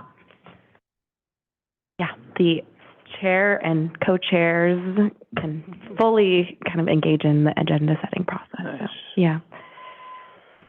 Is there any public comment on this, unless there's other comments from the committee? Okay. Yeah, we do not have any public comment for this item. Thank you. Thanks, Justin. All right, and yes, thank you for your patience as we move through our packed agenda. I'll pass it to Carolyn for tab 8, general public comment. Thank you, Sequoia. We'll now open the meeting for comments from the public on items that were not on the agenda. Please note this is an opportunity for EAC members and agency staff to listen and hear from the public on issues important to them, and no response or action is needed from EAC members in response to public comments. It is anticipated that each member of the public will have 3 minutes for their public comment. Justin, is there any public comment?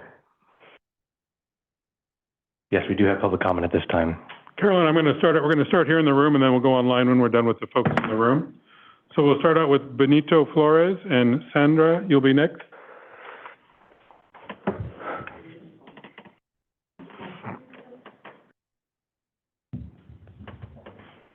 Hi, everybody. This is content. 3 minutes? Yes. Okay, my name is Benito Flores. I am from El Sereno, from Los Angeles. And I have been homeless since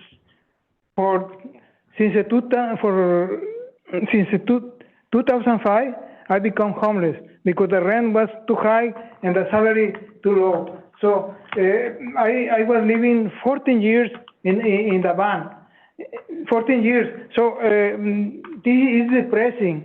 It's not healthy to live in the van. So that is why when I learned that the Caltrans have 200 houses for 20 years empty, I got angry, and many people got angry, and we came and we take the houses. Even the governor helped us. He said, "Don't evict these people, because the crime is here. Caltrans having 200 houses empty, where we are homeless." So now they give us. They said we made a crime. They say we are national laws. So you trespassing, you are illegal. We are not going to accept that. So this is the law. They give us a contract for 24 months. This is the California Health and Safety Code 50801, 24. And they said the 24 finish. You need to go outside to the street again. But they don't read the next part of the law. The ultimate goal is moving homeless person to permanent housing as quickly as possible. This is the law, and they don't follow the law. It's ultimate goal, and it's as quickly as possible. So and they are not following the law. When the law is in favor of the poor, they say, "Oh, it's a goal. It's a goal. We try to give you permanent housing, but there is no permanent housing." I'm sorry. There is permanent housing. That empty houses are permanent housing. So the only thing they need to do is to work with the land trust and give the houses to the land trust, and the land trust can give us permanent housing. So when they say there is no resources, there is no money. So you see how they spend the money. They are spending $330,000 evicting the reclaimers. We are 11 reclaimers, and every day I'm spending $30,000 spending every reclaimer. So they spend 23 million to the highway patrol to keep the empty houses, to wash the empty houses.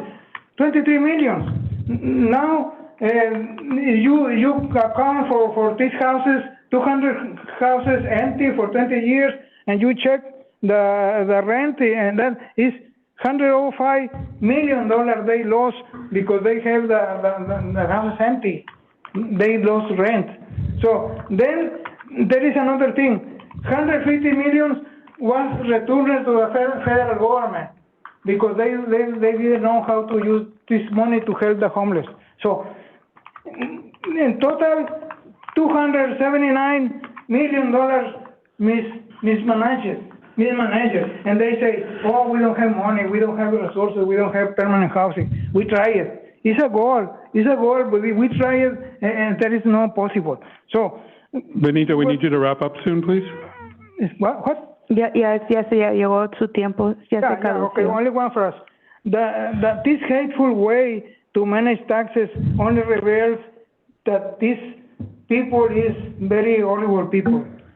Gracias, Benito. Sandra Saucedo? Maria Merritt, you're up next.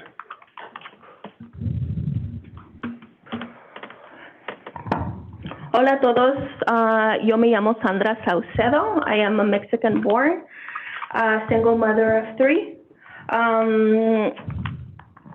I met Benito and the people behind me 3 years ago when we started a group. We called ourselves the Reclaimers, and it was a total of 13 families. It's now 11 families that reclaimed these homes that were empty for decades, literally, just with do not trespass, but completely fine, completely habitable.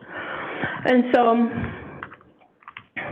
yeah, in 2020, the beginning of March, we took over these homes and we squatted in these homes for a couple of months until we were able to negotiate a contract and a lease with HACLA. And so HACLA gave us 2 years, 24 months. And so with some wraparound services, they wanted us to come and explore other housing that is outside of our community.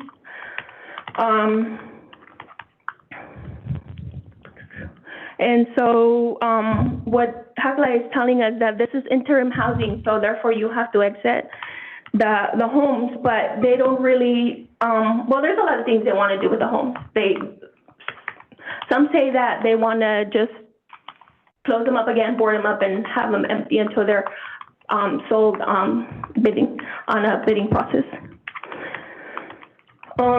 So after campaigning 2 years and approaching elected officials like Kevin De Leon, Maria Elena Durazo, and also Karen Bass, and with no avail, like really they say the same thing, like we don't have the means to help you, or we don't have that jurisdiction or whatever. So now we are faced with unlawful detainers. And me and my kids, after forming community for 3 years and having much healing happening, now they want us to break everything apart and move because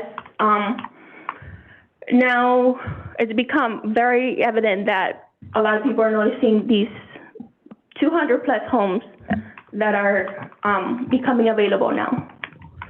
And so what we are asking is for 0 evictions. We don't want to be uprooted from our neighborhood. I don't want to leave my neighbors, my community, my support system, basically.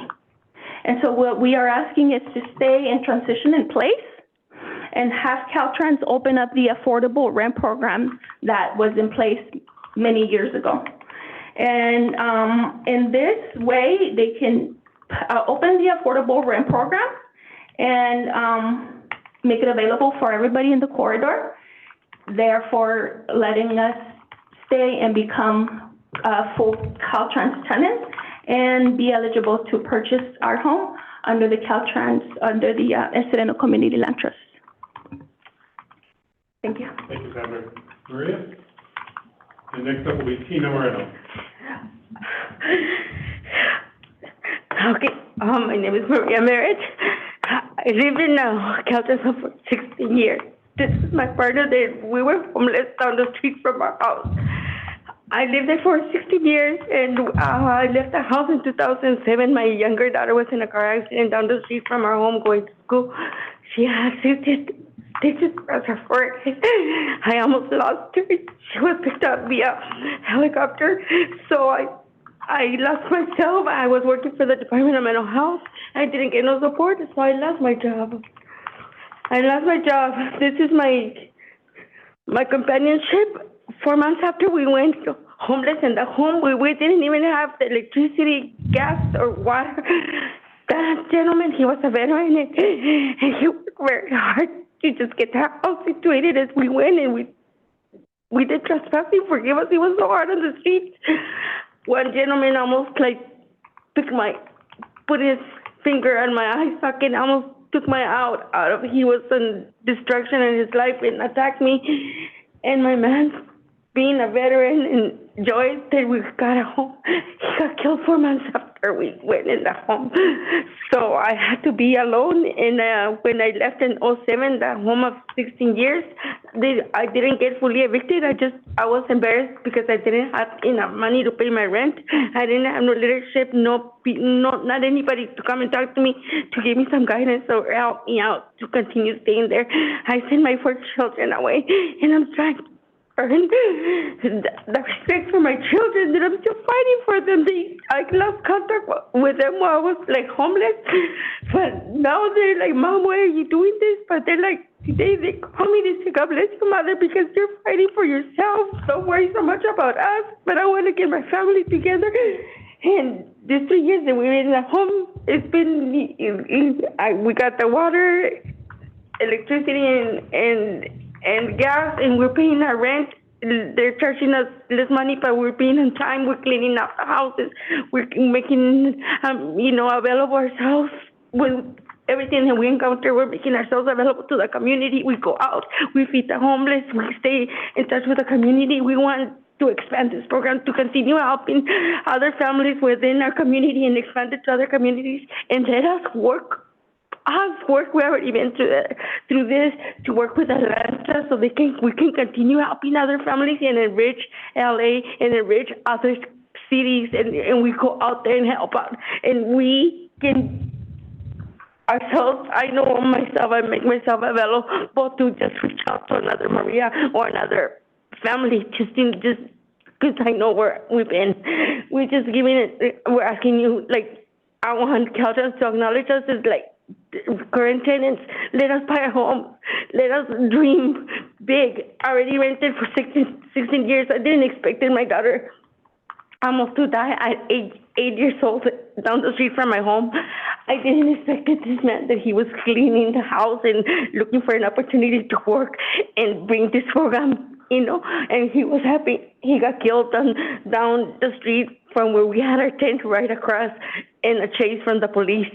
That it was like very wrong, doing, but they did it in a narrow street, and my man got killed right across from the tent and smashed in a tree, and he had head trauma, his stomach trauma, and it was just one little dog that he left with me, and she just died. Fluffy died, and February of this year, that little dog gave me support, but you know what? I know he's looking out for me in heaven, and I want to put everything that I have currently, and even last year I got hit by a truck from a gentleman that had diabetes incident, and I went up in the air and down on my head, and I got 14 stitches across my head. Thank my Lord that I'm still here, and I'm still like, even though I'm like hanging on to these tools to just get by, inside of me, I'm like, I feel so strong to just come out there and put word and do that work that we need to just get hold hands with other families and bring our communities up, and you know what? We can fall out, but people like you guys can make a difference to hear us out, give us the opportunity to buy our homes, give us the opportunity to just, have us in the meter so we can go put work, so we can enrich the family, not us just like talking here. We want to do work because we know what it's been to just be out there. I thank you guys so much, and I applaud you guys for all the work. A lot of, man, you guys are so like educated, and it's like, I'm tired for you guys for today. But it's like how you guys are like so committed. I was like, whew, my goodness. I mean, I'm applauding to you. Te quiero decir algo. In this forum, I acknowledge you. I see you. I see your pain. I see all your suffering. And I want you to know I acknowledge you. Thank you so much. There are many things that I cannot do, but I can acknowledge you. I can't change anything because I don't have the power to change anything. I've been homeless. I know your pain. And I can't even fathom the things that you've gone through, but I acknowledge all of you, and I admire you, and I'm filled with love and hope because I feel your pain, and I want you to know that you are recognized today, and we as a group, and I could speak for this group because I know their hearts, we are moved. I thank you for coming because you're not only speaking for your group, but for many people here in California that are going through this disparity. I wish I could offer you a solution, and I wish I could make that change for you.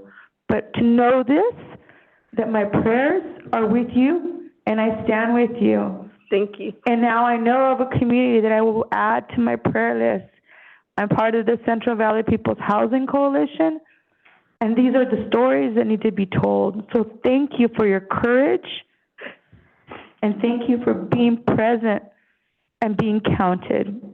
You're not forgotten. I think I'm so grateful to my Lord that I'm a miracle standing right in front of you guys. I was so skinny, so like deteriorated. Look at me now, even though I went through this accident. But you know what? I'm recuperating, and I'm saying, no, I'm going to get well, and I want to be out there one day. Somebody's going to give me the opportunity to just do work. And you know what? I might not be able to move my legs fast enough, but I know how to work my brains. I know I work for the Department of Mental Health for 16 years, have knowledge, and I have a big heart, and I can reach out to others. Gracias. Thank you so much. And you're more educated than you even know because you're standing here. So, I mean, I know they're going to tell us to stop talking because we're out of time, but you're more educated than you know. You guys might not have the power, but you voicing us with Caltrans to give us that opportunity and to use us to continue helping them and enhance Caltrans and enhance our city and enhance our state. What an awesome thing it is, and other people are going to get excited, and everybody's going to want to work harder than before. Que Dios la escuche. Que Dios le dé honra. Thank you so very much. Thank you. Gracias. Thank you.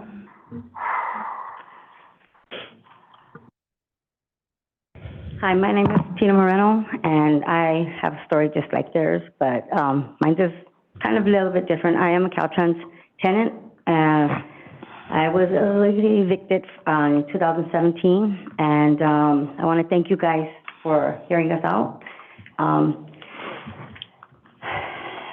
It's hard for me also because I also am getting evicted now from HECLA, which I do pay rent, but they keep sending me back my money, and they won't listen to none of us.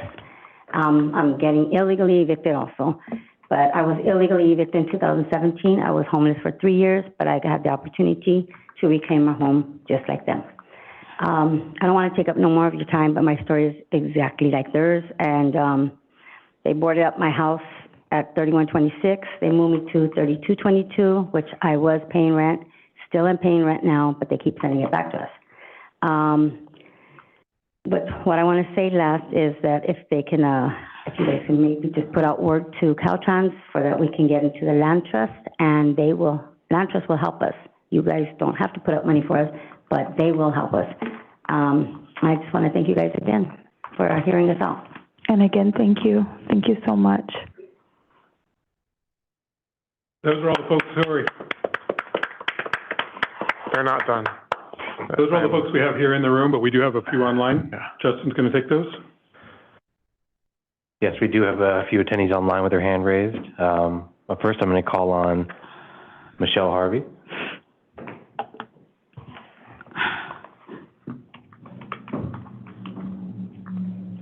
Hi, this is Michelle Harvey again.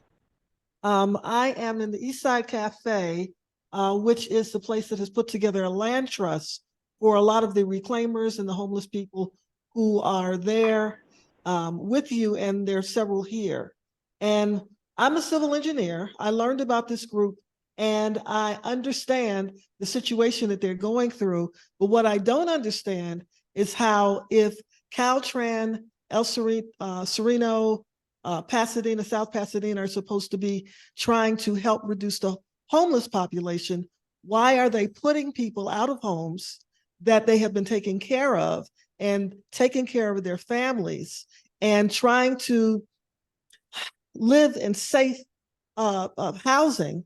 Why are they putting them out to increase the homeless issues and not allowing them to put that land in a land trust?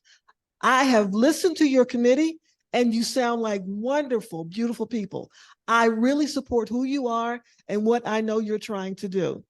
My concern is that while your committee is getting itself together and organizing, that Caltrans is bidding out the property to other people, other organizations that are out for profit or out for other reasons and not necessarily going to support the community the way the Eastside Cafe and the land trust people would. It is time that the people are trusted to look out for the best interests of the people. California has been saying it's going to reduce the homeless population every time I turn around. And all I see is the homeless population is forever increasing. The land that is being given to cities to sell for profit in order to maybe one day reduce the homeless population, it's not logical because there's no evidence it has been done before the way it needs to be, because there's too much of an issue. These families that I have met have worked hard to try to stabilize their children, stabilize their lives, and they have created healthy communities for themselves. As a civil engineer, that is my life goal. And I have plans working with them to help them continue to build safe communities for themselves.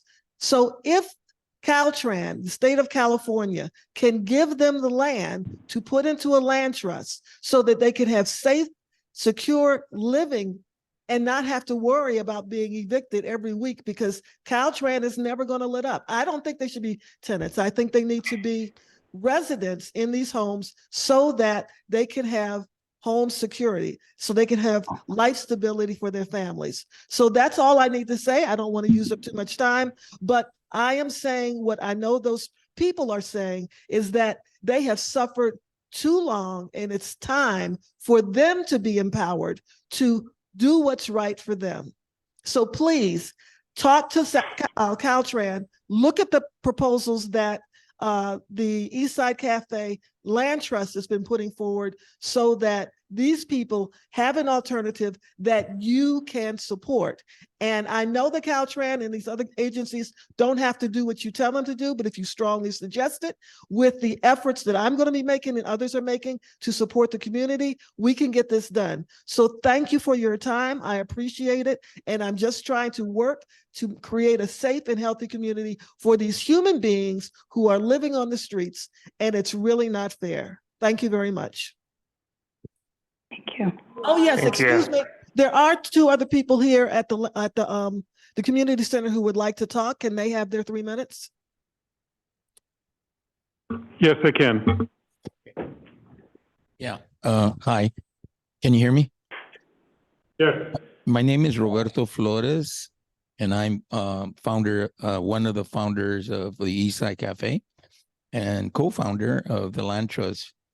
And I'm also an asthmatic, and I'm calling you from Tongva land. To us, equity is only realized if there is a critical mass of significant community engagement. As community, bottom-up horizontal democracy increases and develops and manifested in structures like the land trust, the opportunity for equity will appear in abundance. Democracy is expressed as local self-determination is key, but agencies such as Caltrans need intervention. It's nothing personal. I know there's Caltrans representatives listening, and I don't want them to take it personally. It's a bureaucratic thing. And bureaucratic inertia is not to engage, but to avoid engagement. Find all ways to not to engage. Transparency is, of course, critical to break the anti-democratic tendency. As you've heard, we don't understand how the El Sereno Community Land Trust was not prioritized in terms of allocating bids. We don't understand why Caltrans would rather have emergency regulations that limit engagement, than the full regulations. We don't understand why two Caltrans goons approached 3 tenants that are being evicted, and they have responded to their eviction process, and they're in the process, and yet these 2 employees went and were banging on the doors and yelling obscenities in the community, yelling obscenities for these reclaimers to move out and their families. And so we don't understand that. We don't understand why Caltrans would try to get away from not paying, not fixing up the houses as directed by the Roberti law, and instead have the tenants fix the houses through what they called an inflated price, which they made up. And then the Office of Administrative Law rubber stamped for their regulations. Well, that was declared illegal, but now Caltrans is attempting to disqualify the tenants from buying their houses by saying they're too poor to purchase. All these things are outside of the law, and all these things are attempts for Caltrans not to carry out its obligations to fix these houses that they left in disrepair. So we here are proposing this, what we call a win-win situation, win-win proposal that Caltrans make all the tenants that are occupying houses right now that are not currently full Caltrans tenants, that they make them full Caltrans tenants, and that they give them credit for the time they've been there towards and the work they've done.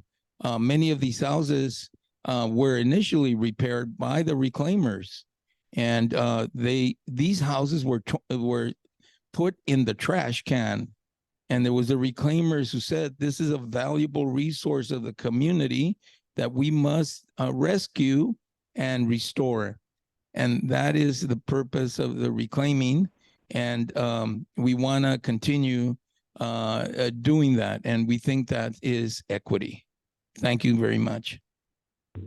Thank you. We got one more.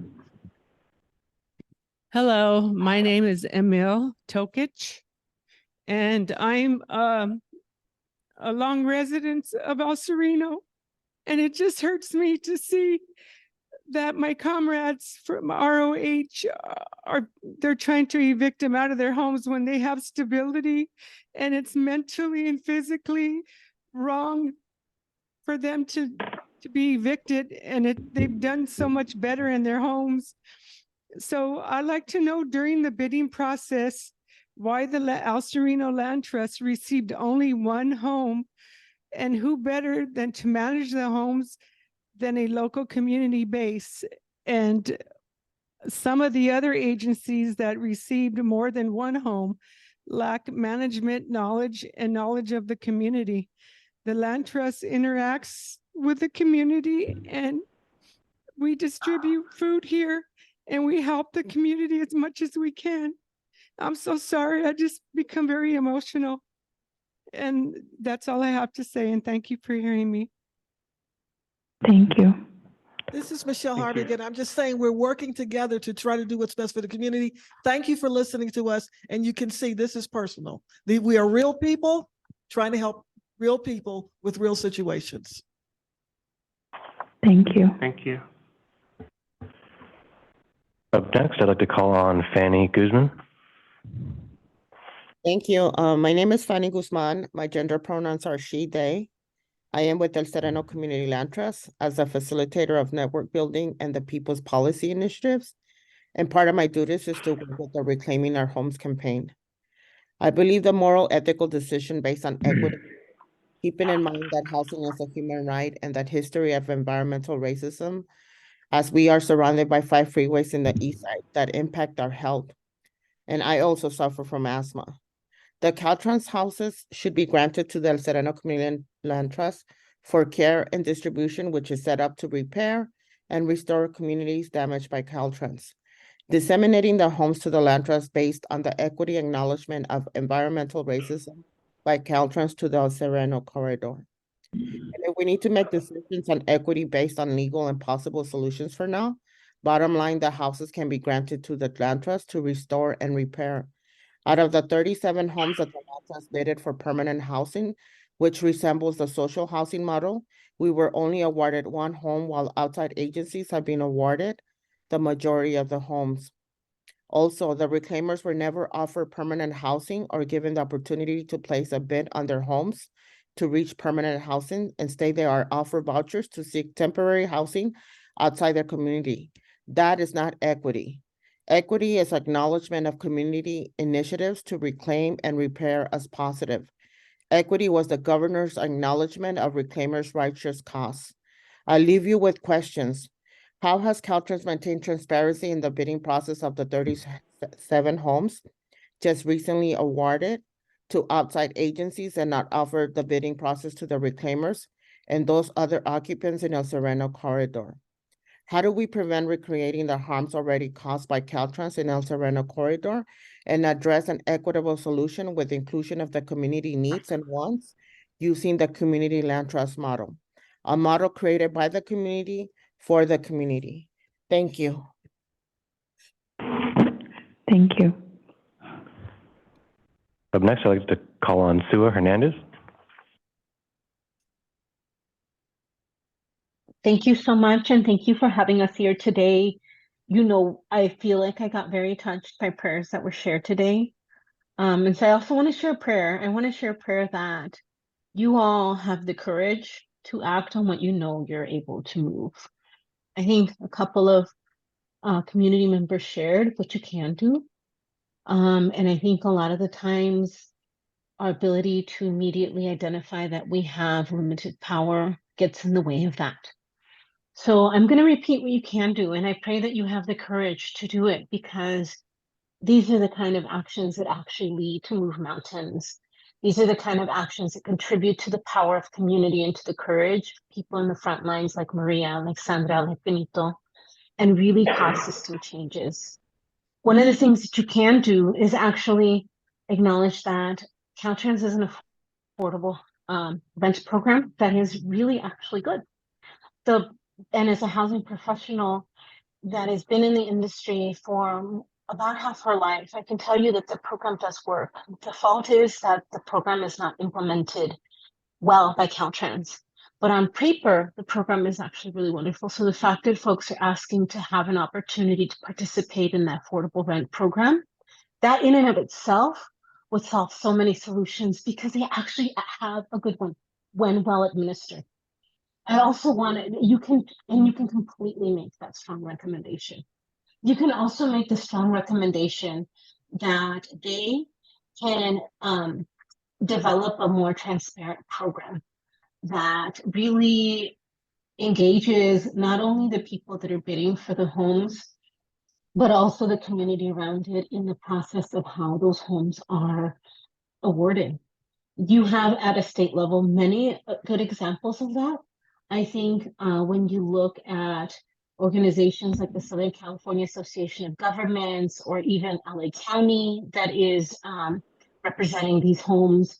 There are many wonderful examples of processes, bidding processes and awarding processes that already have in place all that transparency. They work on a point-based system. You get communication about the process on an equal playing field. You understand where in that point system you landed. You get an opportunity to appeal. And the times that you're given for that process, a lot of times is ample. You know, with Caltrans, we had 2 days to go look at 37 houses to understand what we were committing to. With Caltrans, you have houses that were put on bid where people are residing in those homes. And you have them acting with thugs coming by, needing to, you know, very aggressively move on, making sure that nobody knows that that's happening. So let's kick them out before the process happens. So that's all like completely not appropriate. You can really make a strong recommendation. And this is where I think, you know, you can really make an impact. That Caltrans simply honor their own recommendations and their own policies that actually hold them accountable to community. They have come up with concepts like the 4 Ps, where part of it is partnerships and community building that are based on local equity, that include allowing BIPOC organizations that are local to be part of that partnership process. You know, these are Caltrans's own recommendations to themselves. Like the affordable housing program that they have, the failure is leaving that on pretty words on paper. And time again, I've heard so many beautiful words talked throughout this whole meeting and this whole committee. I think the vision that you have for yourself and the way you're organizing yourselves is really honorable. But don't do as Caltrans is doing and leave those pretty words on paper. You do have power, and you can act, and you can act in meaningful ways. We need you to wrap up your comments, please. Is not the best way to approach, and I can stop there. Thank you. Aho. Up next, we have Angela Flores.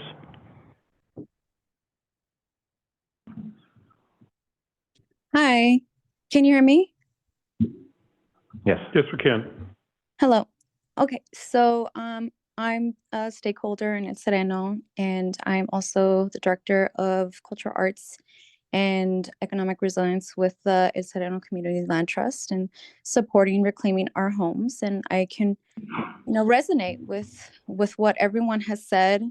And I send my heart to the reclaimers who, by the way, traveled from East LA to Stockton and took the time and to be present. And I just want to acknowledge that the reclaimers, when getting these homes, risked their lives, and they risked arrests and have gone through a lot these past 3 years. However, they've been in the homes these past 3 years, and they have had tremendous transformation, physical and mental. And to be evicted again is being insecure, being unstable, and living in precarity.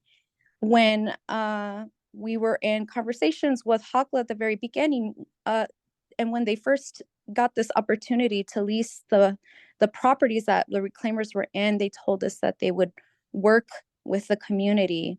And now there is just like, there's no negotiation. And so I just want to kind of reiterate what people have said.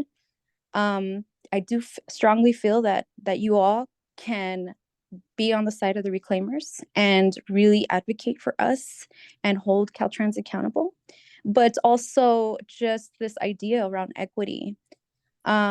Equity to us is making sure reclaimers are given the opportunity to be Caltrans tenants, to be residents of El Sereno, that Hakla evictions should be rescinded so that the reclaimers can stay in permanent housing instead of transitional housing, that the houses should be given to long-term tenants, some of who have been there for 40 years, and to the reclaimers who, like Roberto was saying earlier, rescued these homes that had been in, that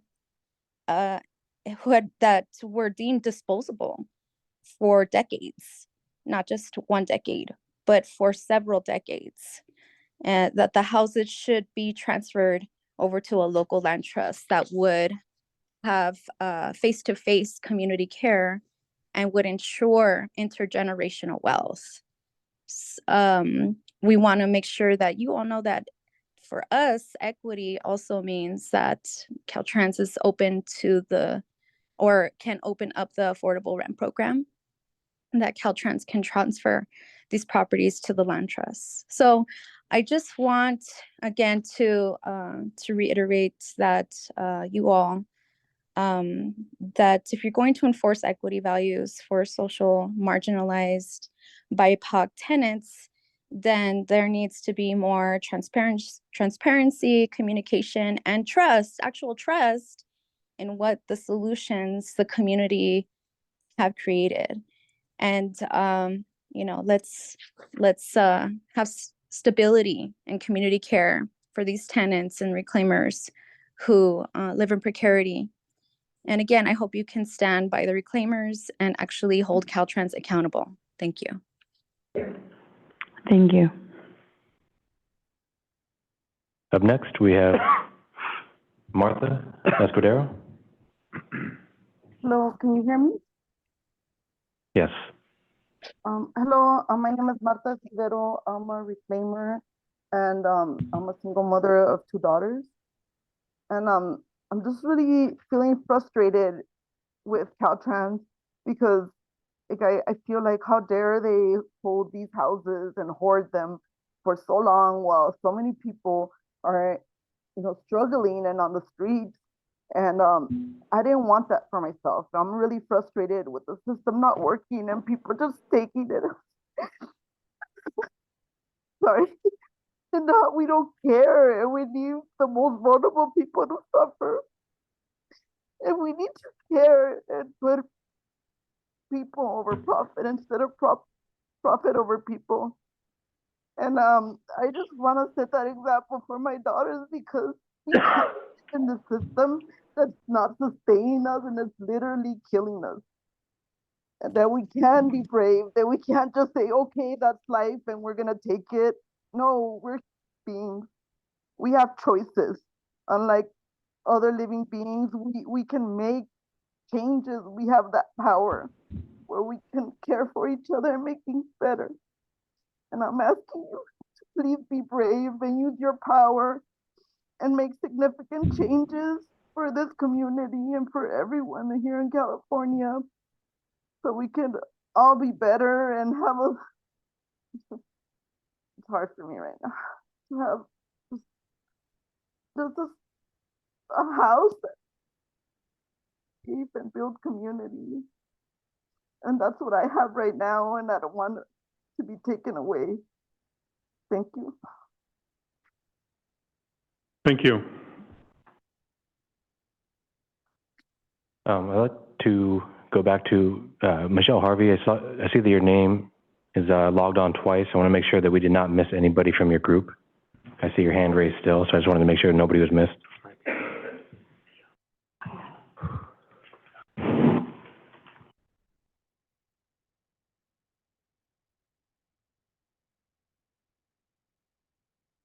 Okay, hearing nothing, that concludes all attendees who have their hand raised at this time. Hello? This is, yeah. I'm here. I need to move outside. You didn't miss anybody from the group, but I do want to make sure you heard what we said. And just generally, we have a group that is organized to help the community, and we just don't want to be victims of Caltrans not thinking about the people. So that's where we are now. Thank you very much for your time. Thank you again. And just know that we lost some folks, but it's because some folks had travel arrangements. We definitely hear everyone's concerns.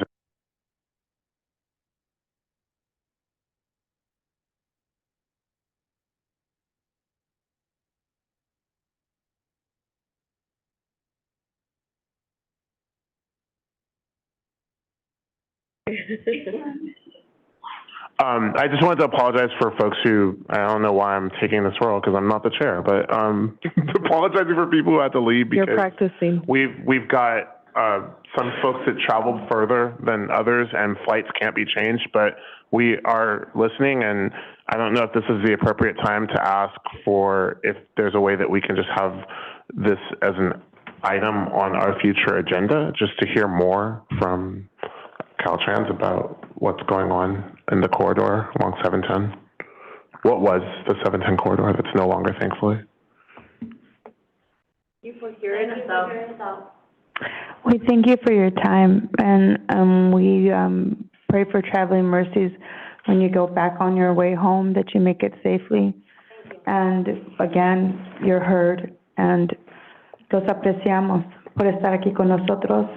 Valorizamos todo lo que son ustedes y no piensen que fue en vano, porque su presencia cuenta, su voz cuenta, y para nosotros es la razón que estamos aquí, para servir a ustedes. Y que le vayan bien. Sí, por favor. So I'll ask this to Carolyn, I think, right? Is this a question for you, maybe? If we could. You guys work hard just tremendously. A ustedes. We do it for you, and it's for you because you're here. We're doing it. Additional, but all the work that you guys put in, all these ladies, and oh my God. No, please tell them. Yeah. Tell them how much we appreciate them. How much Everyone. We're Gentlemen too. I'm gonna go tell them. Thank you, guys. Gracias. Could we request just an update at our next meeting? I don't know if we can take action on it, but if you could just tell us what we can do at our next meeting so that we can do due diligence to this group while we're still figuring out our charter and our structure. Thank you, William. So at this time, Caltrans can't comment or present directly on this given pending litigation. However, we do appreciate your comments, and they have been noted in the public record. We can definitely direct them to the appropriate Caltrans staff. But as a committee, since this is not technically an action item on the agenda, there's no action that could be taken at this time. Yeah, no action right now, and because of the litigation, we can't even request any information. But you've been heard today. It's a part of the public record, and as an equity committee, we'll do our best to ensure that equity, prevails in the state of California. That doesn't mean we can promise anything, but what it means is that we're listening. I'll share I don't know if I should share, my lawyer's gonna come for me, but like a phone call I got this morning was about an eviction I'm facing because my landlord's been trying to get rid of me illegally for 11 years. So I definitely hear you. And I definitely know how you're feeling. Maybe not equally, but like we're in the same struggle, and know that because I'm in your same struggle, we're going to figure something out. Like, because the housing crisis is about the externalities of our infrastructure, right? Like, a lot of people lost their homes so freeways could be built in California, and we're not here just to solve issues around transportation, but everything that's linked to it. And so that's what we can promise. And we appreciate you for coming all the way here. It's a long trip, and may you get there safely on your return. And committee members, I'll just share real quick. Do everything in our possible ways to work with you guys to continue working for me. I don't care if I get paid. I want to work and just help others as I'm helping myself.